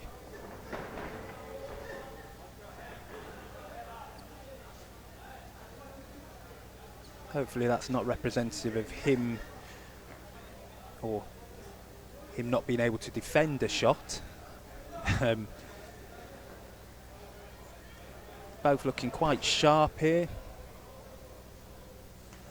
Ooh. Brilliant from the red there. Really smart from the red there as well.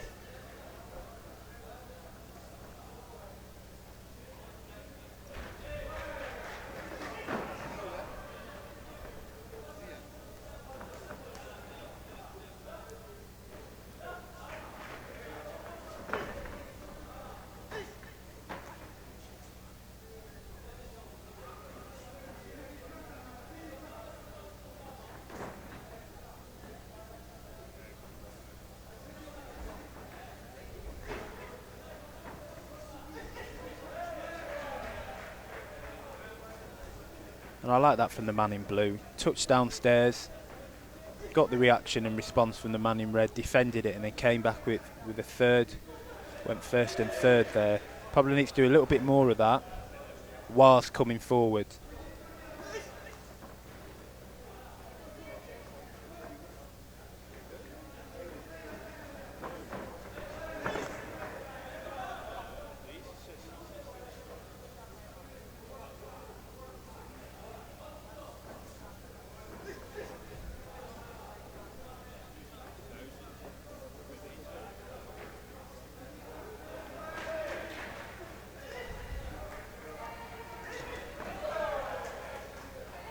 Very good from the man in blue there. First and third. Oh, no love lost there between teammates. I think the man in blue looked over at the ref thinking he called break.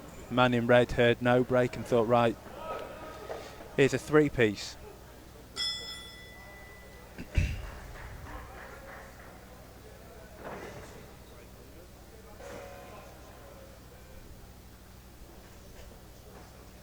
Both men had success there. I like how the man in blue is targeting the body. It's what you have to do as a smaller boxer. Man in red using his range for the most part to his advantage.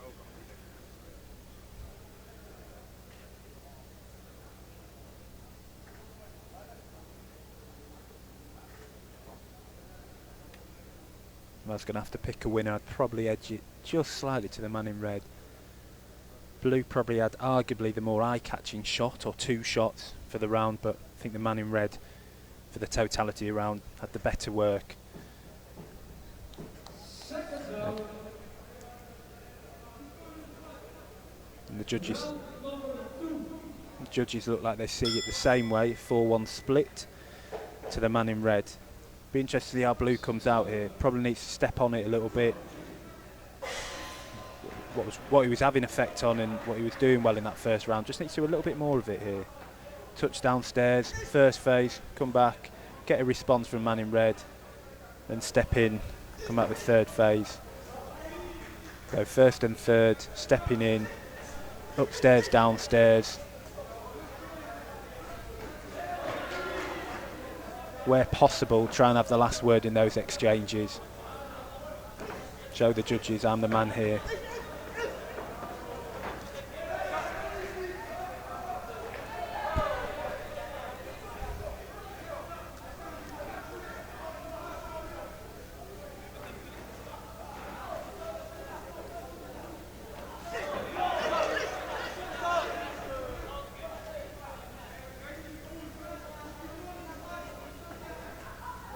think that was very, very, very unlucky to get that.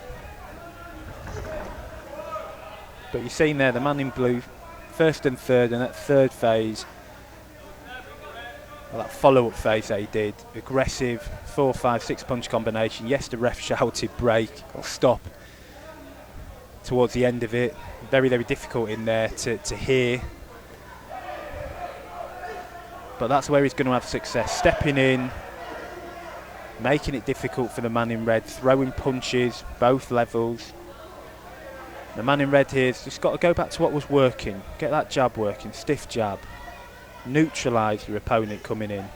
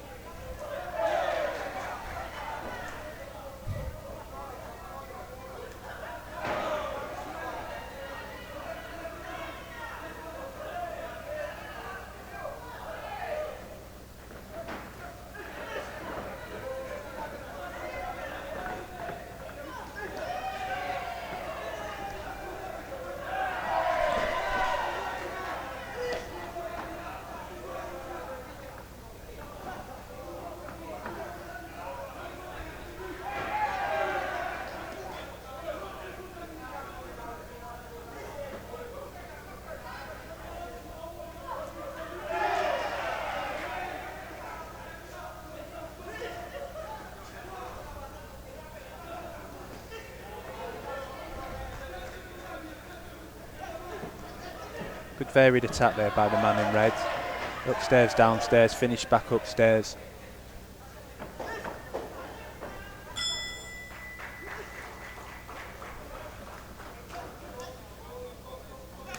Oh, that was a brilliant right hand.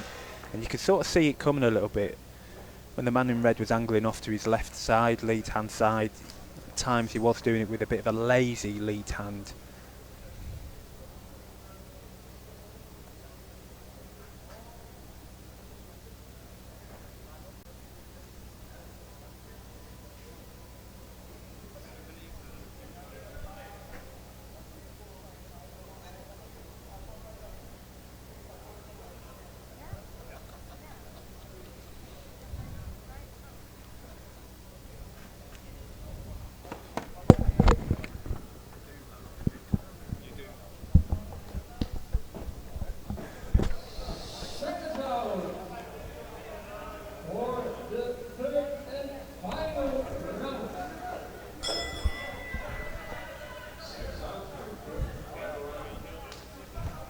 Having a little debate there with one of the judges.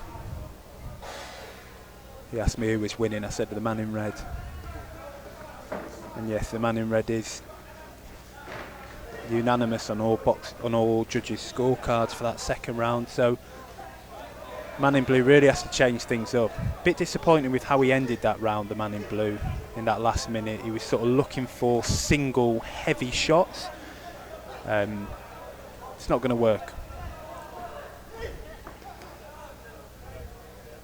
Not going to work against someone who's technical, in and out, needs to lay those attacks, needs to look for phases. Single power shots not only have a better chance of missing, but aren't going to be as successful as laid attacks against someone who's boxing and moving.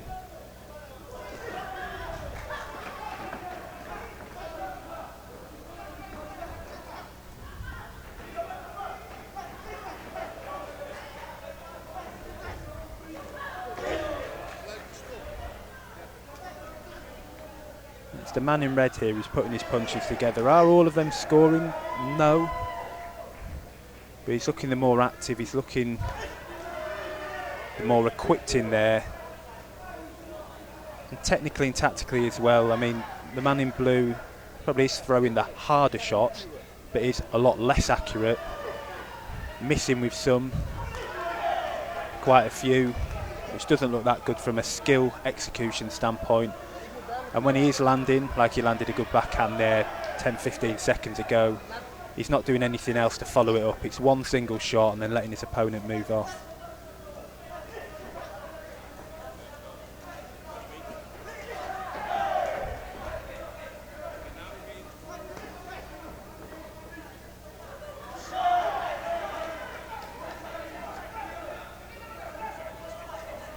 That's good there for the man in red. Did every one of them Scotch shots score? No. But it was forcing his opponent in blue to reset.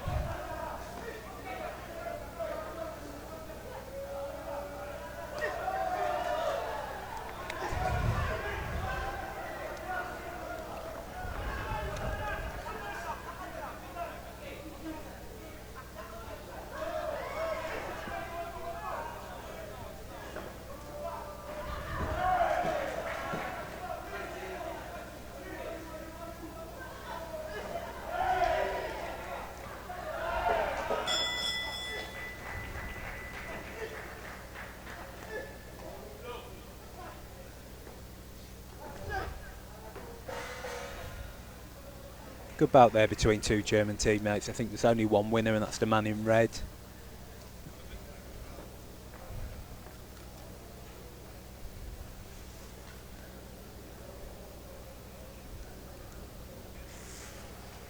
Normally you hear me say boxer had the right idea but the wrong application, meaning they've got the right idea of what they want to do, they just can't apply it to their opponent because of how their opponent boxes.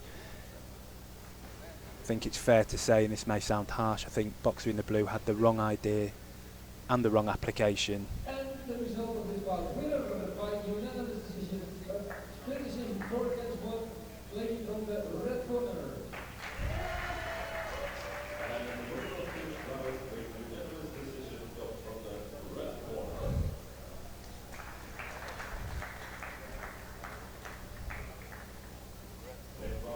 Be a good learning fight that for the man in blue. And hopefully it'll get him thinking of how do I box against someone who boxes and moves? How do I cut off the ring? How do I time things better? How do I phase my attacks? How do I stop him having exits?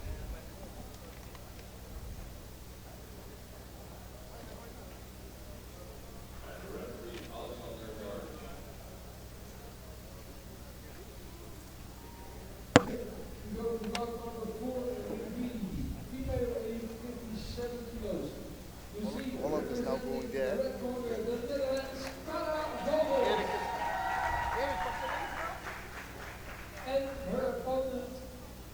After this also Erik will come with you top. Yes?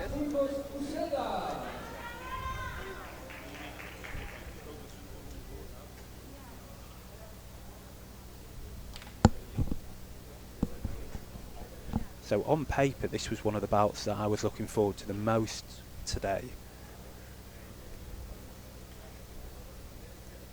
Between in the red, Alexander Vasko, and in the blue, Bulgaria's Radev Yasen. Vasko, the man who lost recently at the Montenegro Cup. I think he lost in the final or semi-finals. Yasen, a much more experienced boxer. Lost a close fight to the Spanish boxer Lozano at the recent World Boxing Cup. I remember watching Yasen in last year's World Boxing Cup live against Mahmoud Sabir Khan. It was a good fight.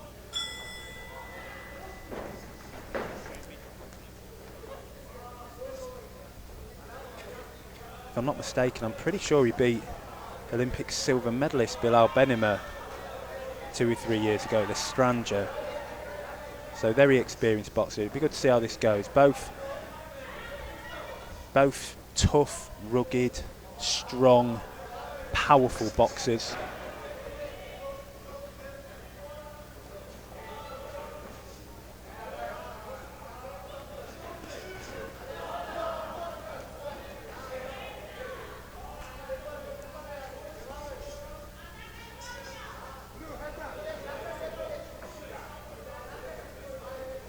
Both quite mean looking boxers as well.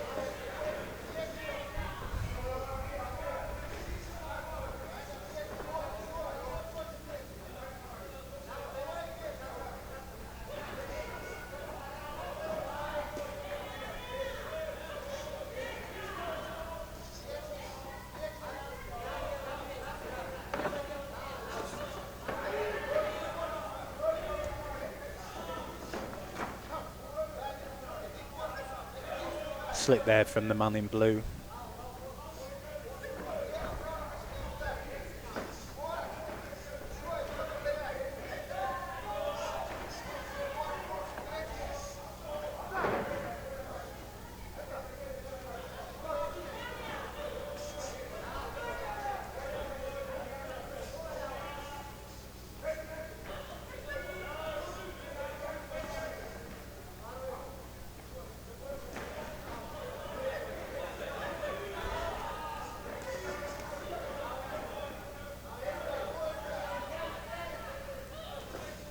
A couple of times there where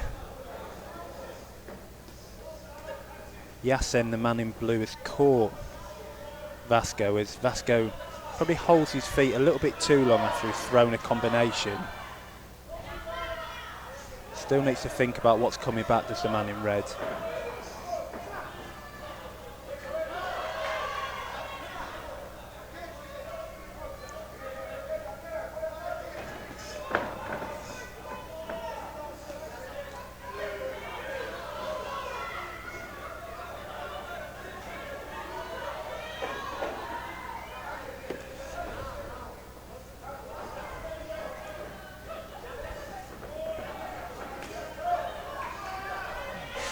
Exciting finish to that round. I was very quiet for that round, and that's because I was enjoying the spectacle that was in front of me.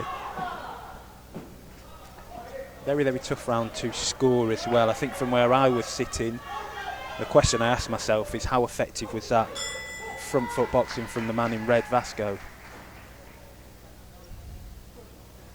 And I'd probably edge it just to him.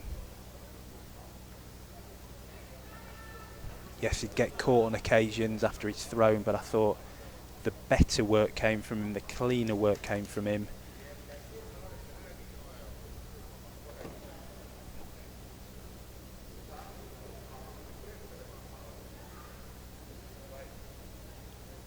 And yes, all 5 judges saw it that way as well. Surprisingly, the judge from Sweden, Judge 3, saw it a 10-8 round. I think that's a little bit harsh.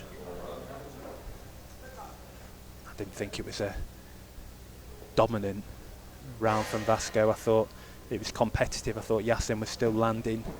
Seconds out. Round number 2.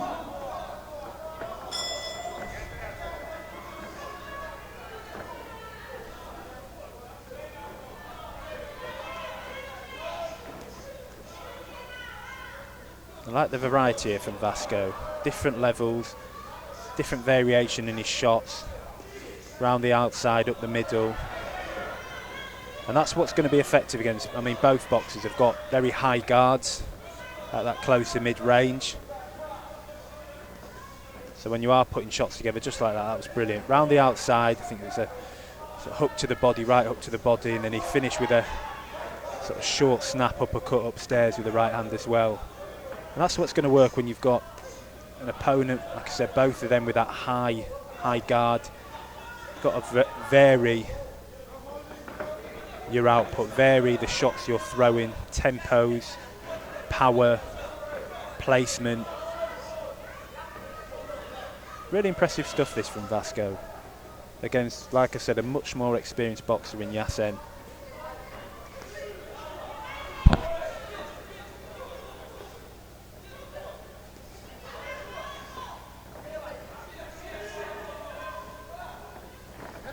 Yassen will be lucky not to get another warning here for use of the head.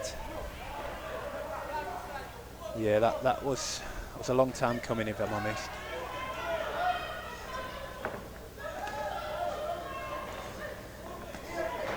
I'm surprised by Yassen here. There's not really much strategy behind his boxing.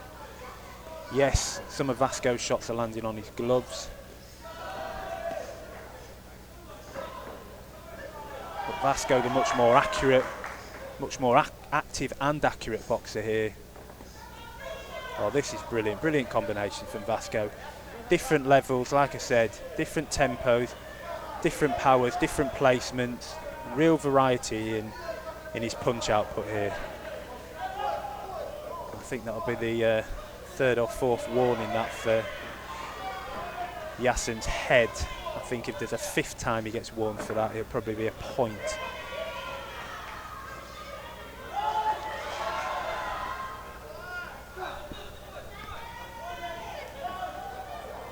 Yeah.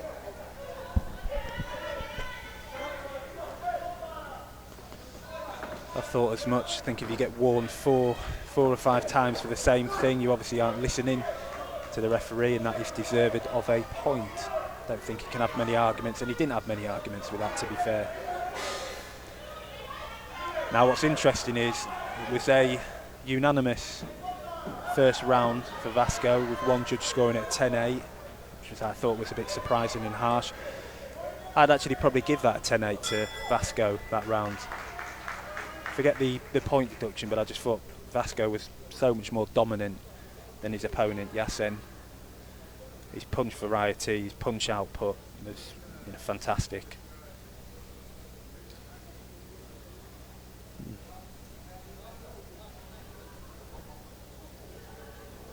And it's the exact same scoring as it was in the first round. 4 judges scoring it 10-9 to the man in red. 1 judge scoring it 10-8 to the man in red. And the judge who scored it 10-8 to the man in red is the same judge who scored it 10-8 to the man in red in round 1.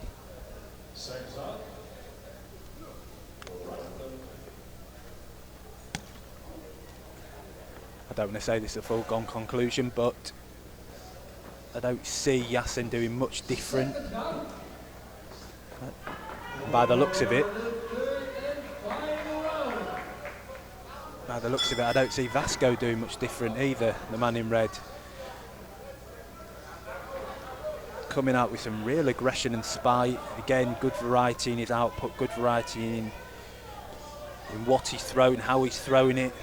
Good cutting off the ring, really trapping Yassen, not giving him much space to move.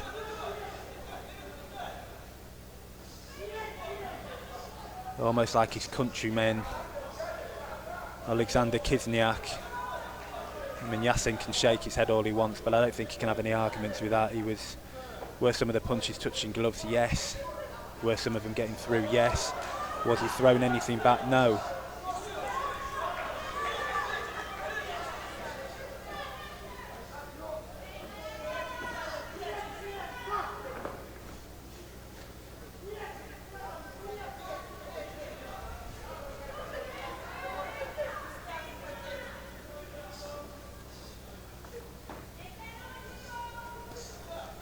Wow, that was sickening. I mean, that body shot right in front of me.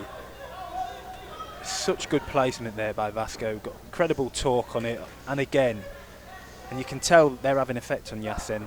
The way he was dipping, bending over. You could tell he felt them.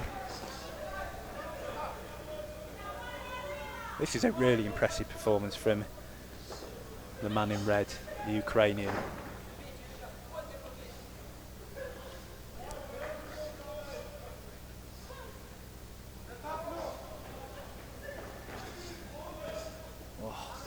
And again, them body shots.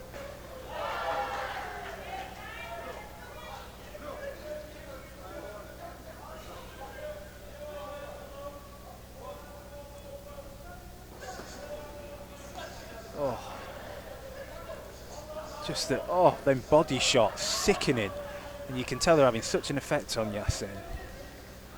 It's a good counter up close there by him, but the way Vasco is going downstairs, bringing it back up top, then going back downstairs, bringing it back up top. Such ferocity and venom, and really accurate as well with them body shots as well. You know, Yassen's got a tight guard and he's managing to sort of get under that. Very, very good, but very impressive performance. And he poses for the crowd, poses for the camera. Destructive is the word I'd use for that. That was powerful.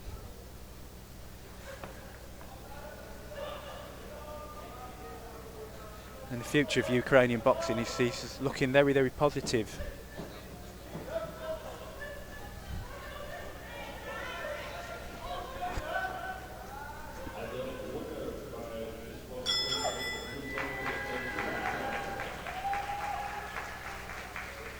I mean, on paper that'll be a disqualification, but it's, I mean, that was just a destructive performance. It's a shame it ended with a disqualification, because that was, yeah. One man was a winner there.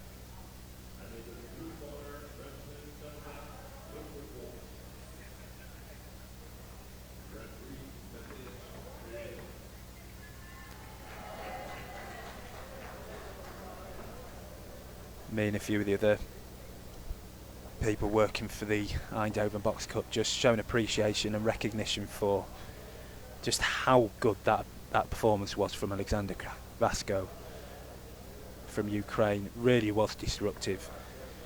And I hope it comes through on camera just how destructive that was, because up close, very, very powerful boxer.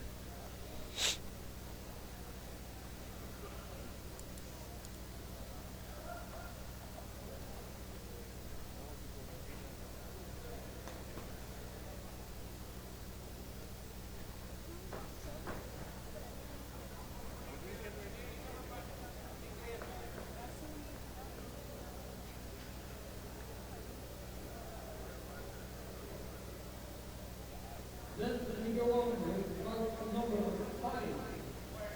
Female elite 60 kilograms. You will see in the red corner, representing Germany, Jasmine Toppel.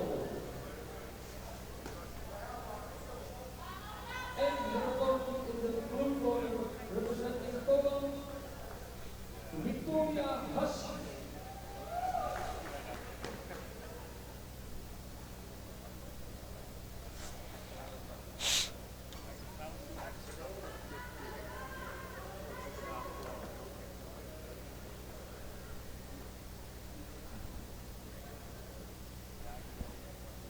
Another men's elite 60 kilogram contest here. Man in blue, Canada's Logan Walsh. The man in red, Spain's Carlos Martinez Bernard.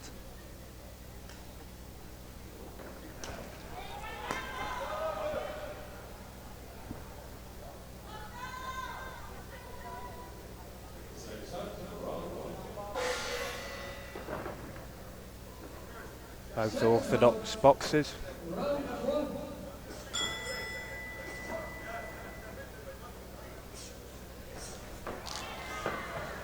Seen a lot more of the man in red. Very, very sharp boxer. But he got caught then by the Canadian Walsh.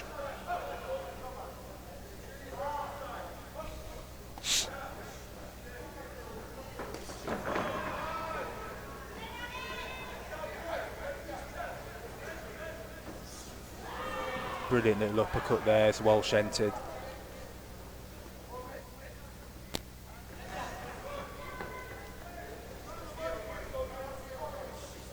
And that's what Walsh needs to be careful of as he enters against a sharp Spanish opponent there in red, who's now adopted the southpaw stance, so he's obviously seen something he can exploit. And he did exploit it a little bit as Walsh stepped in there, caught him with a lead hook. And then he got caught himself, maybe a little bit off balance, maybe with a shot.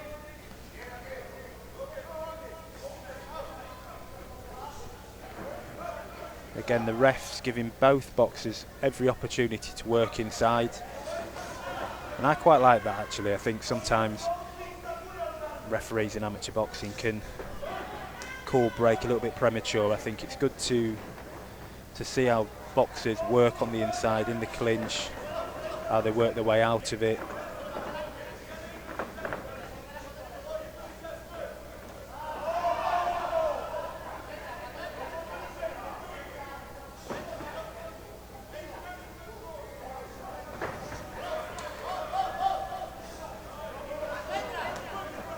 So he had the right idea, the man in red there. Tapped, got a reaction from Walsh. Little push away out to the side, looking for the right hand. Walsh did well, sort of stepping away, but then went back in a straight line, about 5 steps in a straight line. Needs to be a bit more careful with that. You're only going to give your opponent opportunities if you're going to go back in straight lines. Angle off to the side. Good body shot there by the man in red. Not seen many body shots the whole round.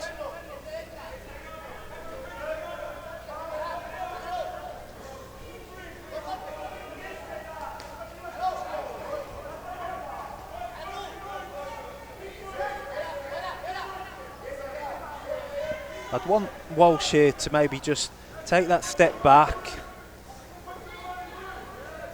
bit more patience, a bit more composure behind his attacks. Are some getting through? Yes. Are many not getting through? Yes. Good round from both boxers there. From where I was sitting, I probably just edged to the man in red. Thought he had more of the cleaner shots and the more eye-catching of those cleaner shots as well. And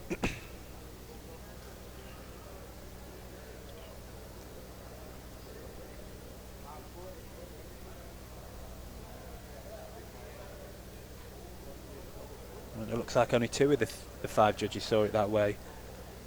Either way, it was a close round.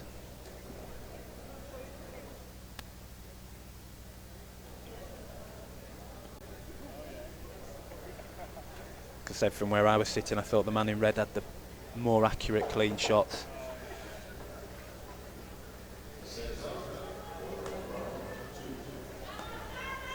But obviously the judges were impressed with the man in blue whole package. Second round, round number 2.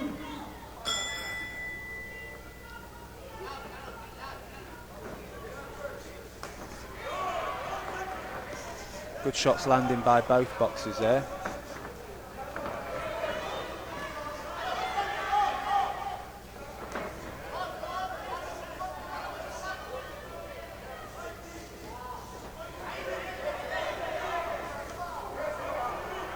Good shots from both there. Man in red, whipping bolo, uppercut downstairs. Man in blue landing upstairs. He's having some successes, the man in red, switching stances, but I wouldn't say he's having a lot of success to justify constantly switching stances. I think he's much better just working out of one stance and working effectively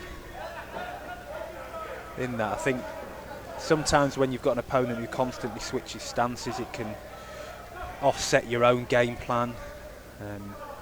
But I don't think it's doing that for the man in blue. I think the man in blue is sticking to his own game plan.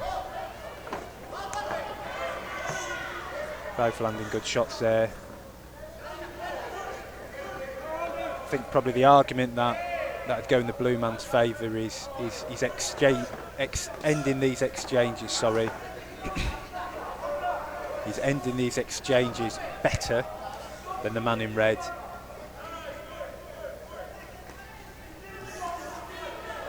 Good work to the body there.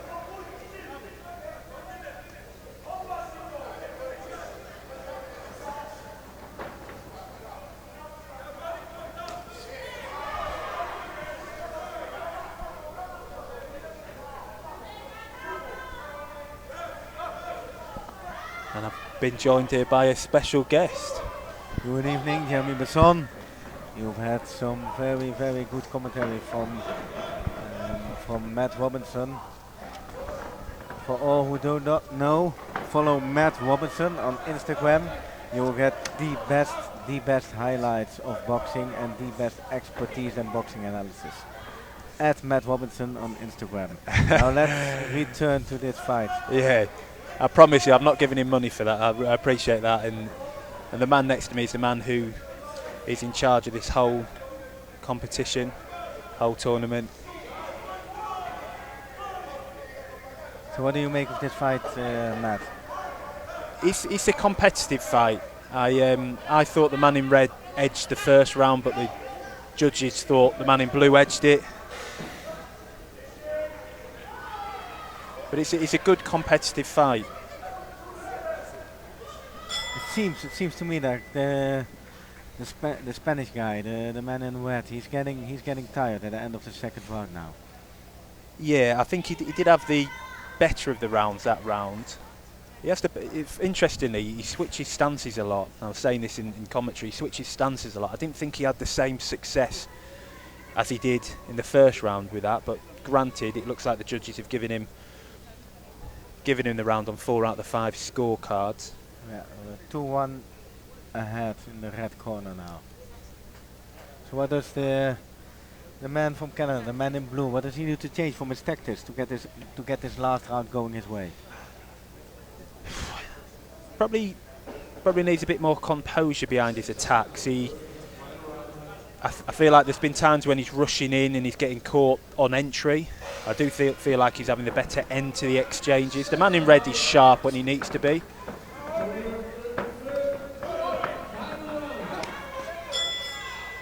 Getting a bit messy now, holding. Yeah, I was saying earlier, I think the refs, I quite enjoy how the refs are reffing some of these bouts. They're allowing them to work up close, or allowing them to work in the clinch.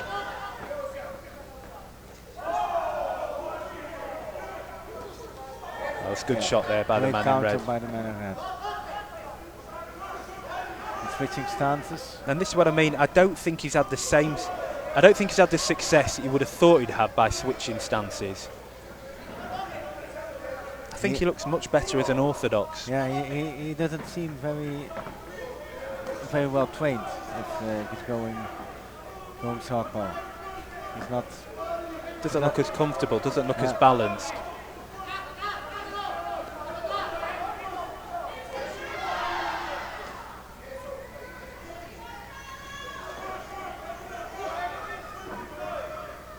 Oh, I've never seen that before. I've never ever seen that before.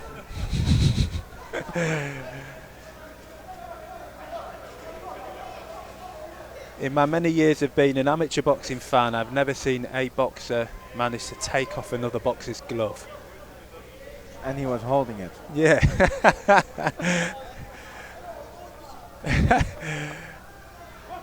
So Kees van der Sluis, the referee sitting next to us, he's been an international referee, 2-star referee for over 30 years. He just commented, I have never seen this in my career.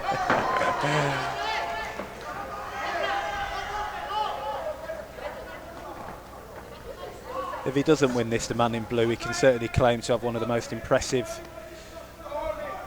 events in a boxing ring, and that's ripping off your opponent's glove. Some really good back and forths there. Probably red ending the exchange is better, or very good. This is what I mean. The man in red is so sharp when he wants to be, with catching his opponent as he steps in. And the man in blue needs to come now. He needs to get to the Spanish guy, and you see the Spanish he's going around the ring. He's comfortable. He knows he's leading. He just needs to catch him on the counter.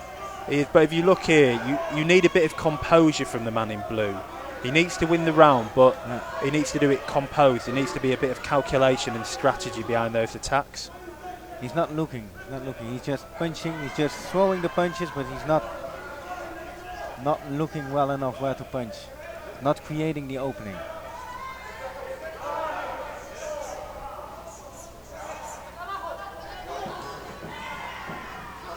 That's all very good shot by the Spanish. Yeah, I think he's come on the man in red. I thought he was unlucky not to get the first round, but no, I think they're continuing. Oh, it was not the final bell. I was saying this is the joys when you've got two rings next to each other. They hear the bell in the other ring and they think that's the end of the fight. And that was it. Very good fight. I think the man in red won that last round, so I'd be very surprised if the man in blue got his hand raised, but I think both can be impressed with that.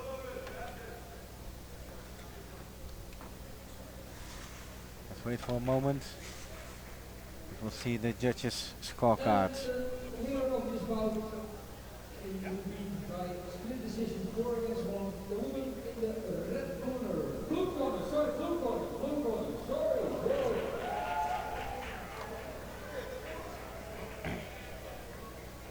Okay, we're going to the scorecards. A split decision in the red corner. I think he probably landed the better shots and more of the better shots in that last round, but it was a really good performance from the Canadian, who certainly has a bright future. It's a 3-2 split decision. The last round went 4-1 to red. Yeah, it's interesting. The judge from Denmark and the judge from Ireland seen all three rounds to the man in red. I mean, I personally thought that as well. So we're now going to a home boxer, Mahmoud Al Khabtoun. He's a local guy, nearby, Den Bosch. Very talented. He was in last year's Eindhoven Box Cup, wasn't he? Boxed Abdulmalik Kalikov, if I'm not mistaken. He made a very good, very good match against the two-time Olympic medalist and world champion Abdul Rahman Kalikov. And on the World Championships, he also boxed against the Olympic silver medalist from Brazil, Luis Oliveira. Oliveira, yes. So you can say this man Mahmoud Al Ghabtoun in the red corner, he has given very good opposition to the two best boxers in the world in this weight class. But let's see what he's going to have to do this, because the Thai team, they are very talented as well. Yeah, it's always tricky, isn't it, when you're in a weight class with generational talents like Kalikov and even a brilliant talent like Luis Oliveira. So this Thai boxer is a very young boxer. He's only 19 years old, and he won last year the under 19 Asian Championships. And the Thai, you can see their style. They have been having Cuban boxers Cuban coaches for over 10 years. Now their head coach is the famous Mariano Gonzalez. Oh, brilliant. He's been 20 years coach of the French, and he has had a record medal hill in Paris.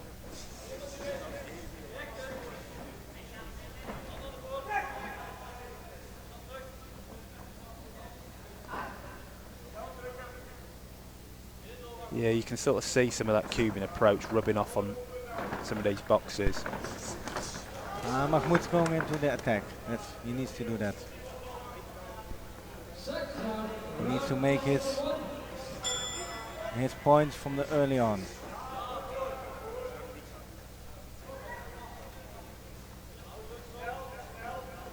It's good work from Mahmoud, keeping the Thai in the ropes.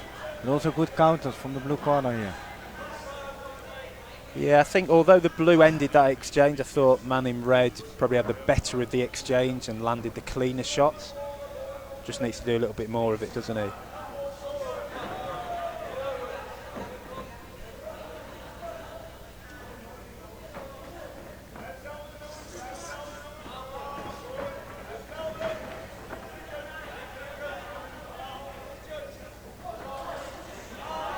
Good boxing from the man in red here. A very equal bout. Yeah, for anyone watching, what the man in red just did there, that 10 seconds ago, he threw some punches, landed, and then thought about what was coming back, moved his head, made his opponent miss, and that is boxing 101. Land and don't let your opponent land.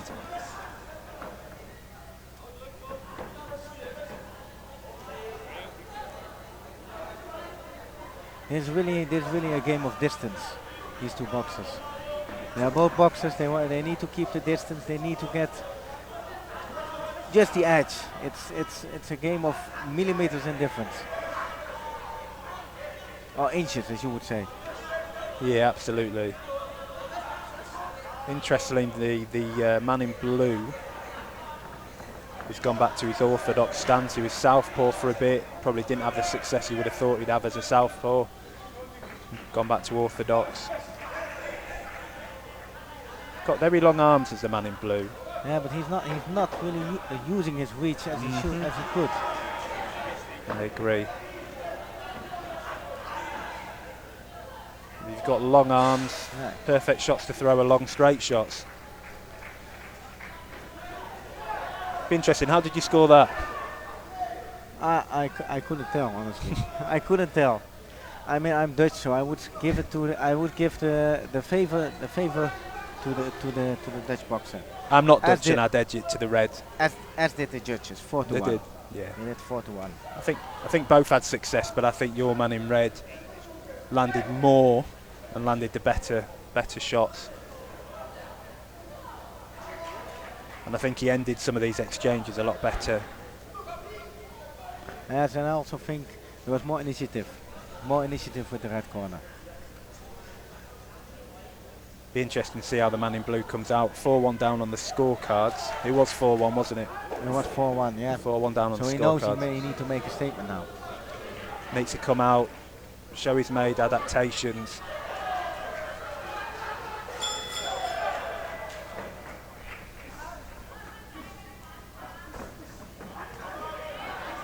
So they both try to get the middle of the ring just from the start of the bout. You see, they both want to have the middle of the ring. Seems like the Thai boxer is now trying to go more on power. Yeah, he's been a bit more assertive in this round, is the man in blue. And normally the man in red, he is a very good counter boxer. So when the boxers, they come after him, he's good in stepping back, letting them, in slipping, letting them miss and putting the counters. You see?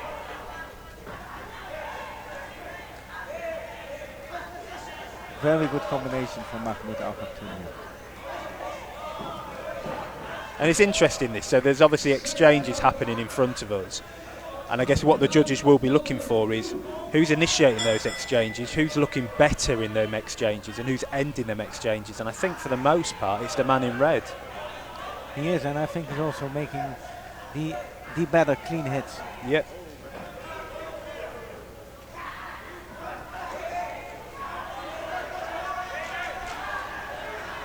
We've got a brilliant spectacle in front of us now, haven't we? Really, they are going toe to toe. They both want to fight. It's very, very nice boxing for the audience. I'd like to see him maybe going downstairs a little bit more though, the man in red. He's, everything's upstairs. And he is very focused at the head, you're right, yeah. And especially when he's giving those combinations of more than 6 punches, he should go down to the body in those combinations.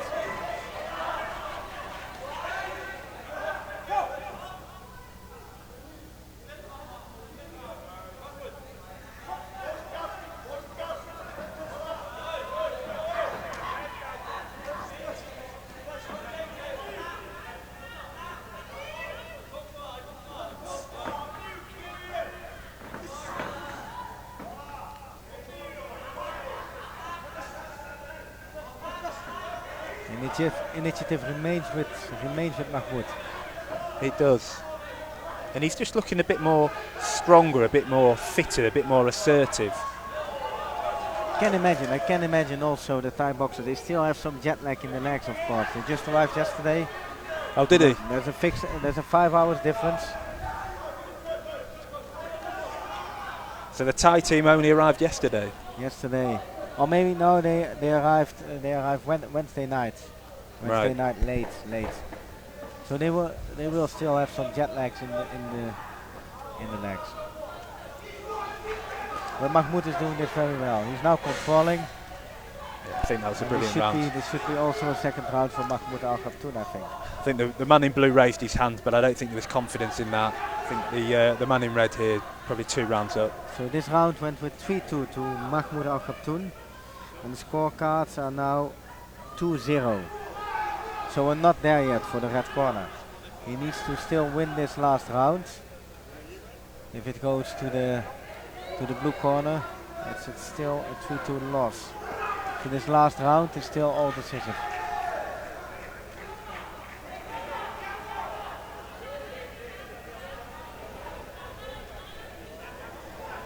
Looks like the coaches in red are telling him to work behind his jab a little bit more.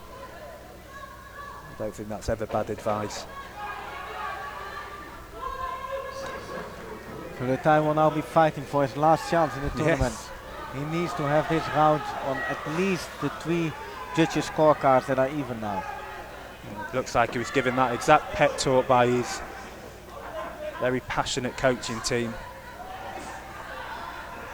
You see, Mahmoud now needs to control. He needs to control. He needs to make sure he's not getting injured. He needs to also make sure he still lands the better punches.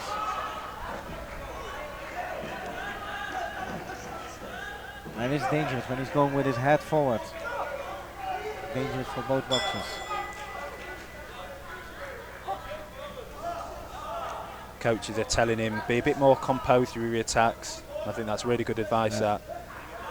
That doesn't need to rush anything here, the man in red. He's ahead. He needs to keep calm, keep boxing like he did the 2 rounds before. I agree.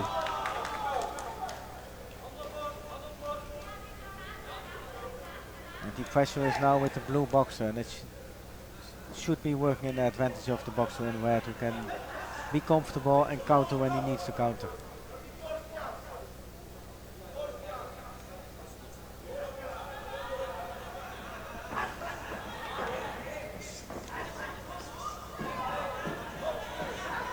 See, we have the Dutch team in the back supporting.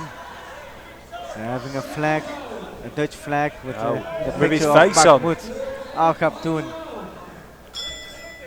Just saying there, Finn Boss, the boxer at 70 kilograms, last year's Eindhoven champion, with a big Netherlands flag. With Al Chaptun's face on. He's got the support here as the man in red.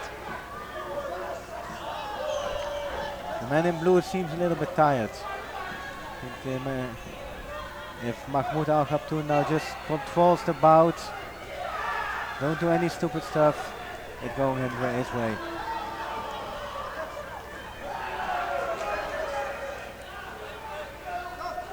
It's ended up a bit messy now, isn't it? It is. That's okay. It's all time in Mahmoud's favor.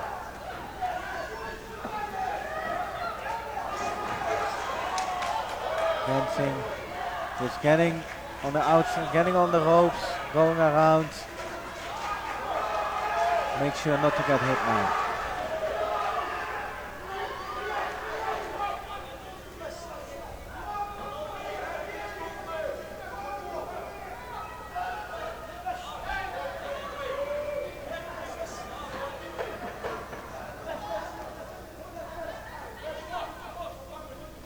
That's the last 5 seconds.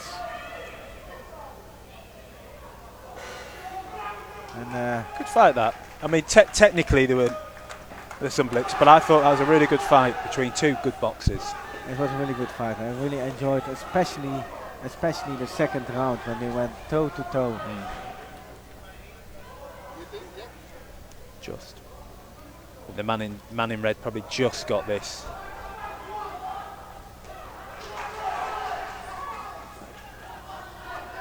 Well, it could well be a unanimous decision if it's the.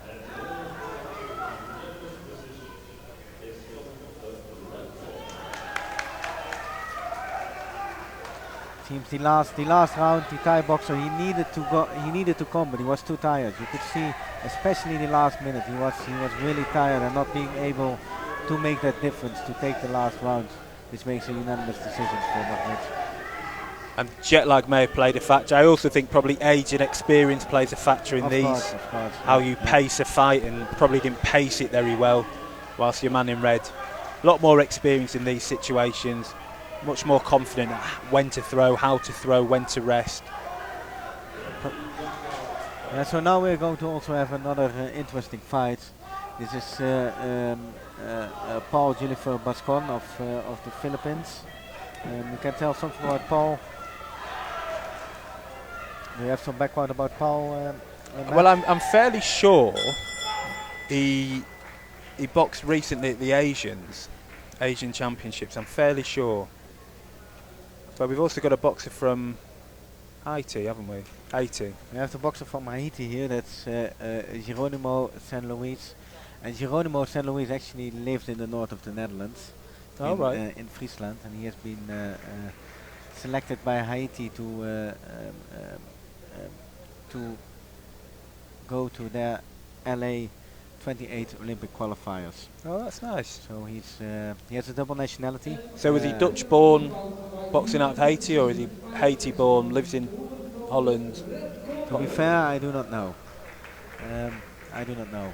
He has been a Dutch national champion, Right. and he has made the choice to represent his nation of origin, Haiti, and he will be going to the Olympic qualifiers for LA. But the Philippines is of course the country of Manny Pacquiao. They bring strong boxers. They do. They've got a really good boxer in Carlo Parlam here as well, Olympic silver medalist. Maybe not been as active as what he'd like over the last 2 years, but a very good boxer.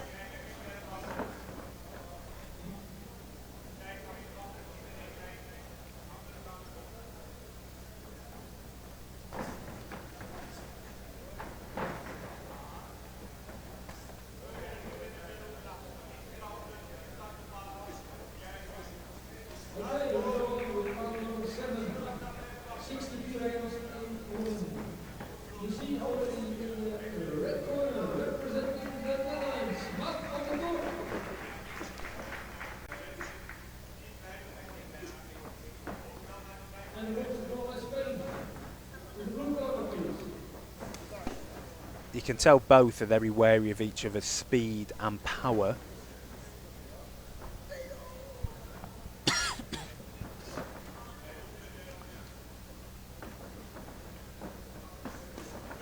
Both getting their lead hands working early on, which is always a good sign.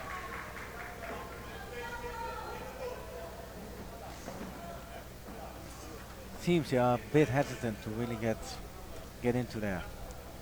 Yeah.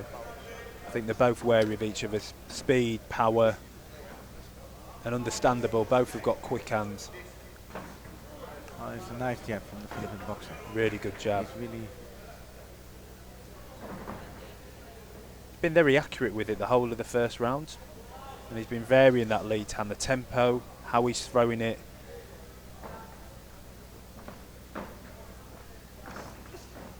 it's very effective, the jab.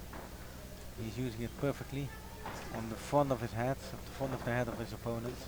Just touches, and you see the head going backwards a little bit. It's very obvious for all judges. He hits the jab.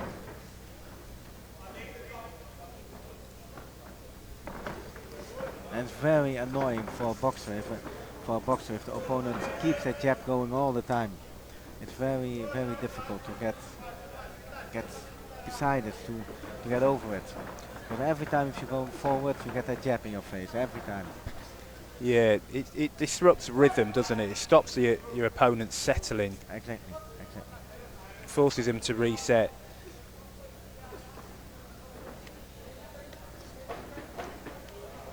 It's been the sort of battle of the lead hands the whole of the first round, hasn't it? I haven't seen any cross. Not many of the punches they've thrown. I think probably the man in red's landed one backhand to the body, possibly, but very cagey first round. I'd probably edge it to the man in red. I would say so. He was just a little bit more accurate with his jab. And a little bit more active as well. So this round went 3-2 to the red corner. 3-2, wow. 3-2.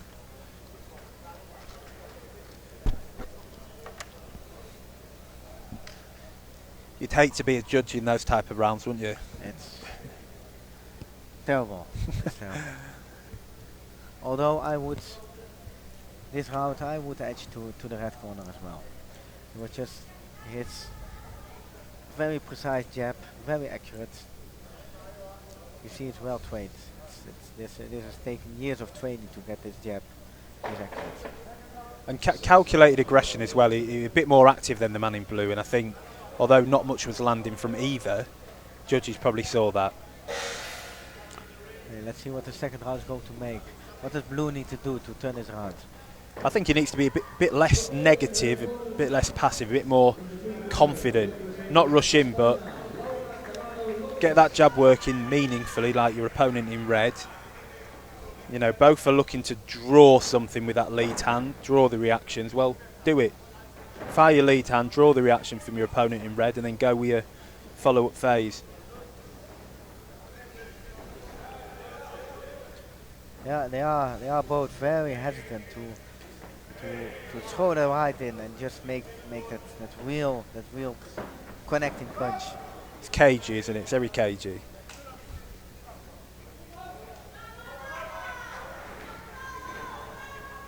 In Dutch we say de eerste klap is een daalder waard. And what this means is the first punch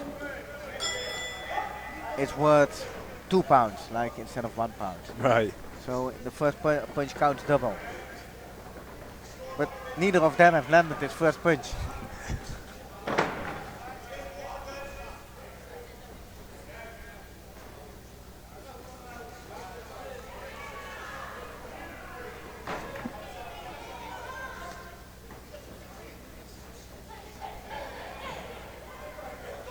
It's interesting, the man in blue, again working, I know he's taking the centre of the ring here, but he was working off the back foot before. And I actually think he has much more success on the front foot. Oh, that was brilliant. Very nice right hand. But again, he goes back now to the back foot, and I don't think that's where he has his most success. I don't think that's where he's at his best. So what happens? What happens in the mind of a boxer? Doesn't he Well, it's an You interesting. you feel when you're successful, right? Yeah, and I guess the question I'd be asking him is, you've landed a really successful right hand then, what makes you think you should then step off and adopt a more passive negative approach again? Why not? Why would you not want to double that up or follow that up with another phase or continue on the front foot? Again, some good work there. Again, finishing up top. And like I said, man in the blue looks so much better and effective when he's on the front foot. A nice uppercut from the red corner. Well placed. You see some more action coming now from these two. We are finally, yeah, we are finally. It has taken us almost 2 rounds, but we are there.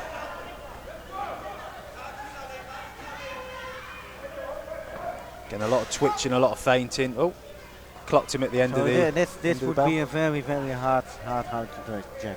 Yeah, so I personally would give this to the man in blue. I think both landed more than they did in the first round, but I thought the blue looked very good when he was on the front foot, when he was taking the centre of the ring, twitching, feinting, firing that lead hand and landing the backhand. I'd probably give it to the man in blue. So Don't know how you'd score that. Let's see what the judges are up to. They have landed to the man in blue with 3-2. 3-2. So that makes it now 2-2. It's all even. It's all even. All to play for in that last round. So I wonder if it'll still be cagey again, or I wonder if there'll be a bit more intensity from either boxer. I mean, either way, it's been, although there hasn't been much contact, not been many punches thrown, it's been intriguing, hasn't it? It's kept us engaged. It is a very interesting fight.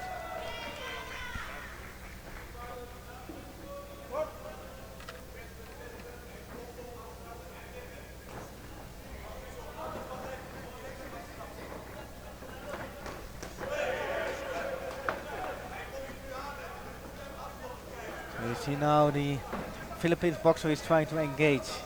He's trying to get on the front foot and really.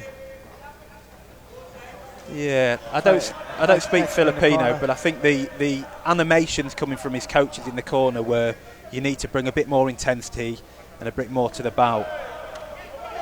And he is. Yeah, and he started well, hasn't he? He started well. He's trying to get Geronimo in the corner, to cut the corner so he cannot get away. You see his footwork, he's trying to get him stuck in the corner. But Geronimo is fighting back now. He's pushing forward.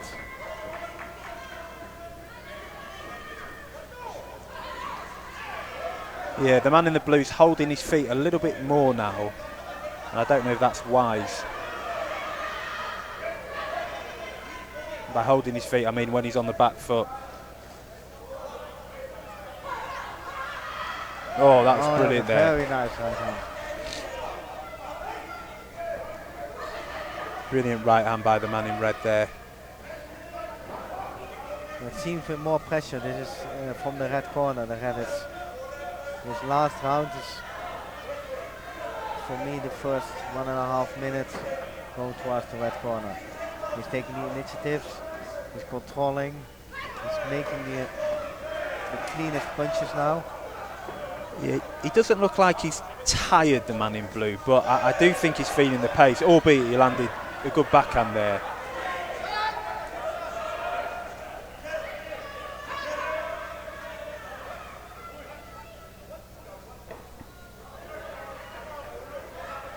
And the corner again telling him to be a bit more active.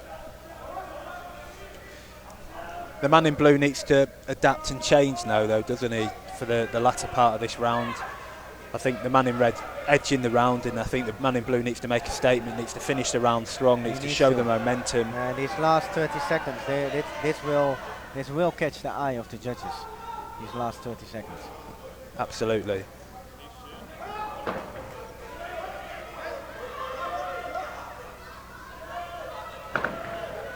He's just waiting a little bit too long, is the man in blue.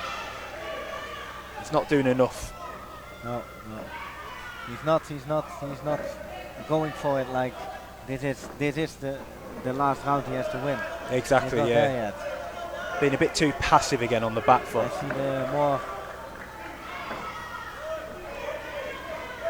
winner's mentality in the red corner. And this frustrating this. I mean, you see the man in the blue. Like I said earlier, he's having much more success when he takes the centre of the ring. He's been a bit more assertive and aggressive. Be a good learning fight for him, this. Good fight, that. Was a good fight. Intriguing. I'd probably edge it to the man in red. I think he finished the fight strong, didn't he, and won that last round. He just finished it a little bit stronger in this last round. He knew this last round was everything or nothing. It was all square, and he needed to get this, finish this in the right way, and he did. But a good learning experience for the man from Haiti. 3-2.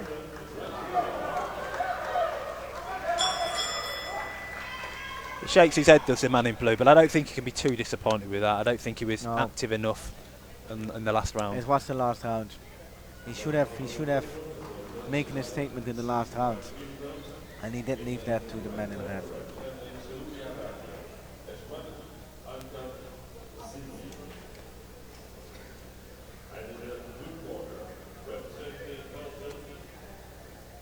It's a 3-2 score. It was a 3-2 score, although the last round went 4-1 to the man in red.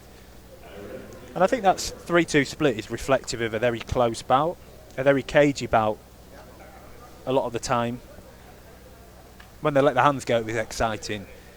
But yeah, I just felt the man in blue, when he was on the front foot, centre, much more effective, but just didn't do it enough. And I don't know if it's experience, I don't know if it's age, I don't know if it was confidence, I don't know if it was just game plan.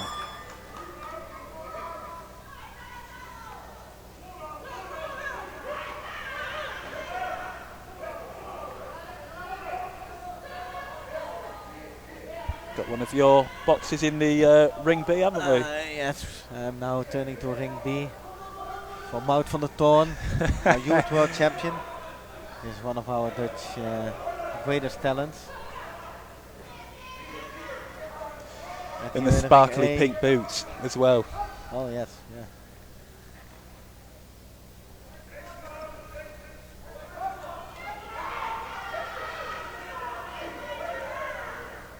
Mout van der Toorn only just missed out on the Paris Olympics.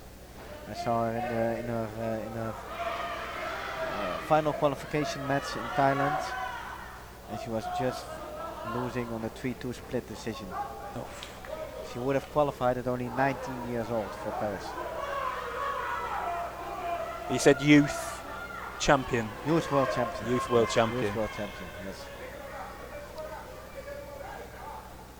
She's been unbeaten until she went elite. She's been unbeaten over all her junior and youth bouts. I mean, it's a deep weight category as well as the 60 kilogram weight category. It is, yeah. 65, I think, has got the greatest depth in women's boxing, but 60 is pretty deep.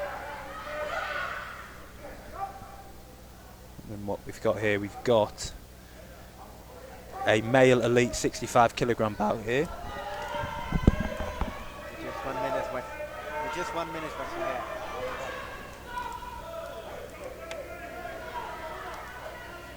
Men's 65 kilogram bout.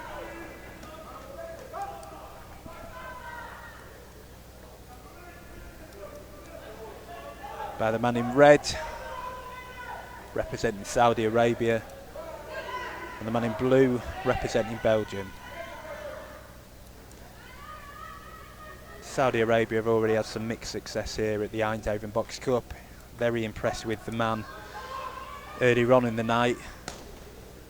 Second bout, Ziad Majrashi. So let's see if his compatriot El Qasimi can produce a similar performance.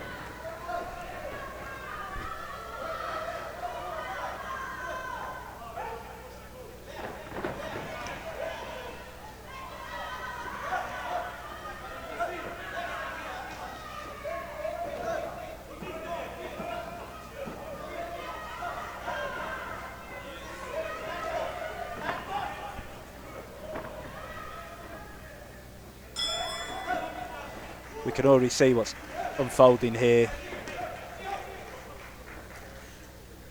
Man in red being the aggressor, initiating those exchanges. Man in blue looking to counter.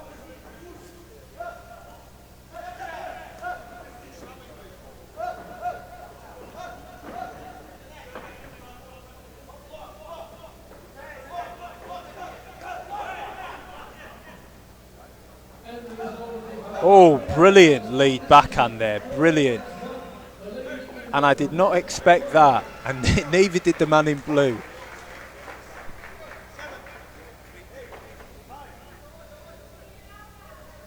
A real offbeat lead backhand there. And for those that are watching, you know, those are the type of shots, if you introduce it sporadically in a bout, can have real success. Offbeat, out of the normal rhythm of a boxing bout. And he landed it with pure accuracy, did the man in red. That was a brilliant shot.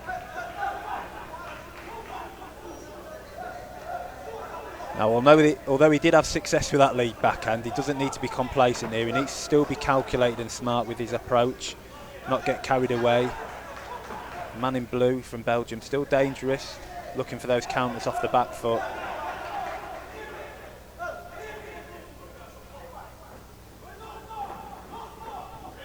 And again, I've said this in previous bouts where there's been standing counts. A standing count does not automatically mean a 10-8 round in amateur boxing.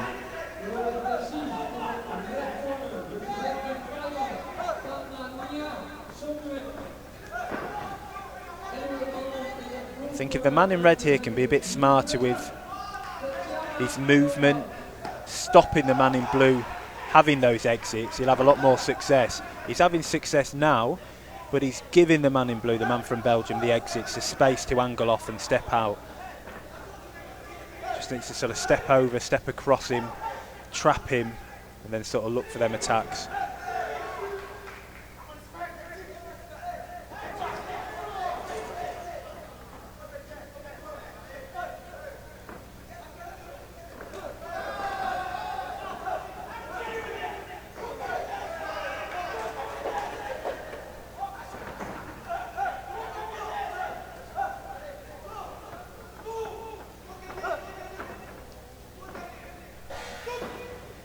Really enjoyable first round that, by two boxers I didn't know too much about before this competition.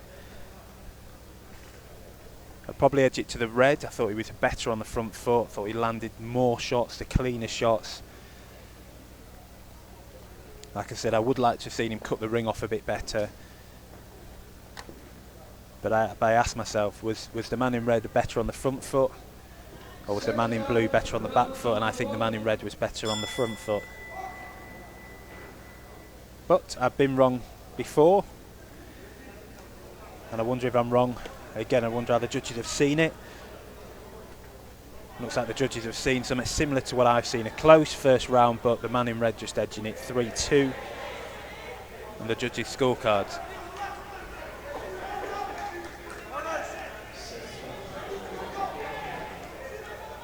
What to change for the man in blue? I think first off, he's waiting too long. Yes, he's working on the counter, but probably needs to draw a little bit more from the man in red. Feints, vary the tempo when he is pivoting and escaping off. Don't just sort of step away, maybe bringing that attack. Yes, you've made him miss, or yes, you've exited, but now's your time to strike before your opponent resets. For the man in red, exactly what I was saying in the first round. Cut off the ring a little bit better, trap a little bit better. Don't allow your man in blue to have exits. Work behind that lead hand. Upstairs and downstairs. Offbeat punches.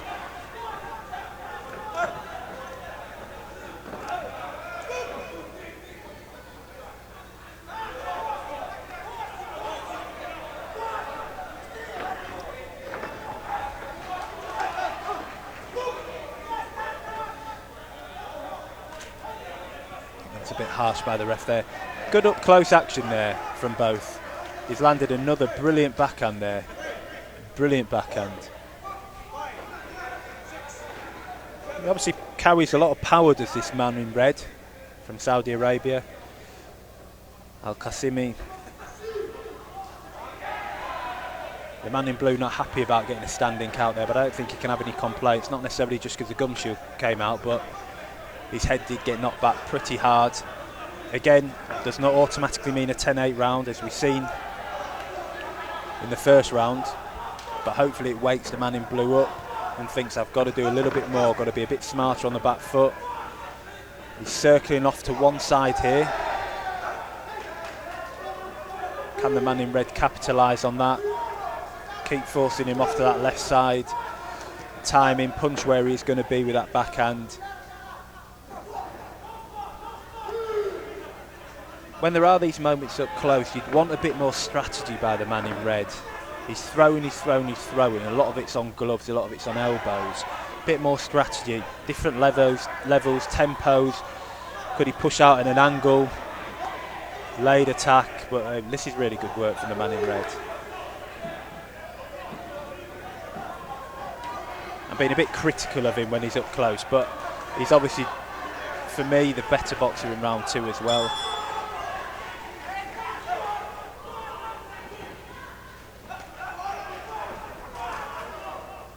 I think the other thing to bear in mind, the judges will be looking at skill execution here. So things like, how is a boxer's balance when they throw? And again, this is going to sound super critical, but the man in blue, very, very unbalanced, quite wild in his movements. And it all plays a factor in the judging.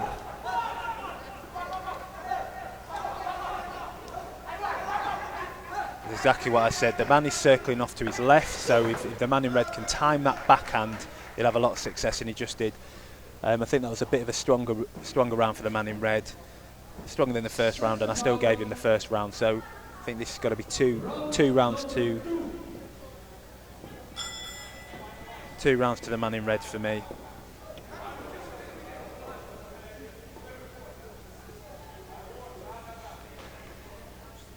And 4 out of the 5 judges also saw it that way.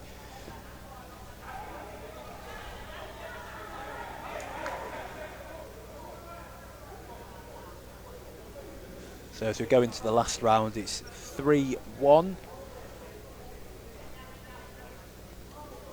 3 to the man in red, 1 to the man in blue, and then 1 judge equal. So we have to see something pretty spectacular from the man in blue. Has he got it? I don't believe he does, but he's got 3 minutes to show me and probably many other people wrong. And for me, the man in red, I wouldn't change a thing. I think the man in red's been effective, working on that front foot. Probably still needs to have that patience in his attacks. Time that backhand to perfection.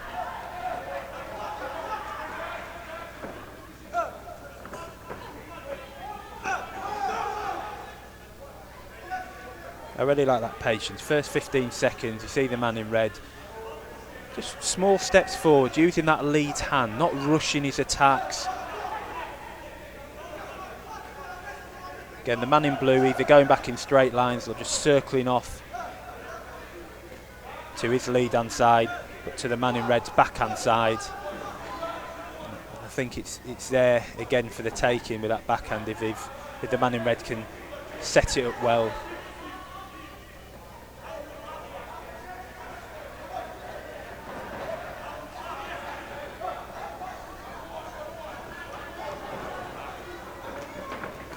I'd like to see him go to the body. I think that was a prime example. I am sounding a bit overly critical here, but I think that was a prime example where the man in red could have gone to the body a little bit more, up close, pulling out the Ali shuffle now. He's enjoying himself, isn't he, the man in red? Enjoying himself.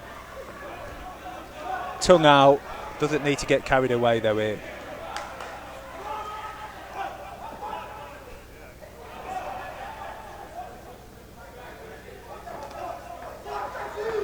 See, that's the shot to take. Didn't quite land. But when you've got an opponent who's circling off to your backhand side, their lead hand side as an orthodox versus orthodox, get them walking onto that backhand. Jab, force them that way. And either punch where their head's going to be or step across and throw that backhand. Good sort of offbeat lead backhand again then, doubled it up. Really good work from the man in red. I am really impressed with this guy.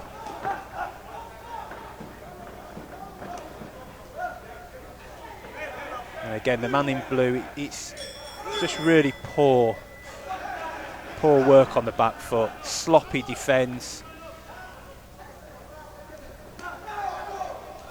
He might look like he's elusive, but he's not. It's really sloppy defence.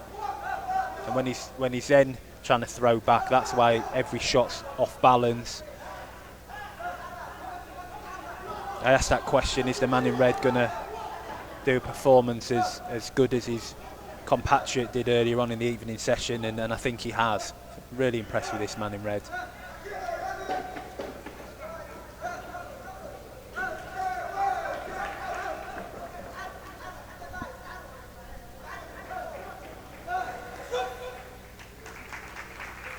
Good fight there and hugging it out at the end, which is a good sign of respect from boxers. For the third and final round.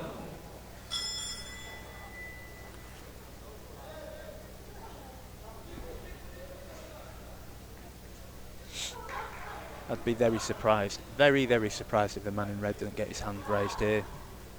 Impressive performance and a good start to the rest of the men's 65 kilogram elite boxing we've got coming after.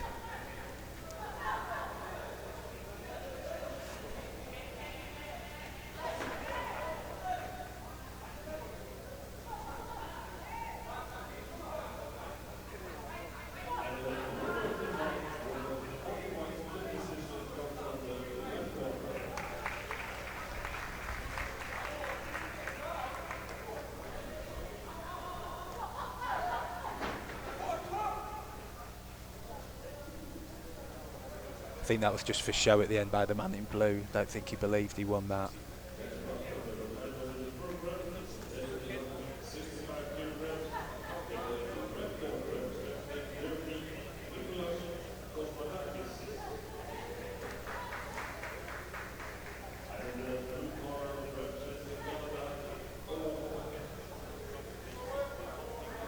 So I think this will be a very interesting bout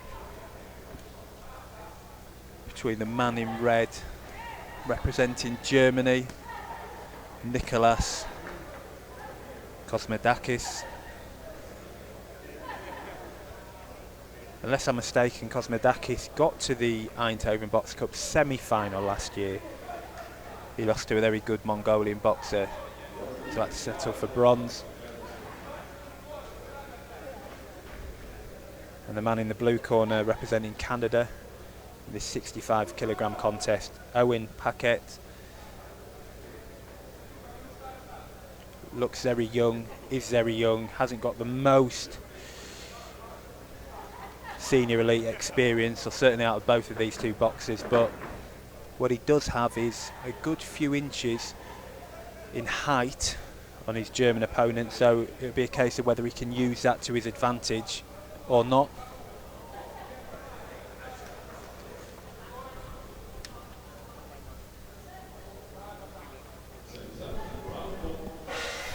And I'm now joined by another guest. Welcome. Hello, how are you? I'm fine. How are you? I'm very good. It's an amazing tournament so far. It is. It is. And do you want to let the people know listening what you do, who you are? Yes, I'm Koen from the Eindhoven Box Cup. I'm in the organization and I'm the most important guy because I'm the financial director. The man with the money. That's it. That's why all people are so friendly. The most are extremely friendly to me. I should have stood up when I shook your hand then, shouldn't I? You should. You will regret it. There we go.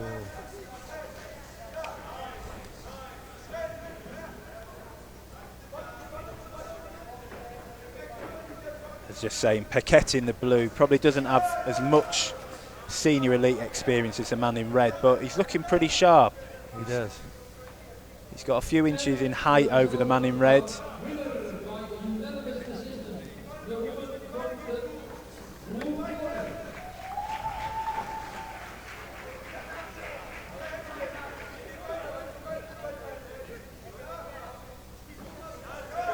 Good counter backhand there by the man in blue. You can tell what both of them are trying to do. Create openings and look to land that counter. I think he gets a little more confidence with his length now during the game.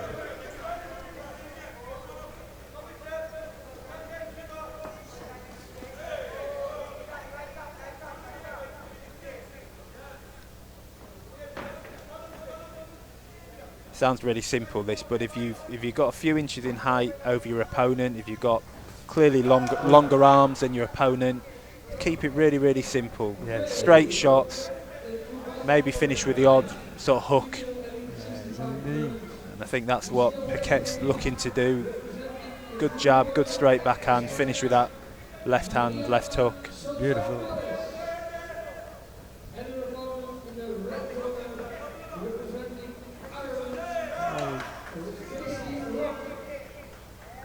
Got a very wide stance as well as Paquette, settled into it, obviously trying to generate power into his shots. He's extremely wide standing. Mm-hmm.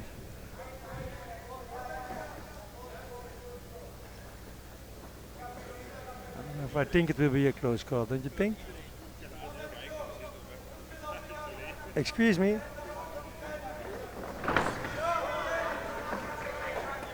Yes, there we go, last 10 seconds.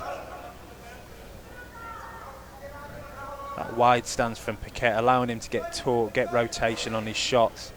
Good first round from both boxers there. I think Paquette, for me, is the winner of that round. I thought he had the better shots, controlled the pace better, controlled the ring better. He does. Overall winner so far.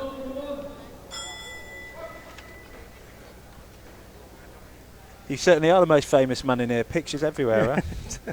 All tournament didn't take a picture of you. I'm just 2 minutes. Yeah, I've been here for 6 hours and no one's taken one picture. You've been here for 5 minutes and everyone's taking pictures. Yes, yes. And you know why?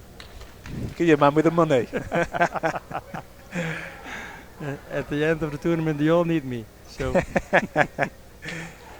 Yes, I think the judges saw it the way I did, which was a man in blue, probably controlling things a lot better there. Pace of the bout, distance, landing the better shots.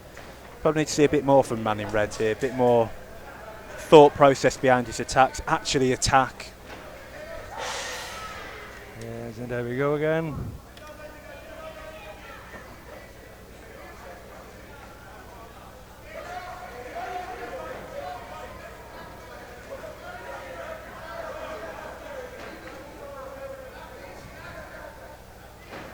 I'm really impressed by the man in blue, Paquette. He's looking super composed in there. Yes, he does.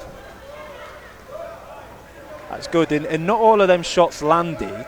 No. But again, I would argue from where I'm sitting, Paquette, the man in blue, had the better of those exchanges. He initiated it, he ended it better. Yeah. Both landed, but I think that might be swaying the judges. But again, judges from the other angles might see something a little bit different. No, I think that's right. He's really playing it simply. Doesn't take too much effort, but why doesn't he take over the middle of the ring? You know. Yeah, the man in the red has got the centre of the ring, but I think the man in blue's comfortable. I think Paquette's quite comfortable with that. He's got that wide stance. That wide stance would indicate to me he's looking to get his opponent in red to step in, and then he's looking to time that backhand, and he's landed that backhand a good few times. There you go again. Yes, beautiful.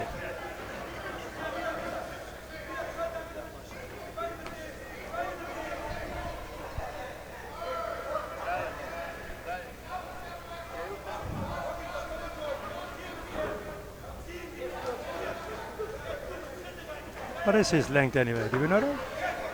I don't know, but he looks bloody tall from here, doesn't he? Well, I think everyone looks tall when you sat down here, but it's the height and the reach. He's got such long arms. Yes. I think that's better from the man in red, though. I think he needs to step in, though. So he landed a good shot there, and then he sort of stayed without doing much. He needs to sort of step in, double his attacks. Again, Paquette's running the pace of this bout off the back foot. He's dictating everything.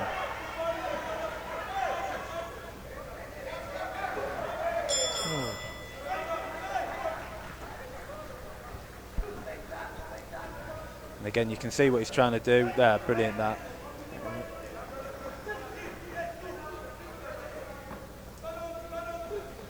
I really like the look of this Paquette in blue. Again, not seen much of him before, but I like how he's timing his shots. I like how he's trying to finish with his left hand. Yeah, it's not a standard box, but it's very nice to see.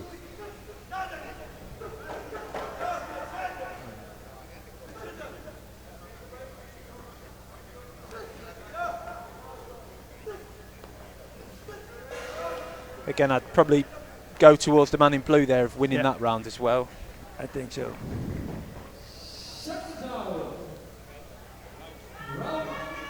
He did send a beautiful preview movie before the tournament. Have you seen it? Who, the man in blue? Yes, the man in blue. He sent a preview to Jeremy. It was really amazing. You see a nice, friendly.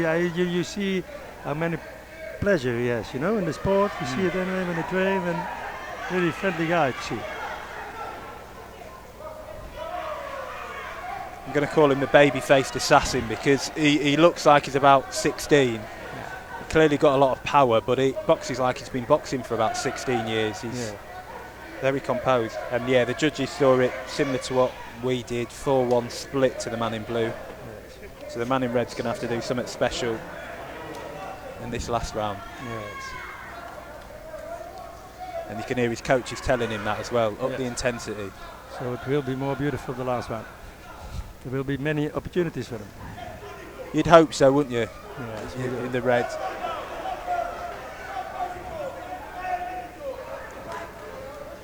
And he is having some success.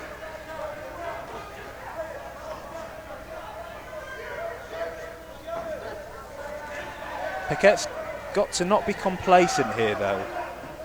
He knows his opponent's going to try and come on strong. He knows his opponent's going to have to increase the intensity here.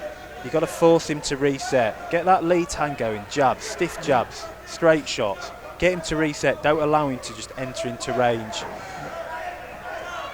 easily.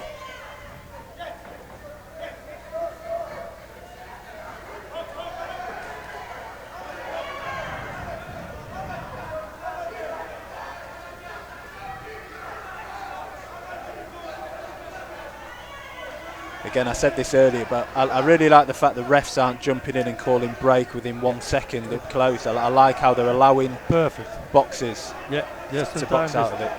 Just in time to start again boxing again, and he just did a good decision, you know?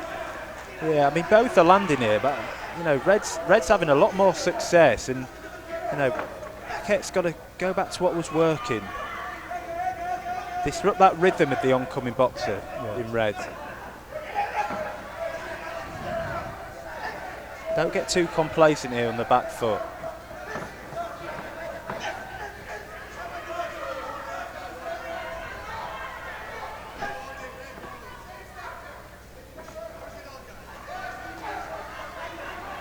Are you enjoying the competition so far? I do, yes. I like to see all kind of the streets from all the world, you know, the different styles. If you see the Filipinos, you see them against the Canadian or whatever, it's that makes every day, it makes very interesting. Yeah. You see the typical Ukraine boxers, we know how they box. You see the fighters from Ireland or whatever. Very nice. Yeah, I agree. It's so good when you get competitions like this, boxers from across the globe getting together and just exhibiting their very unique styles. Yes. And actually, I was saying earlier, whilst it would have been good to have some of the other nations like your Uzbekistan, your Brazil, your Kazakhs, your Indians here, actually I think what not having them here really opens up the competition and field. It does. Really. To a lot of boxers we don't know much about. No. I remember the Mongolian people, you know, a few years ago. It was amazing. It's really, really typical style, so fast, so beautiful to see. Tough kids are the Mongolians, very tough. Yes. So it's interesting that I would give that last round to the man in red. I still think it's a 2-1 to the man in blue, but not enough anyway. He did his best. Yeah? Against such a tall guy. What's up? Amazing job. Amazing. Ik moet nog wel wat dingen doen, vriend. Moet ik hier nog blijven zitten? Nee, leg maar neer. Ja? Komt nog één wedstrijdje. You'll have to leave your job in finance and get a job doing this, huh? Wat jij wil, wat jij wil. Ja, nee, super.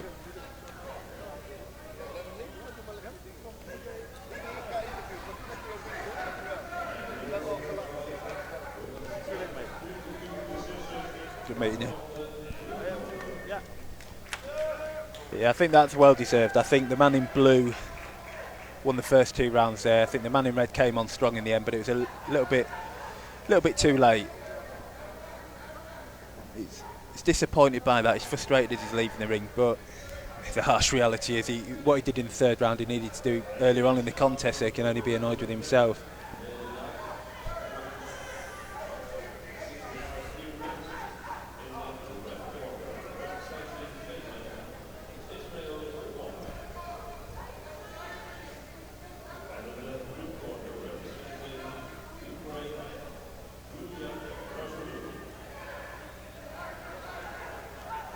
This is going to be another interesting matchup here.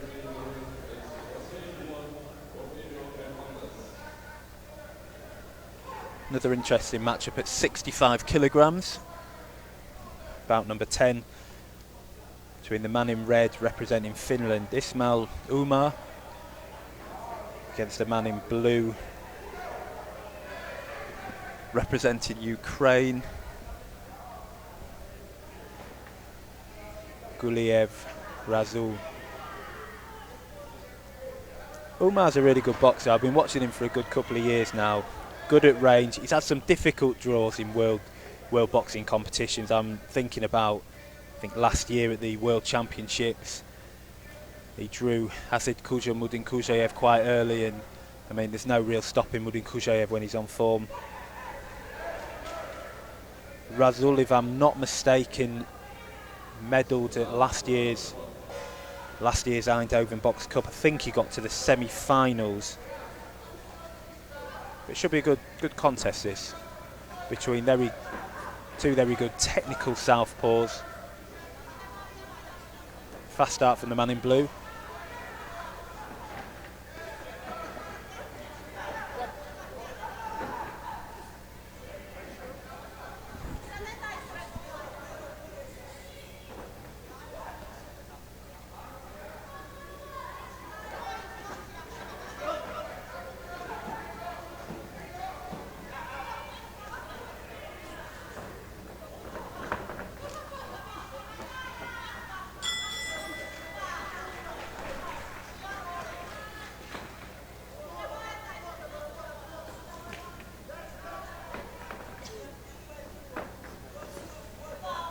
You can see what both boxers are trying to do early on. Man in blue taking the centre of the ring, looking to initiate the exchanges. Man in red looking to time the man in blue as he steps in. Man in red probably just needs to be a little bit more active with the feints, with the lead hand.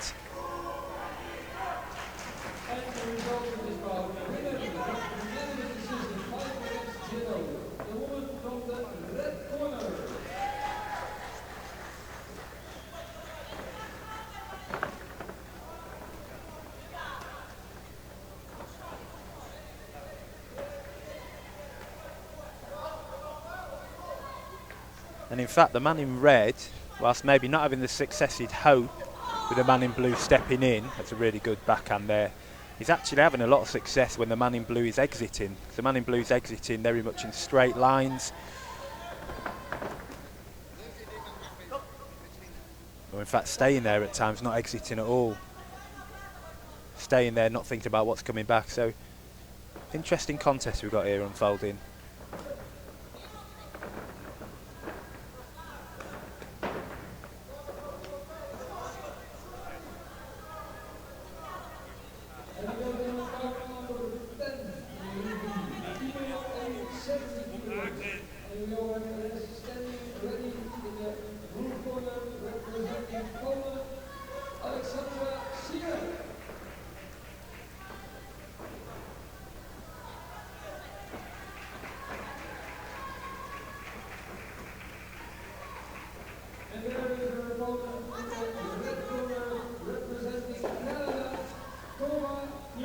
Now the man in blue catching the man in red when they're entering. I don't think either boxer is using their lead hand quite enough in this bout. The man in red throws his hand in the air thinking he's won that. I'm not too sure. Quite a difficult round to score that. I think both landed good shots. I'd probably just edge it ever so slightly to the man in blue.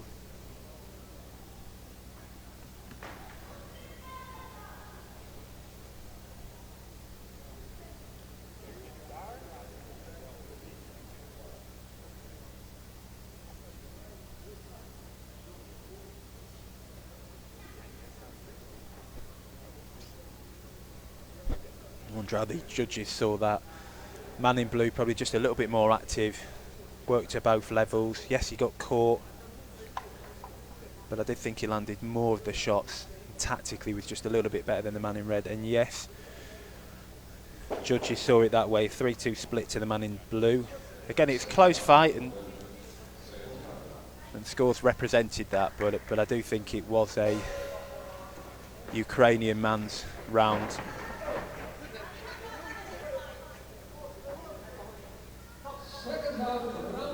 What will the man in red do differently? I think exactly what I was saying throughout the whole round. Get that lead hand going a little bit more. Everything's going up to one level. I think you've got to start tapping downstairs a little bit, getting the man in blue to start thinking that actually punches aren't just coming to my head, they're coming downstairs. Get him to drop his guard a little bit. Man in blue probably just more of the same, just a bit more complacency and a bit more strategy when up close. And what I mean by that is not necessarily when he's throwing, but thinking about what's coming back.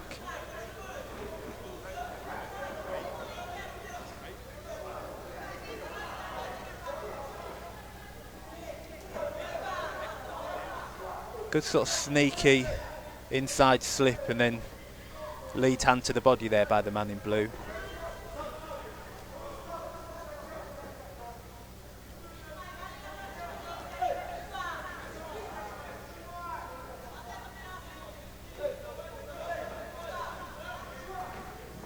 And finally, he's started going to the body, the man in red. Hopefully it's not too late.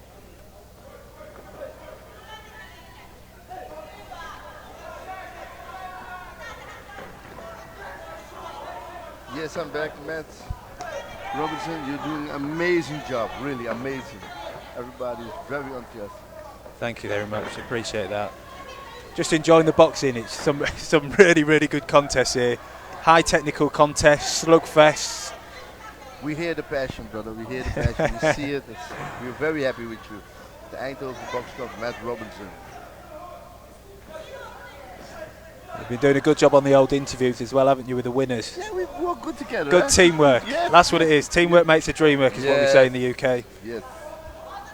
I'm sure that's not mutually exclusive to the UK either.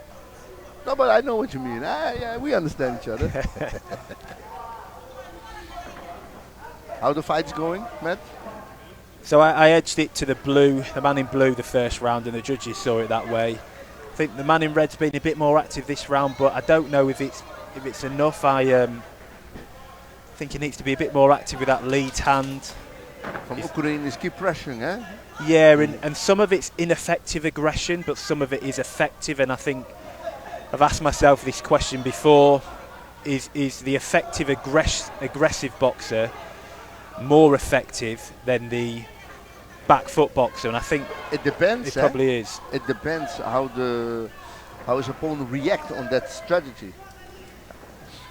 Yeah, I think the man in blue's been more effective on the front foot than the man in red's been effective on the back foot, and I think he probably edges this round as well. But I guess we'll see. I've been wrong before today. I might be wrong again. No, there's no problem. But you can do that because you and me, we're not a judge. Yeah. We just say what we see. We've got the easy job. Yes, we got the easy job. I think we have 4 boxing matches to go. And then day 1 is a wrap. Day 1's a wrap, and then we've got day 2, day 3. Day 4. And day 4. Yes, and you make your debut today here at the Eindhoven Box Cup. And we are very happy. Eh? Yeah, it's been a good experience. It's enjoyable. Yeah. Seeing the action up close. Yeah, that's a good one. How does it for you? This first time here, this close at the ring, different than you normally analyze a match. Yeah, so normally when I'm this close to the ring, it's when I'm coaching a boxer in the corner. Yeah. But yeah, different feel today and very enjoyable. Look. Yeah. So the Same man in game blue. plan, eh? Yeah, the man in blue, 3-2 again that round. So man in red, again, probably has to do a few things a little bit different. Well, you're going to watch the score, eh?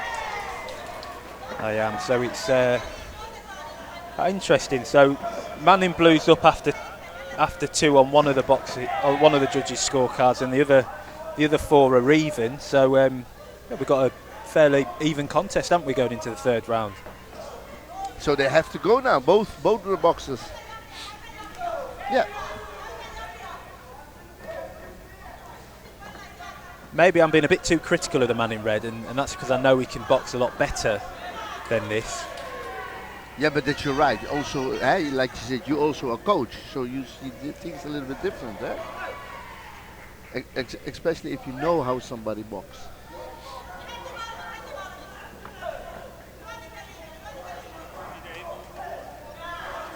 Good sneaky backhand downstairs there.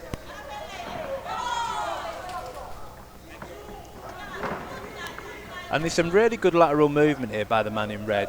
Yeah. Umar.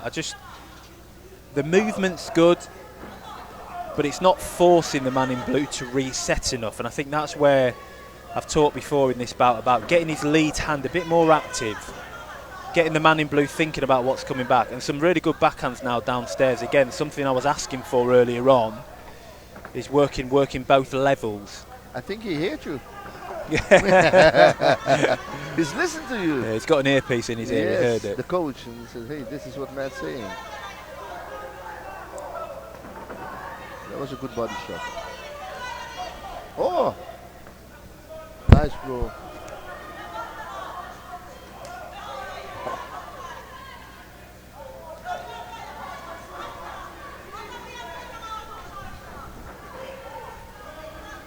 So interestingly, I think from where I'm sitting, the man in red, for the first time in the fight, the first round in the fight, looks to be enjoying himself a little bit more, looks to be working Relaxed, at his pace, relaxed.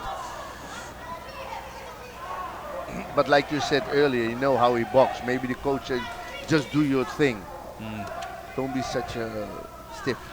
Yeah, maybe he's taking a couple of rounds to settle. To feel the energy, feel the ring.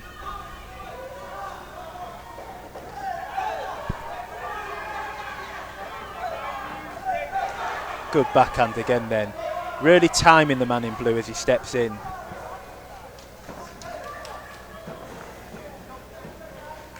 Good fight that. Very good fight. And actually, although I'd given or edged both of the first 2 rounds to the man in blue, obviously the judges didn't see it that way, I'd probably edged that last round to the man in red. And I think if the man in red did win that last round, he's won the contest. Then they did a good job. Because we thought the blue won, the first 2 rounds. Yeah, I thought the blue edged the first 2 rounds, but it's split. That was a brilliant last round then to come back. I mean, the Ukrainians aren't happy, but if you're going off what the judges scored after 2 rounds, which was even on 4, blue up on 1, I think it's a fair winner with the red, one in red winning that last round. Did a good job.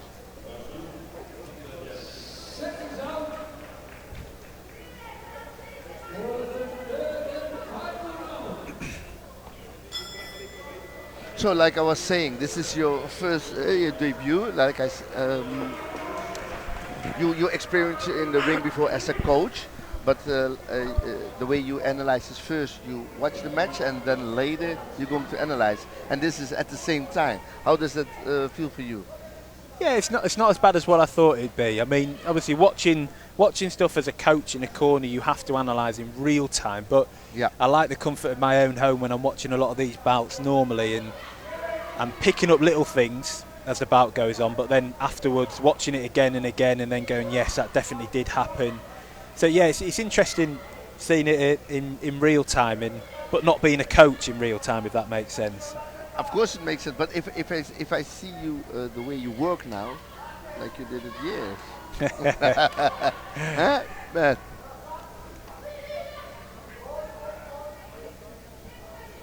I have to go to take this one. Good luck, my man. I would try somebody else.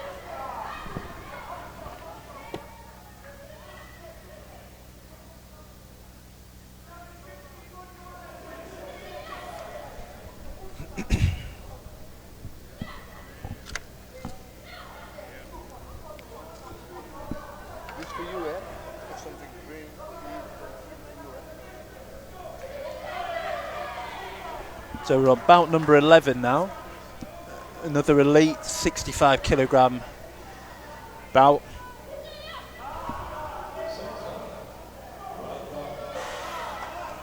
Between the man in red from Belgium and the man in blue from Germany. Man in red much more experienced than the man in blue.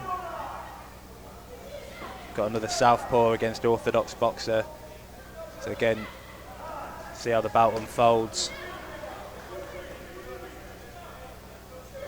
Will it be cagey like we've seen some of the other orthodox versus southpaw bouts? Will it be a slugfest like we've seen some of the other orthodox southpaw bouts?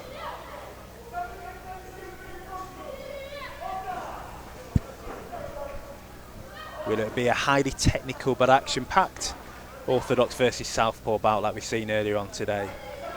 Only time will tell. Both boxers starting well, looking balanced, looking to set up their attacks.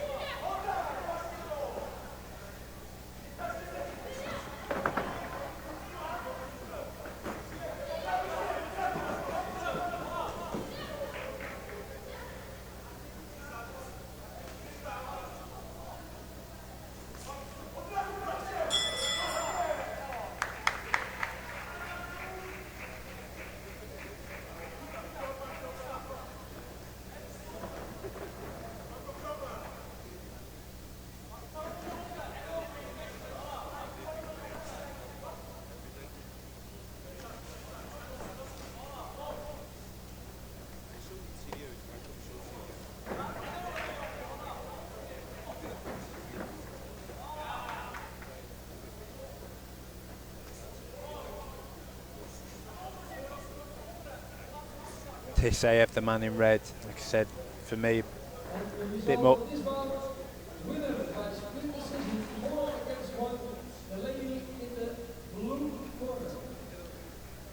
Tisayev just a bit more experience than the man in blue, in my opinion. Yes, he's lost against some of the mid-level operators at the weight, but he's had much more experience on that elite international stage. Boxams earlier this year.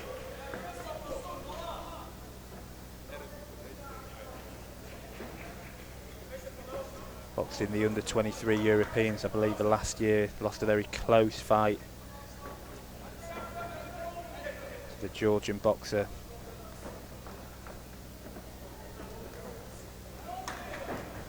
And then even last year at Eindhoven Box Cup, reached the semi-final stage. And lost to a very tough Ukrainian boxer, Artur Kuzmenko. But the man in blue's not done too bad here. Close round to score that. I think both are having some success, some good defences from both as well. Not many clean punches, not many scoring punches landing throughout. Probably edge it ever so slightly to the man in red. Thought his ring generalship was just a bit better.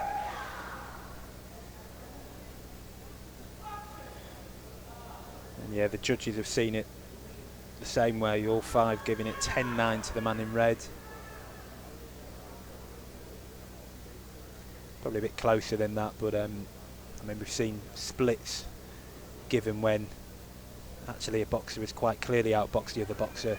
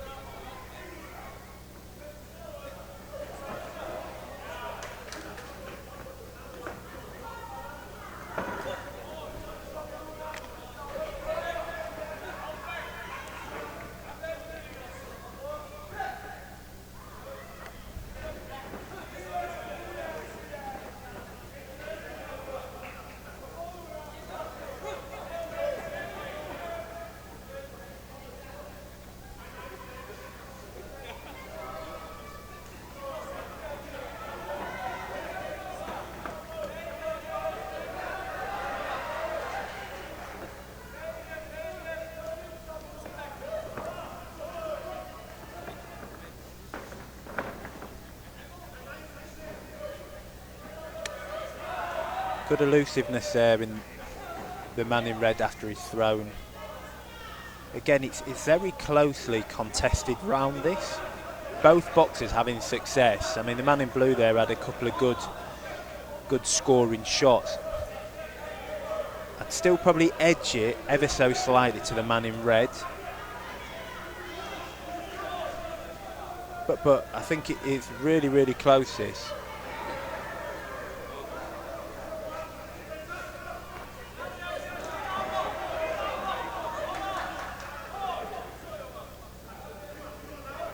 Good end to the exchange there. And I think that's probably why I just ever so slightly edge it to the man in red. For the most part, he's winning the exchanges or looking the boss with those exchanges. They're both landing good, clean shots. They're both also defending quite well. But again, I'd probably edge it to the man in red.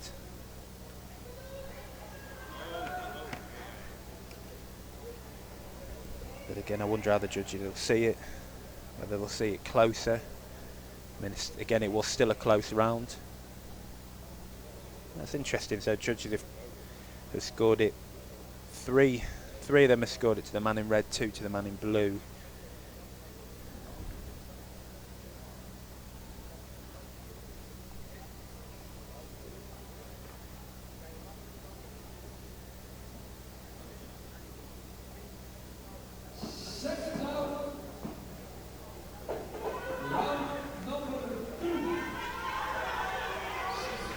So it's not out of reach for the man in blue, but he definitely has to up things a little bit here.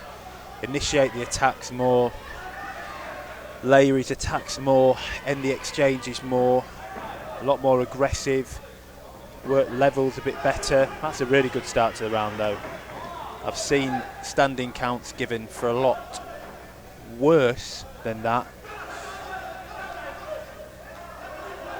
earlier in the competition. So it's a really good start for the man in blue, like I said, and he needs to keep this up. He needs to dictate the pace here. He needs to keep pushing forward, work both levels, catch and shoot. So he caught that body shot from the man in red, should immediately respond.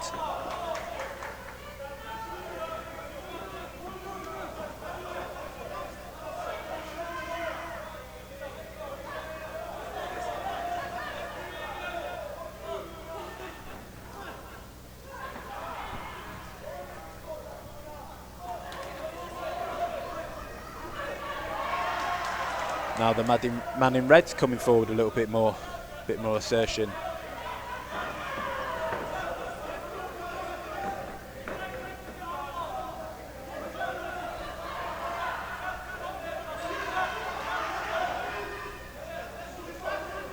I mean, there's been times in this bout where there's been those phases in attacks. I mean, a good proportion of this fight has very much been a you go, I go, so you go, I'll block, then I'll go, and you block.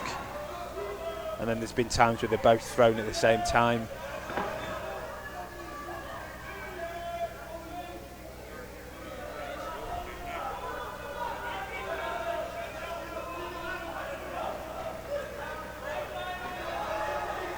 It's been an intriguing watch.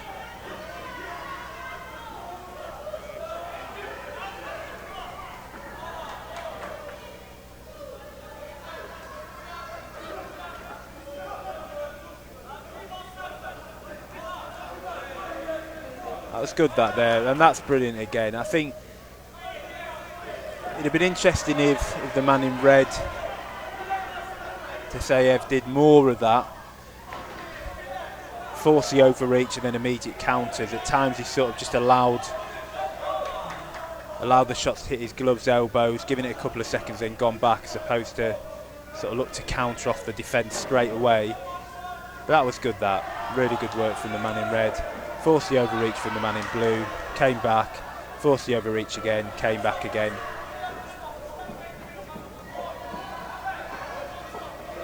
And although the man in blue started this round positively, I think the man in red, after that first 30-40 seconds, has ended the round a lot stronger, and I'd be very surprised if the man in red didn't have his arm raised.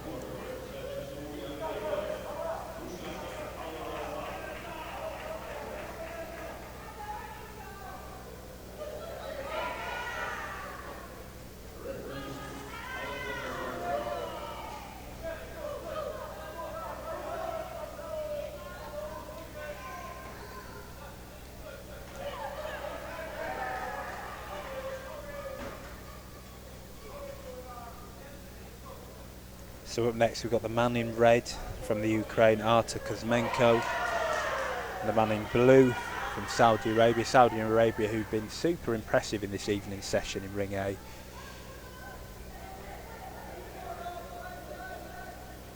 Musa Al Hassor.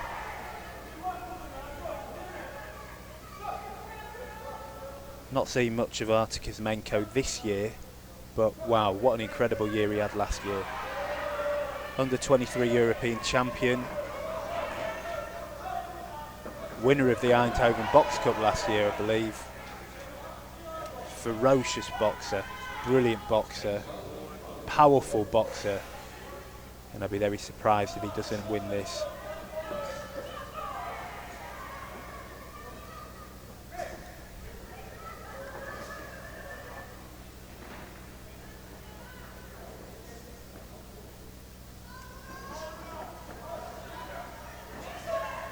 And if I'm not mistaken, the man in red, Artur Kuzmenko, is unbeaten as a senior.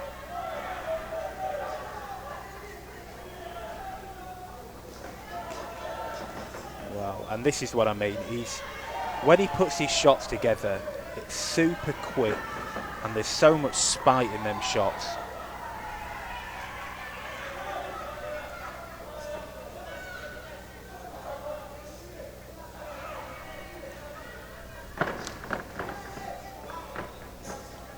So much versatility in them shots as well. His ability to sort of twist them hips, twist that upper body, get a lot of torque into his shots so rapidly, whilst also then remaining elusive and evasive for what's coming back. Man in blue here would be much more effective if he boxed to his attributes. He's obviously a lot taller than his opponent Kuzmenko.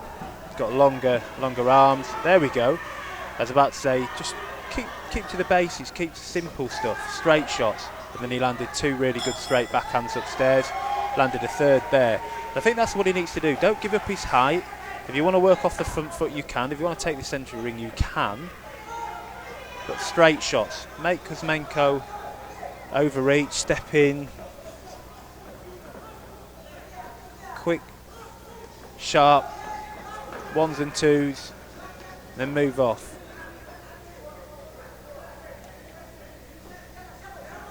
Very interesting this. So I know we've still got some of the first round left.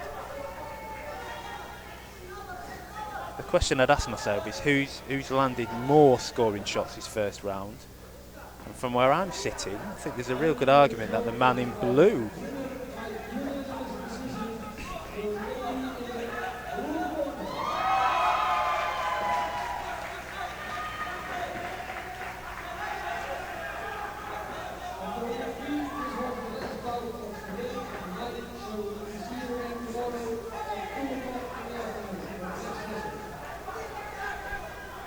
I said that, and then Kuzmenko looked a bit more aggressive, landed some, but man in blue still having success, and Kuzmenko needs to be a bit more respectful of what's coming back. I mean, that was a good southpaw backhand upstairs. Very good first round, that. Got a bit more tasty as the fight went on. And in true Ukrainian fashion, Kuzmenko stood there, decided not to take a seat in between rounds. And his opponent from Saudi Arabia in the blue doing the exact same.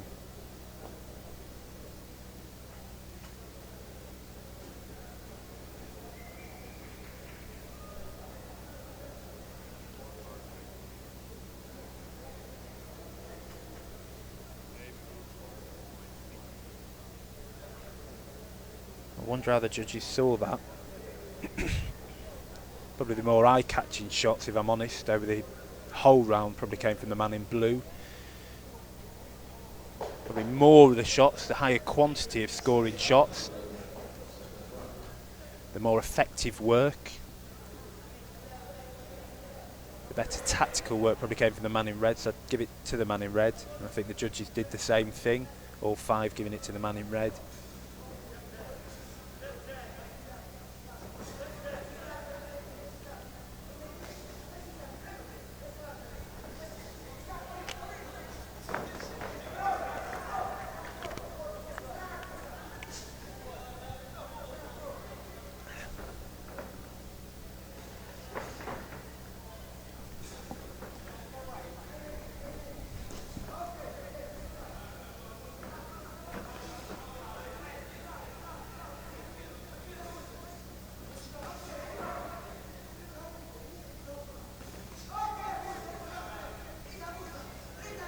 Good shot there from Kuzmenko. Ben did get caught, I think, by a backhand from the man in blue, and then actually finished it quite well.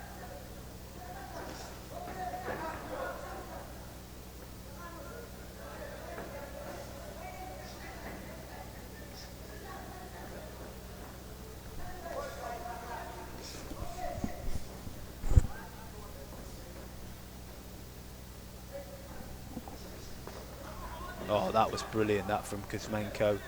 I mean, in true Ukrainian fashion, again, similar to what we saw from Vasco and some of the other Ukrainian boxers today. The way they work the levels, the way they strategically work the levels, their placement of the shots, the power in the shots, round the side, up the middle, so effective. Obviously quite damaging as well as an opponent.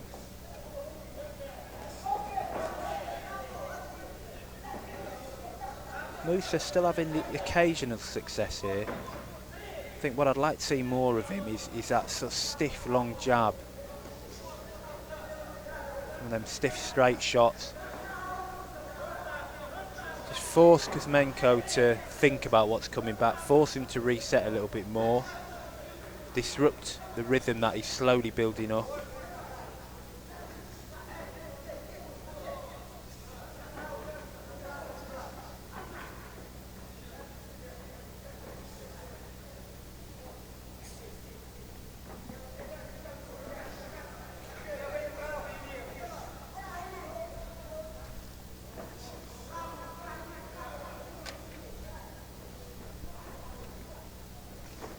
Whoa, that was a brilliant shot.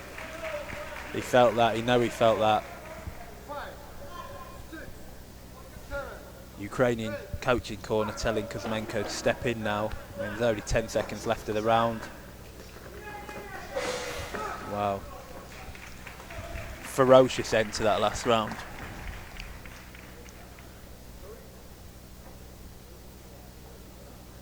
I mean, it was Kuzmenko's round anyways, but I think with that standing 8 count, it just reinforced it even more. And what's interesting, that last 10-15 seconds you saw from Kuzmenko,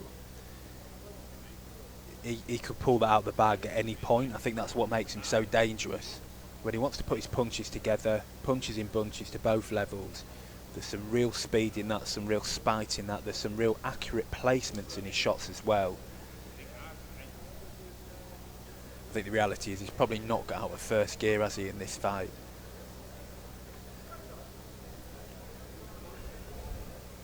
I'd be surprised if it was anything less than a unanimous again for that second round. And it is all 5 judges scoring it for Kuzmenko. I don't think Moose is giving a bad account of himself though today. And actually quite impressed by a boxer who's clearly a lot less experienced than Kuzmenko, a lot less explosive and a lot less dangerous.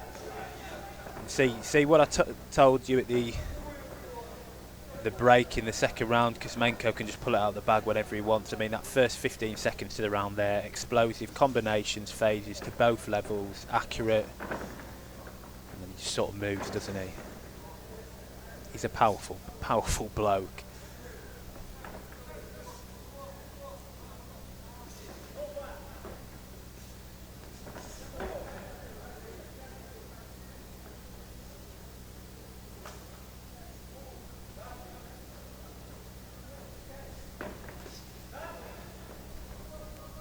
Brilliant whipping body shot in there by the man in red.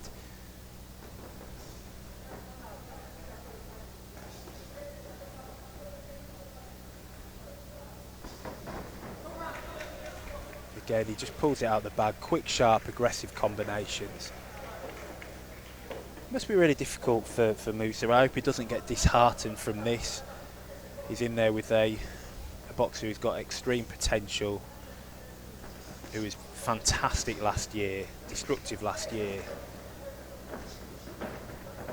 He hasn't been too bad, and I think he'll learn a lot from this. It's experience. He's still landed some successful shots, probably a little bit too one-paced, a little bit too one-dimensional. I say that, and then he adopts a southpaw stance, which he hasn't done for the whole bout. So maybe there is other dimensions to his boxing. But I think if Kuzmenko really wanted to turn it up and turn it on, he could.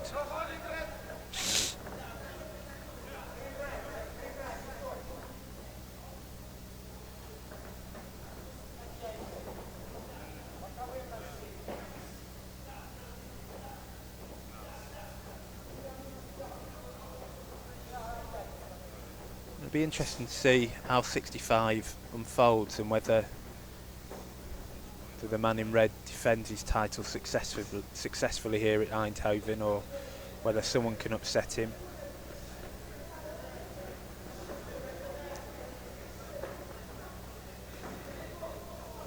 Would have been very interesting if we had the representatives from the likes of Uzbekistan, with Mudin Kujayev here, Kazakhstan, Erdogan,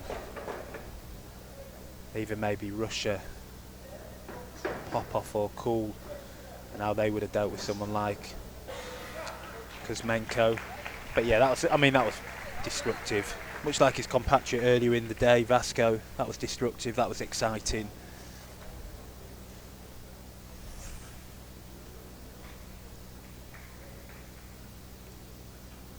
I'm joined again by Jeremy. Did you catch much of this bout? Good evening. I did not actually. I did not. But I know Vasco. He is extremely strong. Extremely strong. He won a gold medal last year in this tournament. Yeah, Kuzmenko in the red. Yes, Kuzmenko. And he's powerful boxer. One of the strongest boxers in this Ukraine squad this year. Yeah, very, very good performance by him. He's not. If I've got it correct, he's not lost since the youth. Since he boxed as a youth, he went unbeaten last year. He won the under-23 European Championships. He won the Eindhoven Box Cup, didn't he, last year? He did, yes. And I was saying in the commentary, he could just turn it on at any point. He looked like he was in first gear throughout the whole bout there, but then when he wanted to, fast, sharp, powerful, accurate combinations. And he's so powerful. All his punches have impact. Yeah. There are no punches where every punch is hard. And it's so varied as well. He'll go round the side, up the middle, step off, round the side, up the middle again. There's a real variety in how he throws and when he throws it.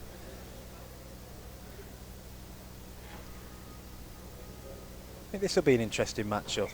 JP Hale from Ireland in the red corner. Against Yildiz from Austria. You have any background about Hale? Yeah, he's a good boxer. He has a bit topsy-turvy over the last few years. He's maybe struggled domestically, funny enough. I think he's lost at the Irish Championships. I think he lost either this year or last year at the Irish Championships, and he's lost a few bouts domestically. But he's also had some really good wins internationally, and usually you have it the other way around, don't you? You know, you're really good and dominant domestically, and then sometimes can struggle internationally. He's sort of done it the opposite way over the last few years. But he's a good boxer. Yes. See, the Austrian team, they also have hired a Cuban coach, Roberto Ibanez. He used to be actually the coach of the Mauritius team. Right. Mauritius team that did win a number of African gold medals. And had even Olympic medalists. When was he coach of Mauritius? 2000s? I think more or less the 2016 till 2023, I think. So quite recent. Yes, wow. Yeah. And one of his boxers was Richano Collin, a bronze medalist on the Olympics. So that Cuban influence is strong, isn't it? It is. You know, Bulgaria, Thailand, Austria. Thailand, Spain, Austria, they all have Cuban head coaches. I think even the great Hector Venem was coaching in Turkey at one point. I don't know if he's still there, the great Cuban from the 90s who unfortunately had to retire early due to an eye injury. Double Olympic champion, probably in the top 20 amateur boxers of all time, really. Oh, you're now having are doing your top 20 of your Instagram list already. I thought it was. We're not there yet. We're not there yet. I thought it was a good opportunity to throw it in. Guys, follow @Matt Robinson on Instagram, and you will see the top 150 greatest amateur boxers ever. And he just revealed one of his top 20 boxers. Yeah, I did, and I spoiled it. They're going to think I'm paying you to say this. I think this is quite an exciting spectacle here. Both boxers sort of throw in. We know about the fighting Irish, but we didn't know about the fighting Austrians yet. Yeah.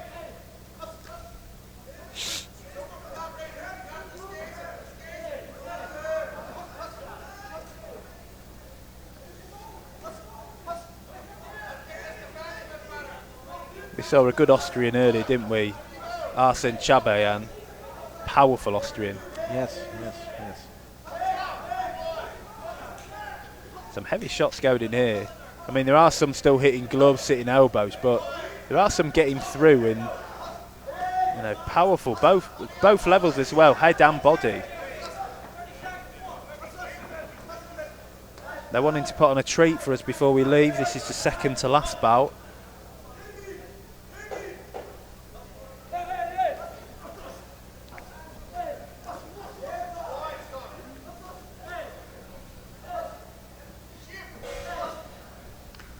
So what do you make of that first round? Well, Arturo Gatti, Mickey Ward-esque, wasn't it? Just standing there trading, but It was. They kept the middle of the ring yeah, together.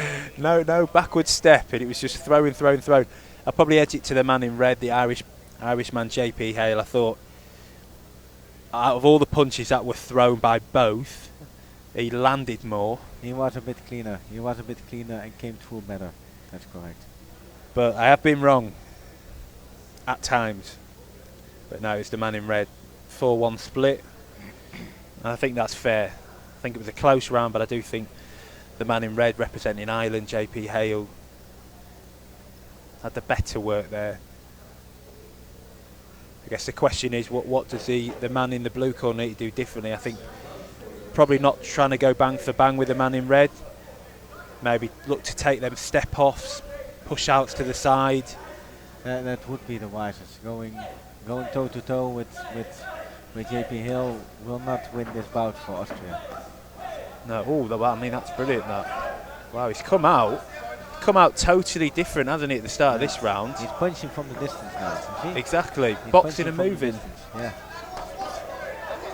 But also, JP Hill is putting some heavy shots in there on the body. Some heavy shots. I don't know if the camera's picking it up, but it's some serious power from both men.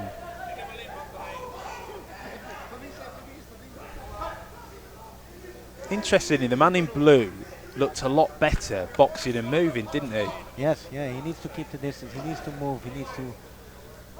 I think he has a little bit more reach than the man in red. I think the man in blue just has a couple of centimeters more, and if he uses it well, he can give us just that advantage on... Yeah, I think he maybe has a bit outside. longer reach, doesn't he? Yeah, he does.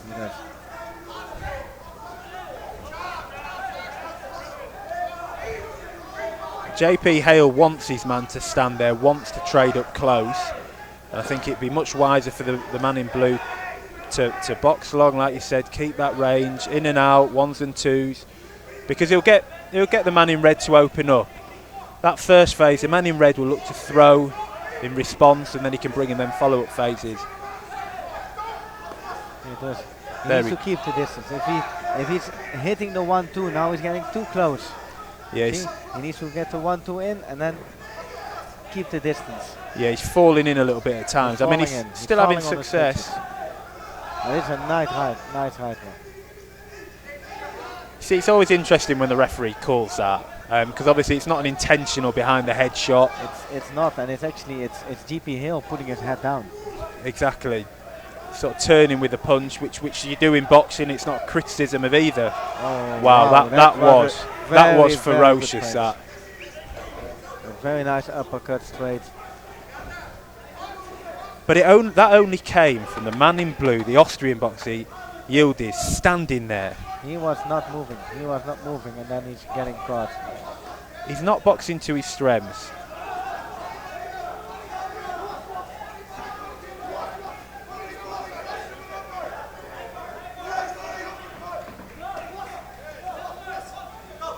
And some really, really thudding body shots going in there. And again, you know, there are two targets in boxing, head and body. Are all of them shots scoring? Maybe, maybe not, but Yildiz definitely feels them. I just saw a very brief clash of heads. I hope they're not hurt. Very good fight. A very nice end with the right cross of GP Hill. It was interesting that, because the man in blue started off well and then also had his moments when he was boxing and moving. I think I'd still probably give it to Hale, not because of the standing 8 count, but I think he adapted more, the momentum shifted in that fight, in that round specifically.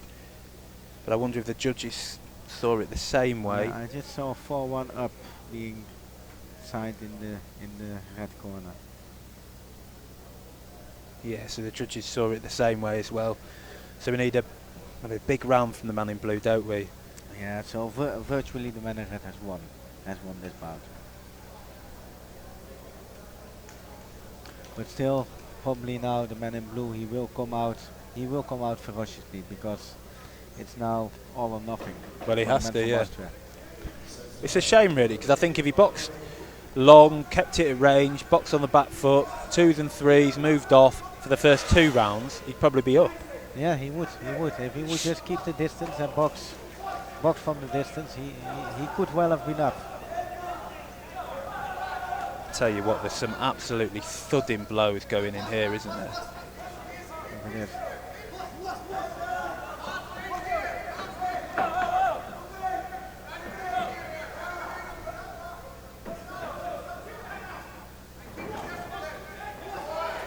GP Hill is putting the power shots in now. He is, and even though some of them are touching elbows, they're still getting through. You feel the elbow pushing into your underbody. Tell you what, and the man especially when it's on the liver, if the elbow is in front, it will push in your liver. It will hurt. Tell you what, the man in blue is going to have a very sore head tomorrow. I think even the man in red will as well. There's been some heavy, heavy shots landed from both.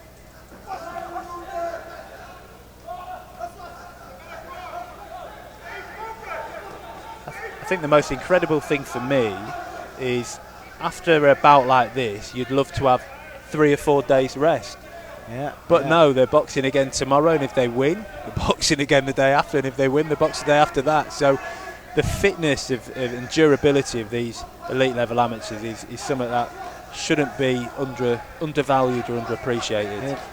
This is really high performance sport. It is high performance sport. These guys need to be so incredibly fit, so incredibly fast in recovery. They do, yeah.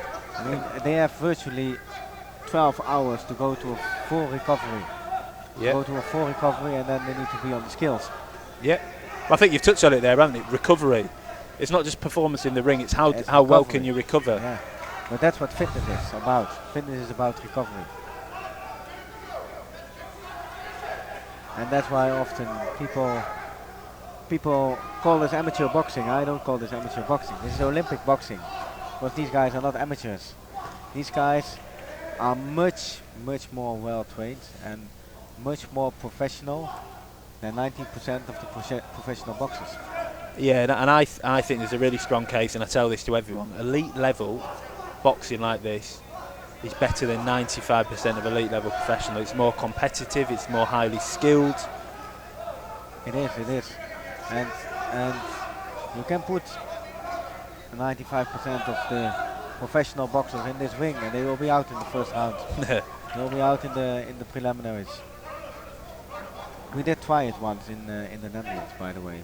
We would have the professionals in the regular Dutch championships. How did they do? And they were all out in the first round. Wow, that was a fight. This was a fight. I think if we're talking about fights of the day, that definitely has to be up there. That was exciting, powerful display by the man in red, JPA. So we're going to the scorecards. I think it's a clear victory for JP Hill, but also the man from Austria, Emin Yildiz, he really pulled off He did. a great fight. I'd be very, very surprised if the man in blue was given 10-8 by all 5 judges in that last No, that's not. fight. That's not possible. Definitely one of the fights of the day so far. A unanimous decision. That was good. I might even just say well done to him.